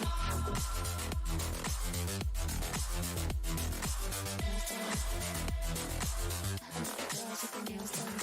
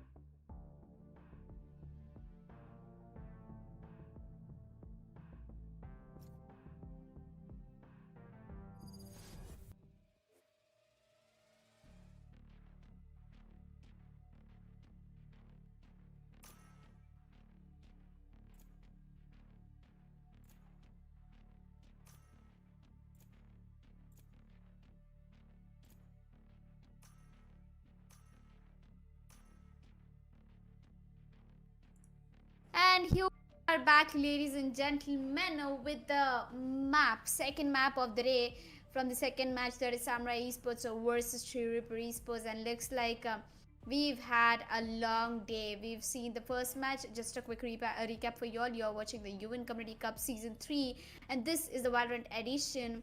It's sponsored by RW Productions and Premium on Innerwear. Right now we'll be starting off with the second map. There is a map of Ascent, and looks like Wimp.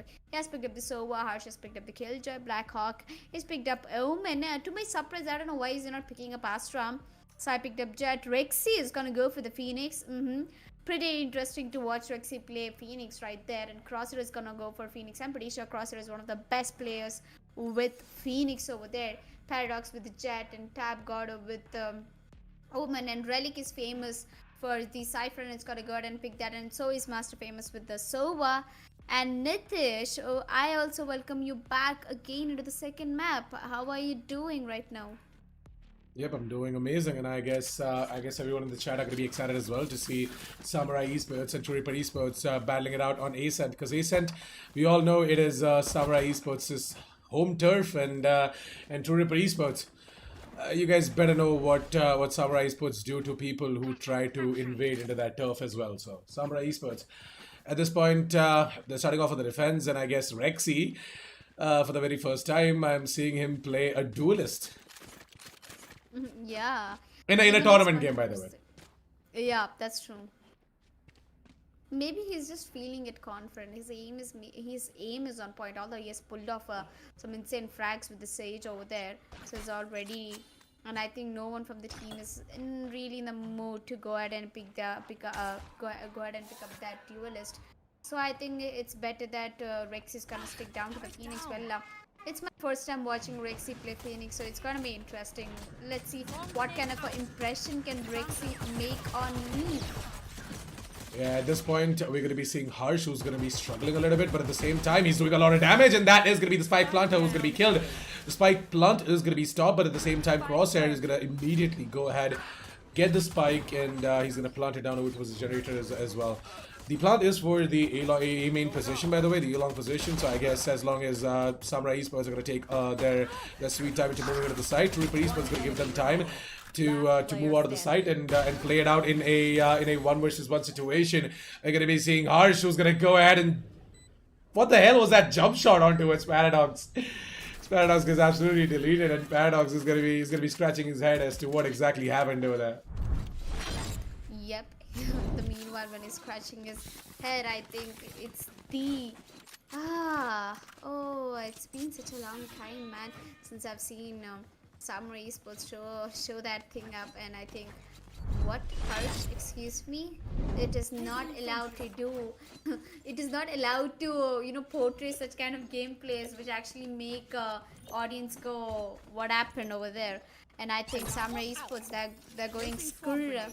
And I think Nitish does that better than me, right? Yeah, definitely. It's, the thing goes skrrrrah. But anyways.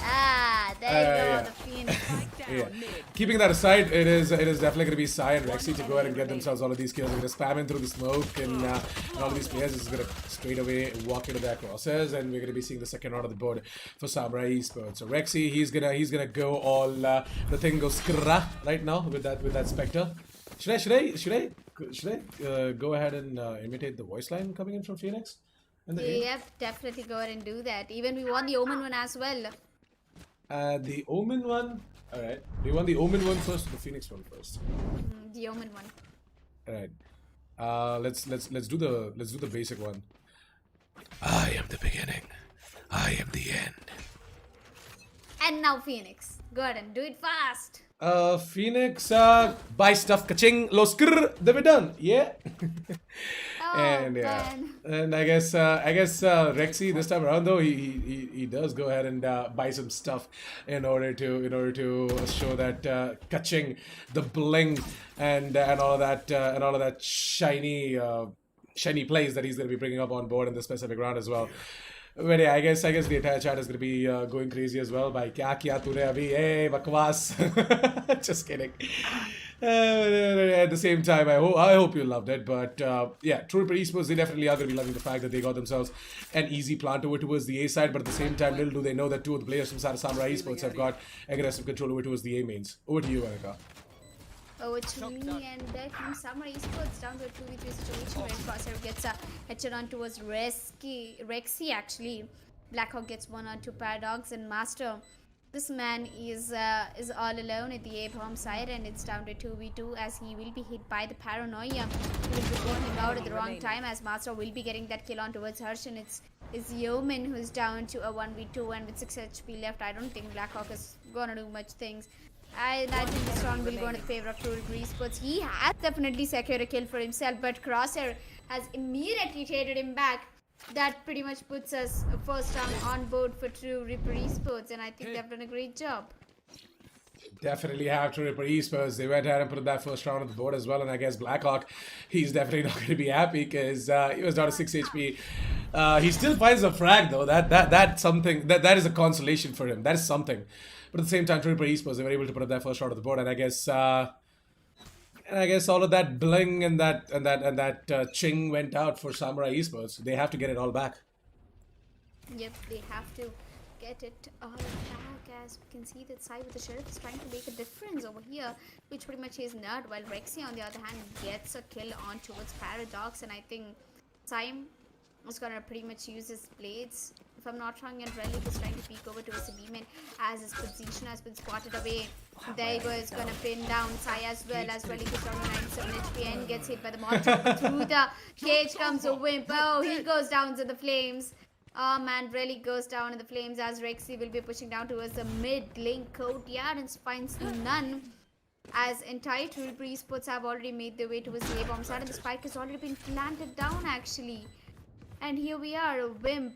He will be moving forward along with Sai, and the first-player positions are looking perfect for True Ripper Esports. Two players playing with Yami, and one tap God takes down Sai. Wimp immediately trades him off a 4v2 situation, and I think if True Ripper makes this happen, they are one of the insane players. And as Master has his Hunter's Fury, I think he can put a great fear into the players as Rexy will be pushing out down with the flash of Resans. Master gets one on Rexy, gets immediately traded as the refuse will be coming through. That's third round on board for Samurai Esports. I mean, Samurai Esports, they already have the defenders advantage, man. So True Ripper Esports, they will be trying to get as many rounds as they can. This was the moment when Relic went down in the flames. Yeah, I was just laughing about that as well. I mean, no disrespect or insult, but at the same time, it's just comical to see, the entirety of Samurai Esports just pouncing onto this poor guy over towards the B lobbies. All he is doing is watching out for any sorts of push coming in from Samurai Esports, and he just gets taken down. The hot hands, it is going to get dropped over to that specific corner. At the same time, they all start spamming as well, and the guy, the poor soul, just gets taken down. At the same time, I guess True Ripper Esports, this time around though, they're going to be switching things up a little bit. They're going to be switching into top gear as the entirety of True Ripper Esports, they're trying to rush in over towards the B side. It is going to be Wimp to get himself a frag with that shock dot, and I guess he can get himself another one. He's going to be spotting out Paradox. Paradox is quite low as well, and it all comes down to Relic in a 1 versus 4. The guy who got pounced in onto by multiple players the last round. This time around though, it's going to be the one to pounce in on towards Wimp, but at the same time, he is also the one who is the only player left on the side of True Ripper Esports. So in a 1 versus 3 situation, we're going to be seeing Harsh.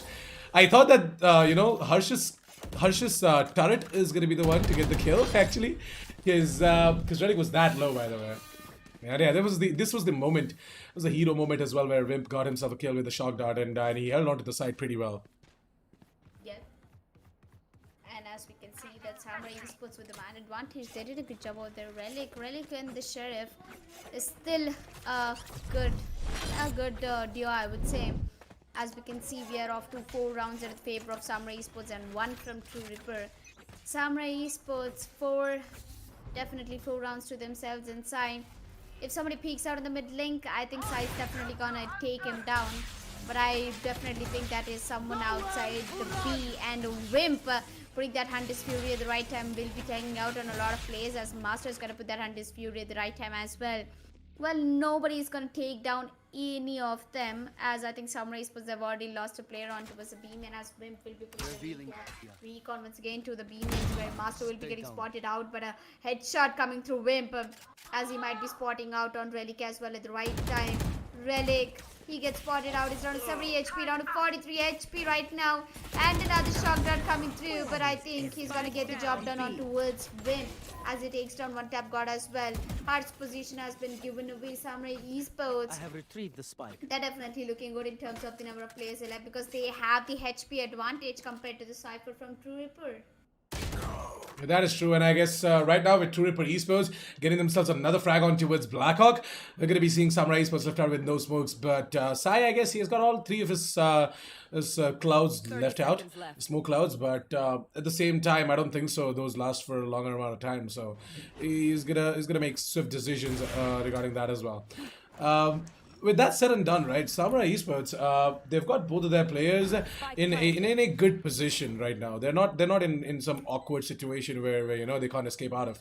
In a good position, they can still make this clutch happen, this retake happen as well, because the Killjoy has got his ultimate ready, and Sai, on top of that ultimate, can easily drive out all of these players and get some frags as well. There's going to be Paradox to be walking into those crosshairs, and right now Sai is looking to take out the Cypher out of the side, and I guess he's going to get spotted out as well. He's very low, by the way, Relic, and he's going to get taken down. It's going to be Sai to go ahead and help out Harsh in order to get himself that frag, and that's going to be the 5th round of the board for Samurai Esports. A 2 vs 3 clutch, done and dusted, and the retake is completely possible for Samurai Esports. There you go. 5th round on board for Samurai Esports, if I'm not wrong. And Relic, oh man, he has been bullied very badly by Wimpo there. I mean, he almost put up the second shock dart also under the favor. Well, that was not definitely going into the favor. Crosshair was the guy who stood up for his team, but the retake coming in from Sai, he spotted out Paradox very well out there. And here we are, 5-1 Samurai Esports still with a 4-point lead, and True Ripper, I think they're struggling at this point to save their economy, and they will be going in for an eco, which is a good thing to do. So right now, True Ripper Esports, I guess them showing their presence over towards the middle position is an indication that they're looking to grab some mid control and then eventually make their way over towards either of the side. See, the thing is that taking mid control and all is fine, but at the same time, you really can't forget the fact that Samurai Esports are pretty damn good when it comes to these duels, and Paradox trying to go in for that white peak might not be the best of the decisions for him, because Sai is watching out in that specific angle as well. Sai knows for a fact that True Ripper Esports have got some presence over towards middle and towards the catwalks as well. So if some of the other player from True Ripper Esports walks in from the A-shot position, then Sai is going to get taken down. Wimp gets himself a double, and that is going to be Sai to finish it off with the final frag onto his nemesis. That is going to be Paradox. 6-1 as Samurai Esports. I think it is a total domination from their side. Yeah, that is definitely true. The domination is going to come through back to back as Samurai Esports. They'll be beating True Ripper Esports for another round, 6 rounds for Samurai, and I think this is going to be a clean match where Samurai Esports might be walking away with the win of the best of 3 with 2 maps to nil. Well, True Ripper Esports, let the comeback begin, man. I know that Samurai Esports a tier 1 team, but True Ripper Esports, with that potential, they can unlock great things. As Sai exactly knows where Paradox standing with that foot, with that pixel foot exposure, is gonna take Paradox down. No, Paradox might be thinking, what happened over there? I shouldn't have peeked, and he's gonna regret that, as Master's drone will be coming towards A shot. He really does not find anyone, so I think he's gonna fall back down towards the B mains, and looks like True Ripper Esports, after all, they have a full buy round right now, and if they lose this one, they're going to have to do an eco again. And yeah, True Ripper Esports have got 3 players over towards a short position, and I guess Relic is the one who's holding towards the B lobbies, the Cypher. So while he's doing that, while he's trying to get something done over towards the P mains, we're going to be seeing Sai going out and taking down Crosshair. Whereas Blackhawks' paranoia is gonna completely catch Master in that near sight, and I guess it all comes out of Relic in a 1 versus 5. Unfortunate seeds for True Ripper Esports, as nothing is going in their favor. But I guess them being a new team is going to take some time for them to synergize together, you know, become better as well as a unit. So let's just leave it at that. Yup. And guys, to all viewers who are watching the stream, if you guys are loving what Yuvin Community Esports is putting up the output, and if you have any favorite teams, and if you want to get daily updates and daily live stream schedule notifications, you have to go ahead and subscribe to Yuvin Esports. We're almost so close to be hitting 5.4k subscribers, that is 5400. So I hope you guys go ahead and subscribe to the YouTube channel and turn on the notification so that you never miss an update when me and Nitish go live. I'm coming back to the match. I think down, Samurai mid. Esports, right now they are on equal terms with the number of players alive, as Sai is putting that aggressive operator on towards the B mains and is giving some insane shots through the walls. Ooh, it's gonna reload as well. Well, actually, Sai's timing was all over the place in that specific round, and I guess he's just going to try and push up. There is Relic over towards the mid lanes, and I guess Sai has made a lot of noise, and Relic knows that someone's pushing up from the B main position as well. With the minute left on the clock, Relic has all the time in the world, so all he has to do is just wait for the push to come in from Sai, but at the same time, Sai has got no idea that Relic is over here. Now, this is going to be an interesting fight for sure, and there you go. I told you, Sai. That was a big mistake, and your timing was all over the place in this specific round. Down to 2 versus 2 is we're going to be seeing Master and Relic left out against Harsh and Wimp. Wimp has been feeling it throughout this entire match against True Reaper Esports. So I guess you know, he might just be able to clutch it out as well. The spike is dropped over towards the catwalk position. I guess Master is going to push up and retrieve the spike, whereas Relic is going to give him the cover while Master is doing so. Master is going to try and jump down over towards the courtyards, and I guess Wimp is getting all of the information. He's getting all of the information from Harsh that hey, the spike has been retrieved and they are moving in over towards the A side. Yup. And it's like the wrong side. I think they won't be Last player able to do standing. it, as it's just 7 seconds left. And I think Master has got the plant right at this correct time, as Wimp will be rotating back towards the A mains. And right now it's a 1v2 situation, and I think he has no idea that Relic might be standing off at the shot, and he might be getting that pick over towards Wimp. And Wimp with the recon, he'll be pushing down to the A bomb side, and Relic, he has let Wimp go through the bomb set, and he'll be putting that recon, and Master is the one who will be getting spotted out, but Relic has come down at the right time. Is going to take him down, and that is second round on board for True Reaper Esports, and they did a good job over there. Yeah, finally they pulled it right back, and they got themselves the second round of the board. And I guess Samurai Esports, they're going to be upset about that specific round on how that turned out as well. But in a way, it's good, because finally Samurai Esports is going to have some sort of a challenge. But at the same time, this is not it. It cannot be considered as a great comeback coming in from True Reaper Esports as well, because the score difference is still quite a lot. I guess True Reaper Esports, they really need to go on with this exact same momentum in order to tie things up on the scoreboard and eventually take the lead as well against Samurai Esports. But you know what, Samurai Esports, as long as Sai has got his op up and kicking, I think True Reaper Esports is going to be really tough for them. But oh, crosshair, him popping up that ultimate, the run it back, coming in over towards the tree rooms, it was definitely not that's something that Samurai Esports were expecting. And I guess with Harsh being completely blind with that near side, with that paranoia coming in, it is going to be one tap god to go ahead and get himself a frag. Crosshair gets himself a triple this round, and I don't know what exactly this man has gotten into him this specific round, but he's doing a fantastic job for now though. Rexy, the last player standing for Samurai Esports in a 1 vs 4 situation, is going to be picked up by Relic, and Relic is really going to stick to that operator. Maybe, or maybe not. Well, I think Wim did a good job over there, but he gets traded off by Crosshair. Well, the replay pretty much explains that Rexy picking up that Phoenix was not actually a bad choice, but Wimp, oh man, that was not a nice one. And I think the operator will be giving down into the hands of Sai, and Relic, he's gonna pick up the Vandal. And I don't think these players, they might be picking up an operator. See, it has already been switched down to Paradox. So Relic, right about now, he knows that there is a player who is looking to possibly get himself that push over towards the B main position as well. Relic, his cam setups have always given him all the information in the world as well. And on top of Vimps' owl drone, it is going to be Relic to try and go in for that peak. But Rexy, well, he gets the better of Relic, and I guess following the drone was definitely the better thing to do for Rexy, as he's gonna catch Relic off guard and with that secure himself that man advantage for the team. Yeah, And Sai picking up their operator, I think he might be doing up an insane job as the two smokes will be coming in through the mid link and the flash will be as well. TR Master is standing straight in front of Sai's aim, and there you go, Rex is gonna take him down. As Sai takes down Crosshair, Paradox is gonna immediately trade it off down towards Sai. It's a 3v2 situation. One tap God is down to really low HP, might not be able to putting up for this time. But Rexy has been taken down. Samurai Esports with still a man advantage. They'll be moving forward towards the CT as Tab God is receiving a lot of shots from 30 seconds left. the CT, and Paradox with their operator. I think I should really switch down to the Vandal because it comes down to a close combat fight. As I told that we will be taking Paradox down, and it's all down to one tap God who will be getting taken down by Wimp as well.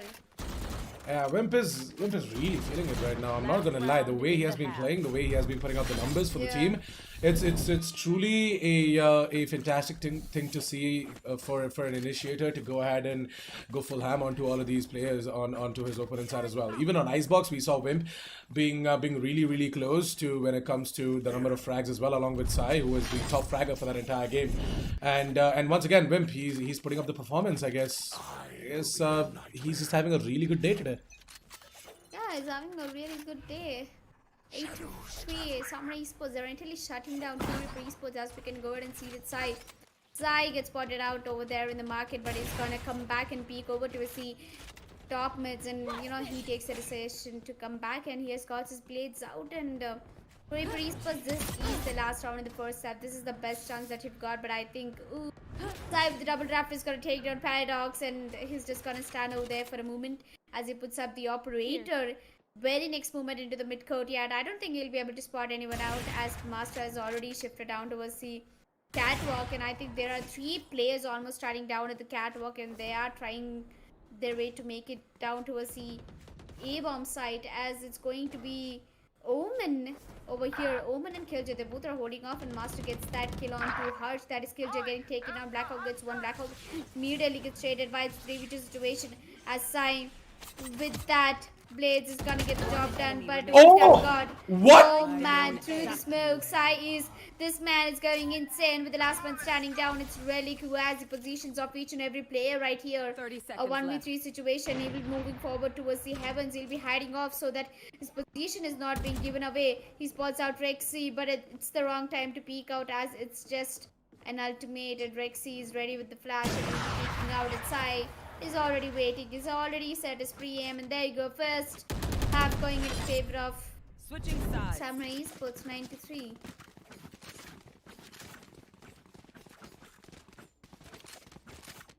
What a play, man! You know why this silence is there? It's just because of the fact that Sai did that. By the way, how the hell can someone be so goddamn good? Like, he knows his spray downs, he knows his lineups, and this guy is such a beast. Every single time, he never fails to entertain, and that is something that we love from Sai as well. 9-3 is Samurai Esports with their 9th round of the board. They're just a round away from making it to double digits, and the half, it truly hasn't been good for True Reaper Esports, and I guess they're gonna eventually improve. Now that they're on that defense side, maybe they might be able to make some sort of a comeback against Samurai Esports, but at the same time, you can't forget the fact that we've got Rexy and Sai on the duelist role for Samurai Esports, and both these players are absolutely amazing. But little does Sai know that one of the players from the side of True Reaper Esports, that is one tap God, is gonna be moving out of the smoke in order to get himself that frag. And look at this, it was a flawless round coming in from True Reaper Esports, and I guess I was right. We might just see some sort of a comeback coming in from True Reaper Esports. Yep. Oh man. Yeah, True Reaper Esports. Well, I think I'm happy that they finally secured a round into their hands, and I think they will be pretty much getting the next round as well with the force find coming. Oh wait, this is what I've been not expecting. Samurai Esports is also going in for a force buy with 2 Spectres and a Sheriff and a Frenzy with the Ghost. No, this is kind of sus over here, Nitish. Because if Samurai Esports takes this round, True Reaper Esports economy will be done and dusted. So I guess Samurai Esports, right? With them going ahead and getting themselves at that force buy-in, I guess. Because True Reaper Esports are now going to see this coming, and there's a little bit of a chuckle for me because True Reaper Esports at this point they're thinking that, hold on a second, how the hell are these guys going ahead and getting these specters out, and why the hell are they in the lead right now? As Sai gets himself another one, and that is a 2-man advantage going in for Samurai Esports. True Reaper Esports left out in a 3 versus 4 situation, make it a 1 versus 4 as Sai gets himself a triple. He gets 3 goddamn kills, and that's a quad.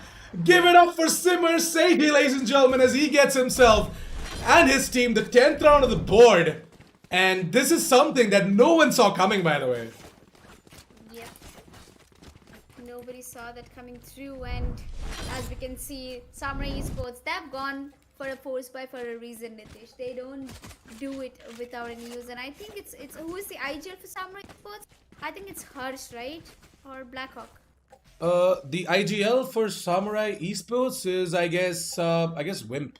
If I'm not wrong. Wimp. I remember. Wimp or Blackhawk for sure. Yeah. Wimp is the IGL, and I think he gave the perfect call out. And right now, Samurai Esports will be going all hail, but Master is gonna get the job done with Sheriff as well. Rexy is gonna shoot a lot of bullets through his ammo, and I think it's already one play down from both of them. So they pretty much are going to stick to the CA bomb side, if I'm not wrong, as Rexy is gonna put that Molotov and prevent somebody from pushing towards the shot. And there you go, one tap god is all ready to dive into the crosshairs of Rexy. But the paranoia coming through is gonna put him in a panic mode as Crosshair is down to low HP. The flash will be coming through it. There you go, Crosshair gets one tap, gets one.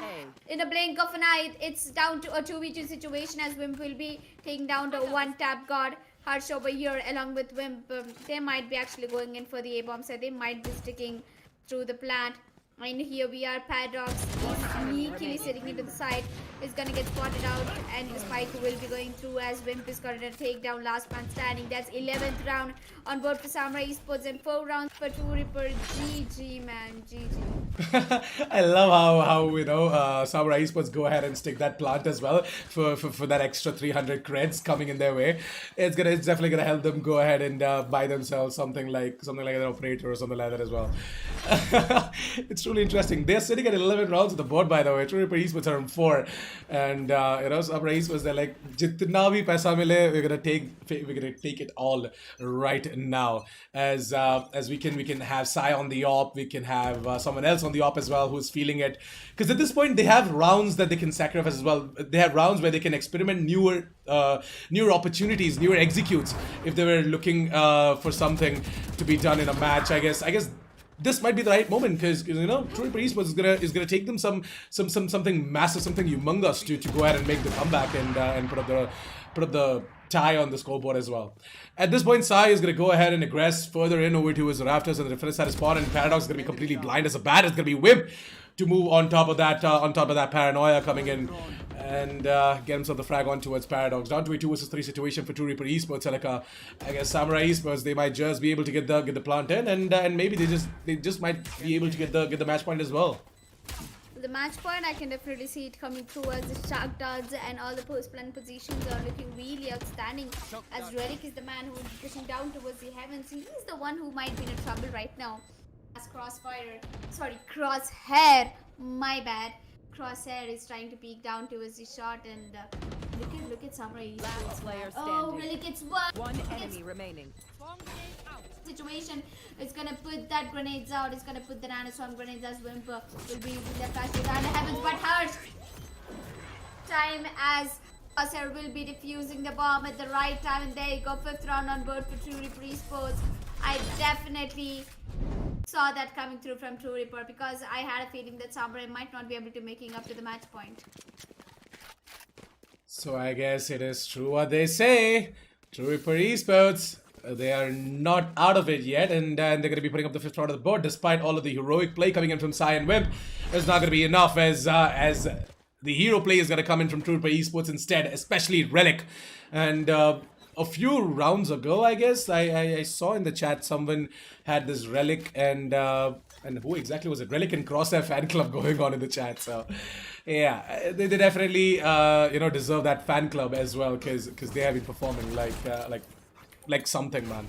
At this point, I don't even have the right word for it because they're way too good. And look at that hot hand placement coming in from Crosshair as well. Is going to be forcing down the players from the side of Samurai Esports to move out of the B mains, and they're now going to concentrate over towards the middle position. Sai has already taken control over towards the markets as well as the top mids along with Wimp, and I guess Sai is going to further move in and take down Relic as well. That is going to be one more defender over towards the B side taken down. The final defender is going to get detained, if I'm not wrong, over towards the defender side of spawn. But yeah, there you go. Crosshair is detained, so I guess they're going to try and take him down. But at the same time, they can't do that because, you know, players from the side True Reaper Esports are moving in from the defender side of spawn as well as over from the B main. Paradox is way too close. He might just be able to get the frag on towards Hush, but at the same time, oh yes, Hush gets taken down, and it's going to be all down to Blackhawk in a 1 versus 3 situation. He's going to be bombarded with all 3 of the players from side of Samurai, from the side of True Reaper Esports. That's right, he's going to be bombarded with all of these players, and I guess Samurai Esports, they have to wait to get their match point in.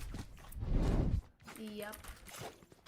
And looks like True Reaper Esports finally defenders siding. I think it's working very well for them. I think that they're securing more rounds in terms of the defenders compared to the attackers, and I think Paradox over there did a great job, Nitish, not gonna lie.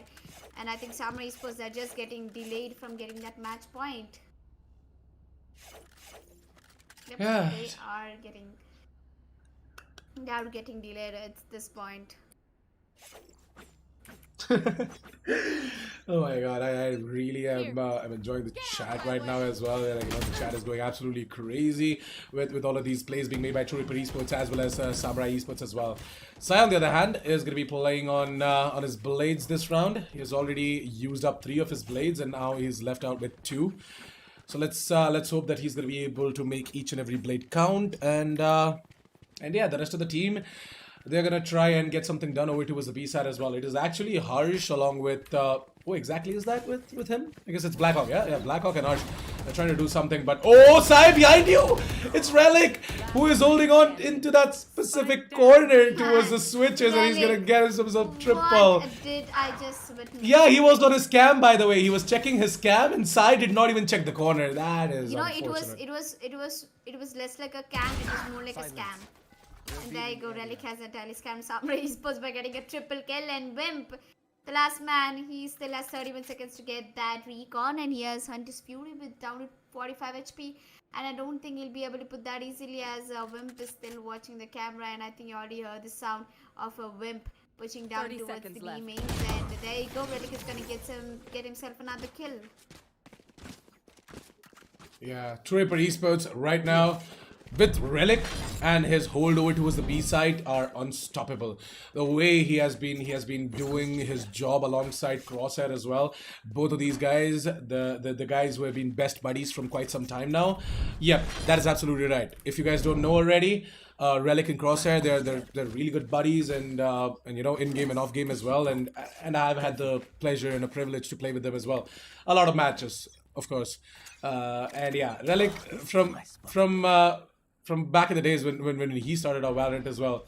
I guess he has been fulfilling that role of the Sentinel really well, and he has been putting in the grind, and he deserves all the love and respect coming his way. So please go ahead and show him some love, just like how you're showing your love to all of these top players in the scene as well. Sai, on the other hand, despite being completely blind, he's gonna get the frag on towards One Tap God, and One Tap God on the other hand is gonna be like, what the hell just happened? What the hell just happened? It's Samurai Esports that happened on towards True Reaper. Well, the Omen has been picked off, and looks like Samurai Esports with a man advantage. They might be getting that match point in this round, not gonna lie. Well, I'm not really sure if that's gonna happen, because both of the teams, they're looking quite confident, and True Reaper Esports, they didn't really have to go for the early pick. Do you think they should have gone? I don't really think. They are getting rounds, that's a good thing, but that does not let them go for those early picks and give away the advantage to Samurai Esports. And you know, Samurai Esports being a bet team at the paper, they will be putting off True Reaper Esports to a difficult situation. 30 seconds left. Well, True Reaper Esports, I'm not going to blame them for their aggression as well, because aggression is something that has been working out for them, and at the same time, I guess Paradox being low in HP, he might just be pounced onto by all of these players from the side of Samurai Esports, and Samurai Esports are going to gain control over towards the side, with it all coming down to Crosshair in a 1 versus 3 situation with no ultimate and little to no utility left. All he has is hot hands and his flame ball as well. So he's going to be putting in that hot hands over towards the default plant spot where he thinks is the spike being planted at, but actually he's wrong. It's not where the spike is being planted at. It's over towards the back of the generators, and I guess now he's definitely going to know. He's going to try and isolate himself into individual one-on-ones, but at the same time, none of the players from Samurai Esports are going to peek, or maybe even if they are going to peek, they're going to peek in together as a unit, and they're going to get the match point in as well. So 12-7 as Samurai Esports are going to be on a match point, ladies and gentlemen, as we might just see the final few minutes left out in this specific match. Yep. And here we are, Samurai Esports, nicely getting the work done against Yuvin Esports. As Yuvin Esports, with no economy left, I don't think they will be able to take this into the favor though. Well, True Reaper, it's only gonna happen if they move mountains against Samurai Esports, like just how they do it in the other games as well. True Reaper Esports, they need around 5 rounds back to back to make that happen as Crosshair takes down Sai. The very early peak coming into the hands for True Reaper Esports, and I think Wimp is gonna go drone a shot real quick as he might be spotting out a player in the corner. Oh, where? Oh, he did not check there was Omen. And if somebody pushes up a shot, they will be in a big trouble as Rexy gets another one. Trades off for Hush. As I told you, there was one man standing in the shot. Blackhawk. Oh! What was Master trying to do? Excuse me? When you're watching Blackhawk come through the pizza, I think he was trying to go for a knife, but unfortunately couldn't, as we are down to 3v3. Omen is down to low HP. Samurai Esports will bring the smokes down, and Wimp and Rexy getting a double for themselves. And there you go, the last man standing will be Paradox.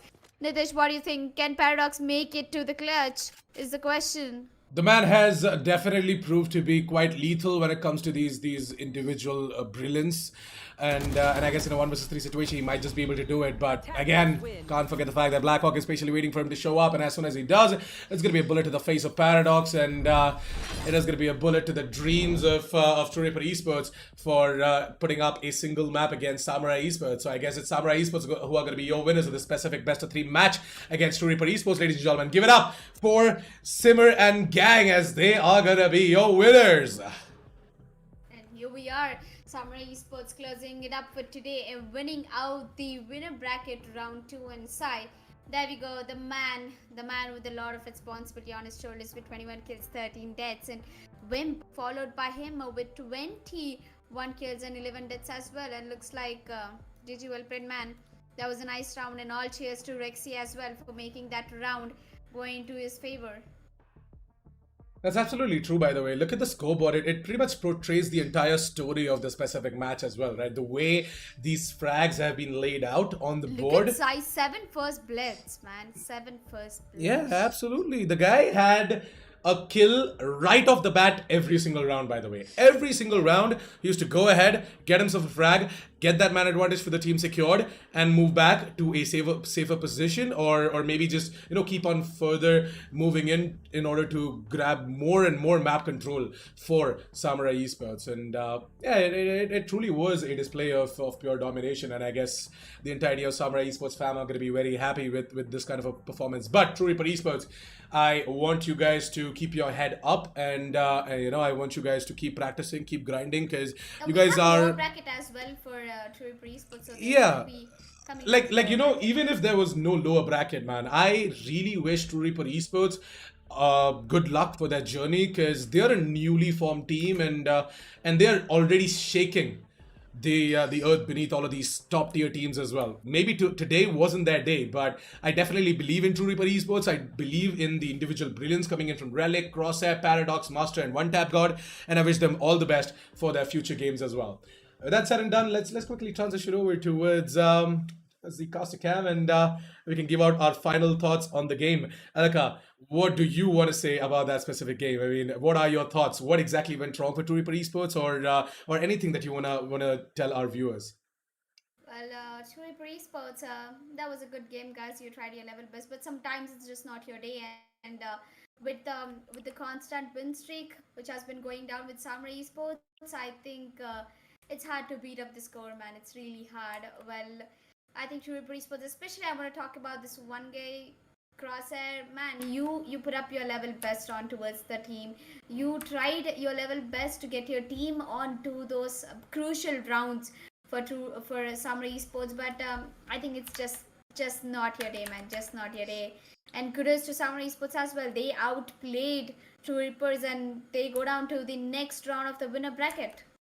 Definitely. So Samurai Esports, they're going to be advancing on towards the brackets, and we're going to be seeing True Reaper Esports falling down over towards the lower brackets as well. The format is going to be looking a lot better, and I guess we are definitely going to be showing you guys the brackets and the format and everything tomorrow once again when we go live at 5 p.m. with more and more exciting Valorant action.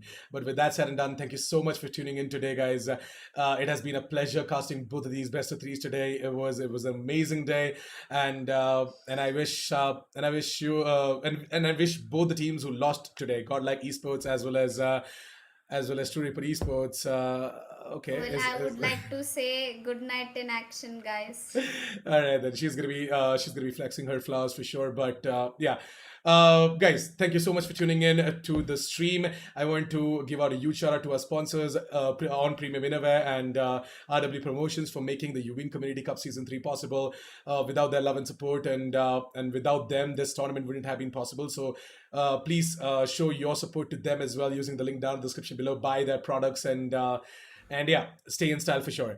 At the same time, you guys can go ahead and follow us casters as well on our Instagram handles. It's at the rate official assassin47 on Instagram, and it's at the rate Tanvi Jasmine FTW on Instagram as well. So please check us casters out. And I guess Elika has something to say because she has been I don't know, she's been doing something. No, I haven't been doing anything. It's just a little secret chat between me and the audience over there. So, audience, if Okay. you're listening to me, if you understood whatever I did, yep, go ahead and do that. And yes, follow me on Instagram. I'm Tanvi Jasmine FTW, and he's official assassin with a double S and a 47 added to it. So, we'll see you guys tomorrow right back at 5 p.m. here itself. So, you make sure you subscribe to the channel so you don't miss us going live. Good night. Take care. Sweet dreams. Yep, see you guys tomorrow. From the break of dawn, I'm on and on and on and on. On Total Comfort.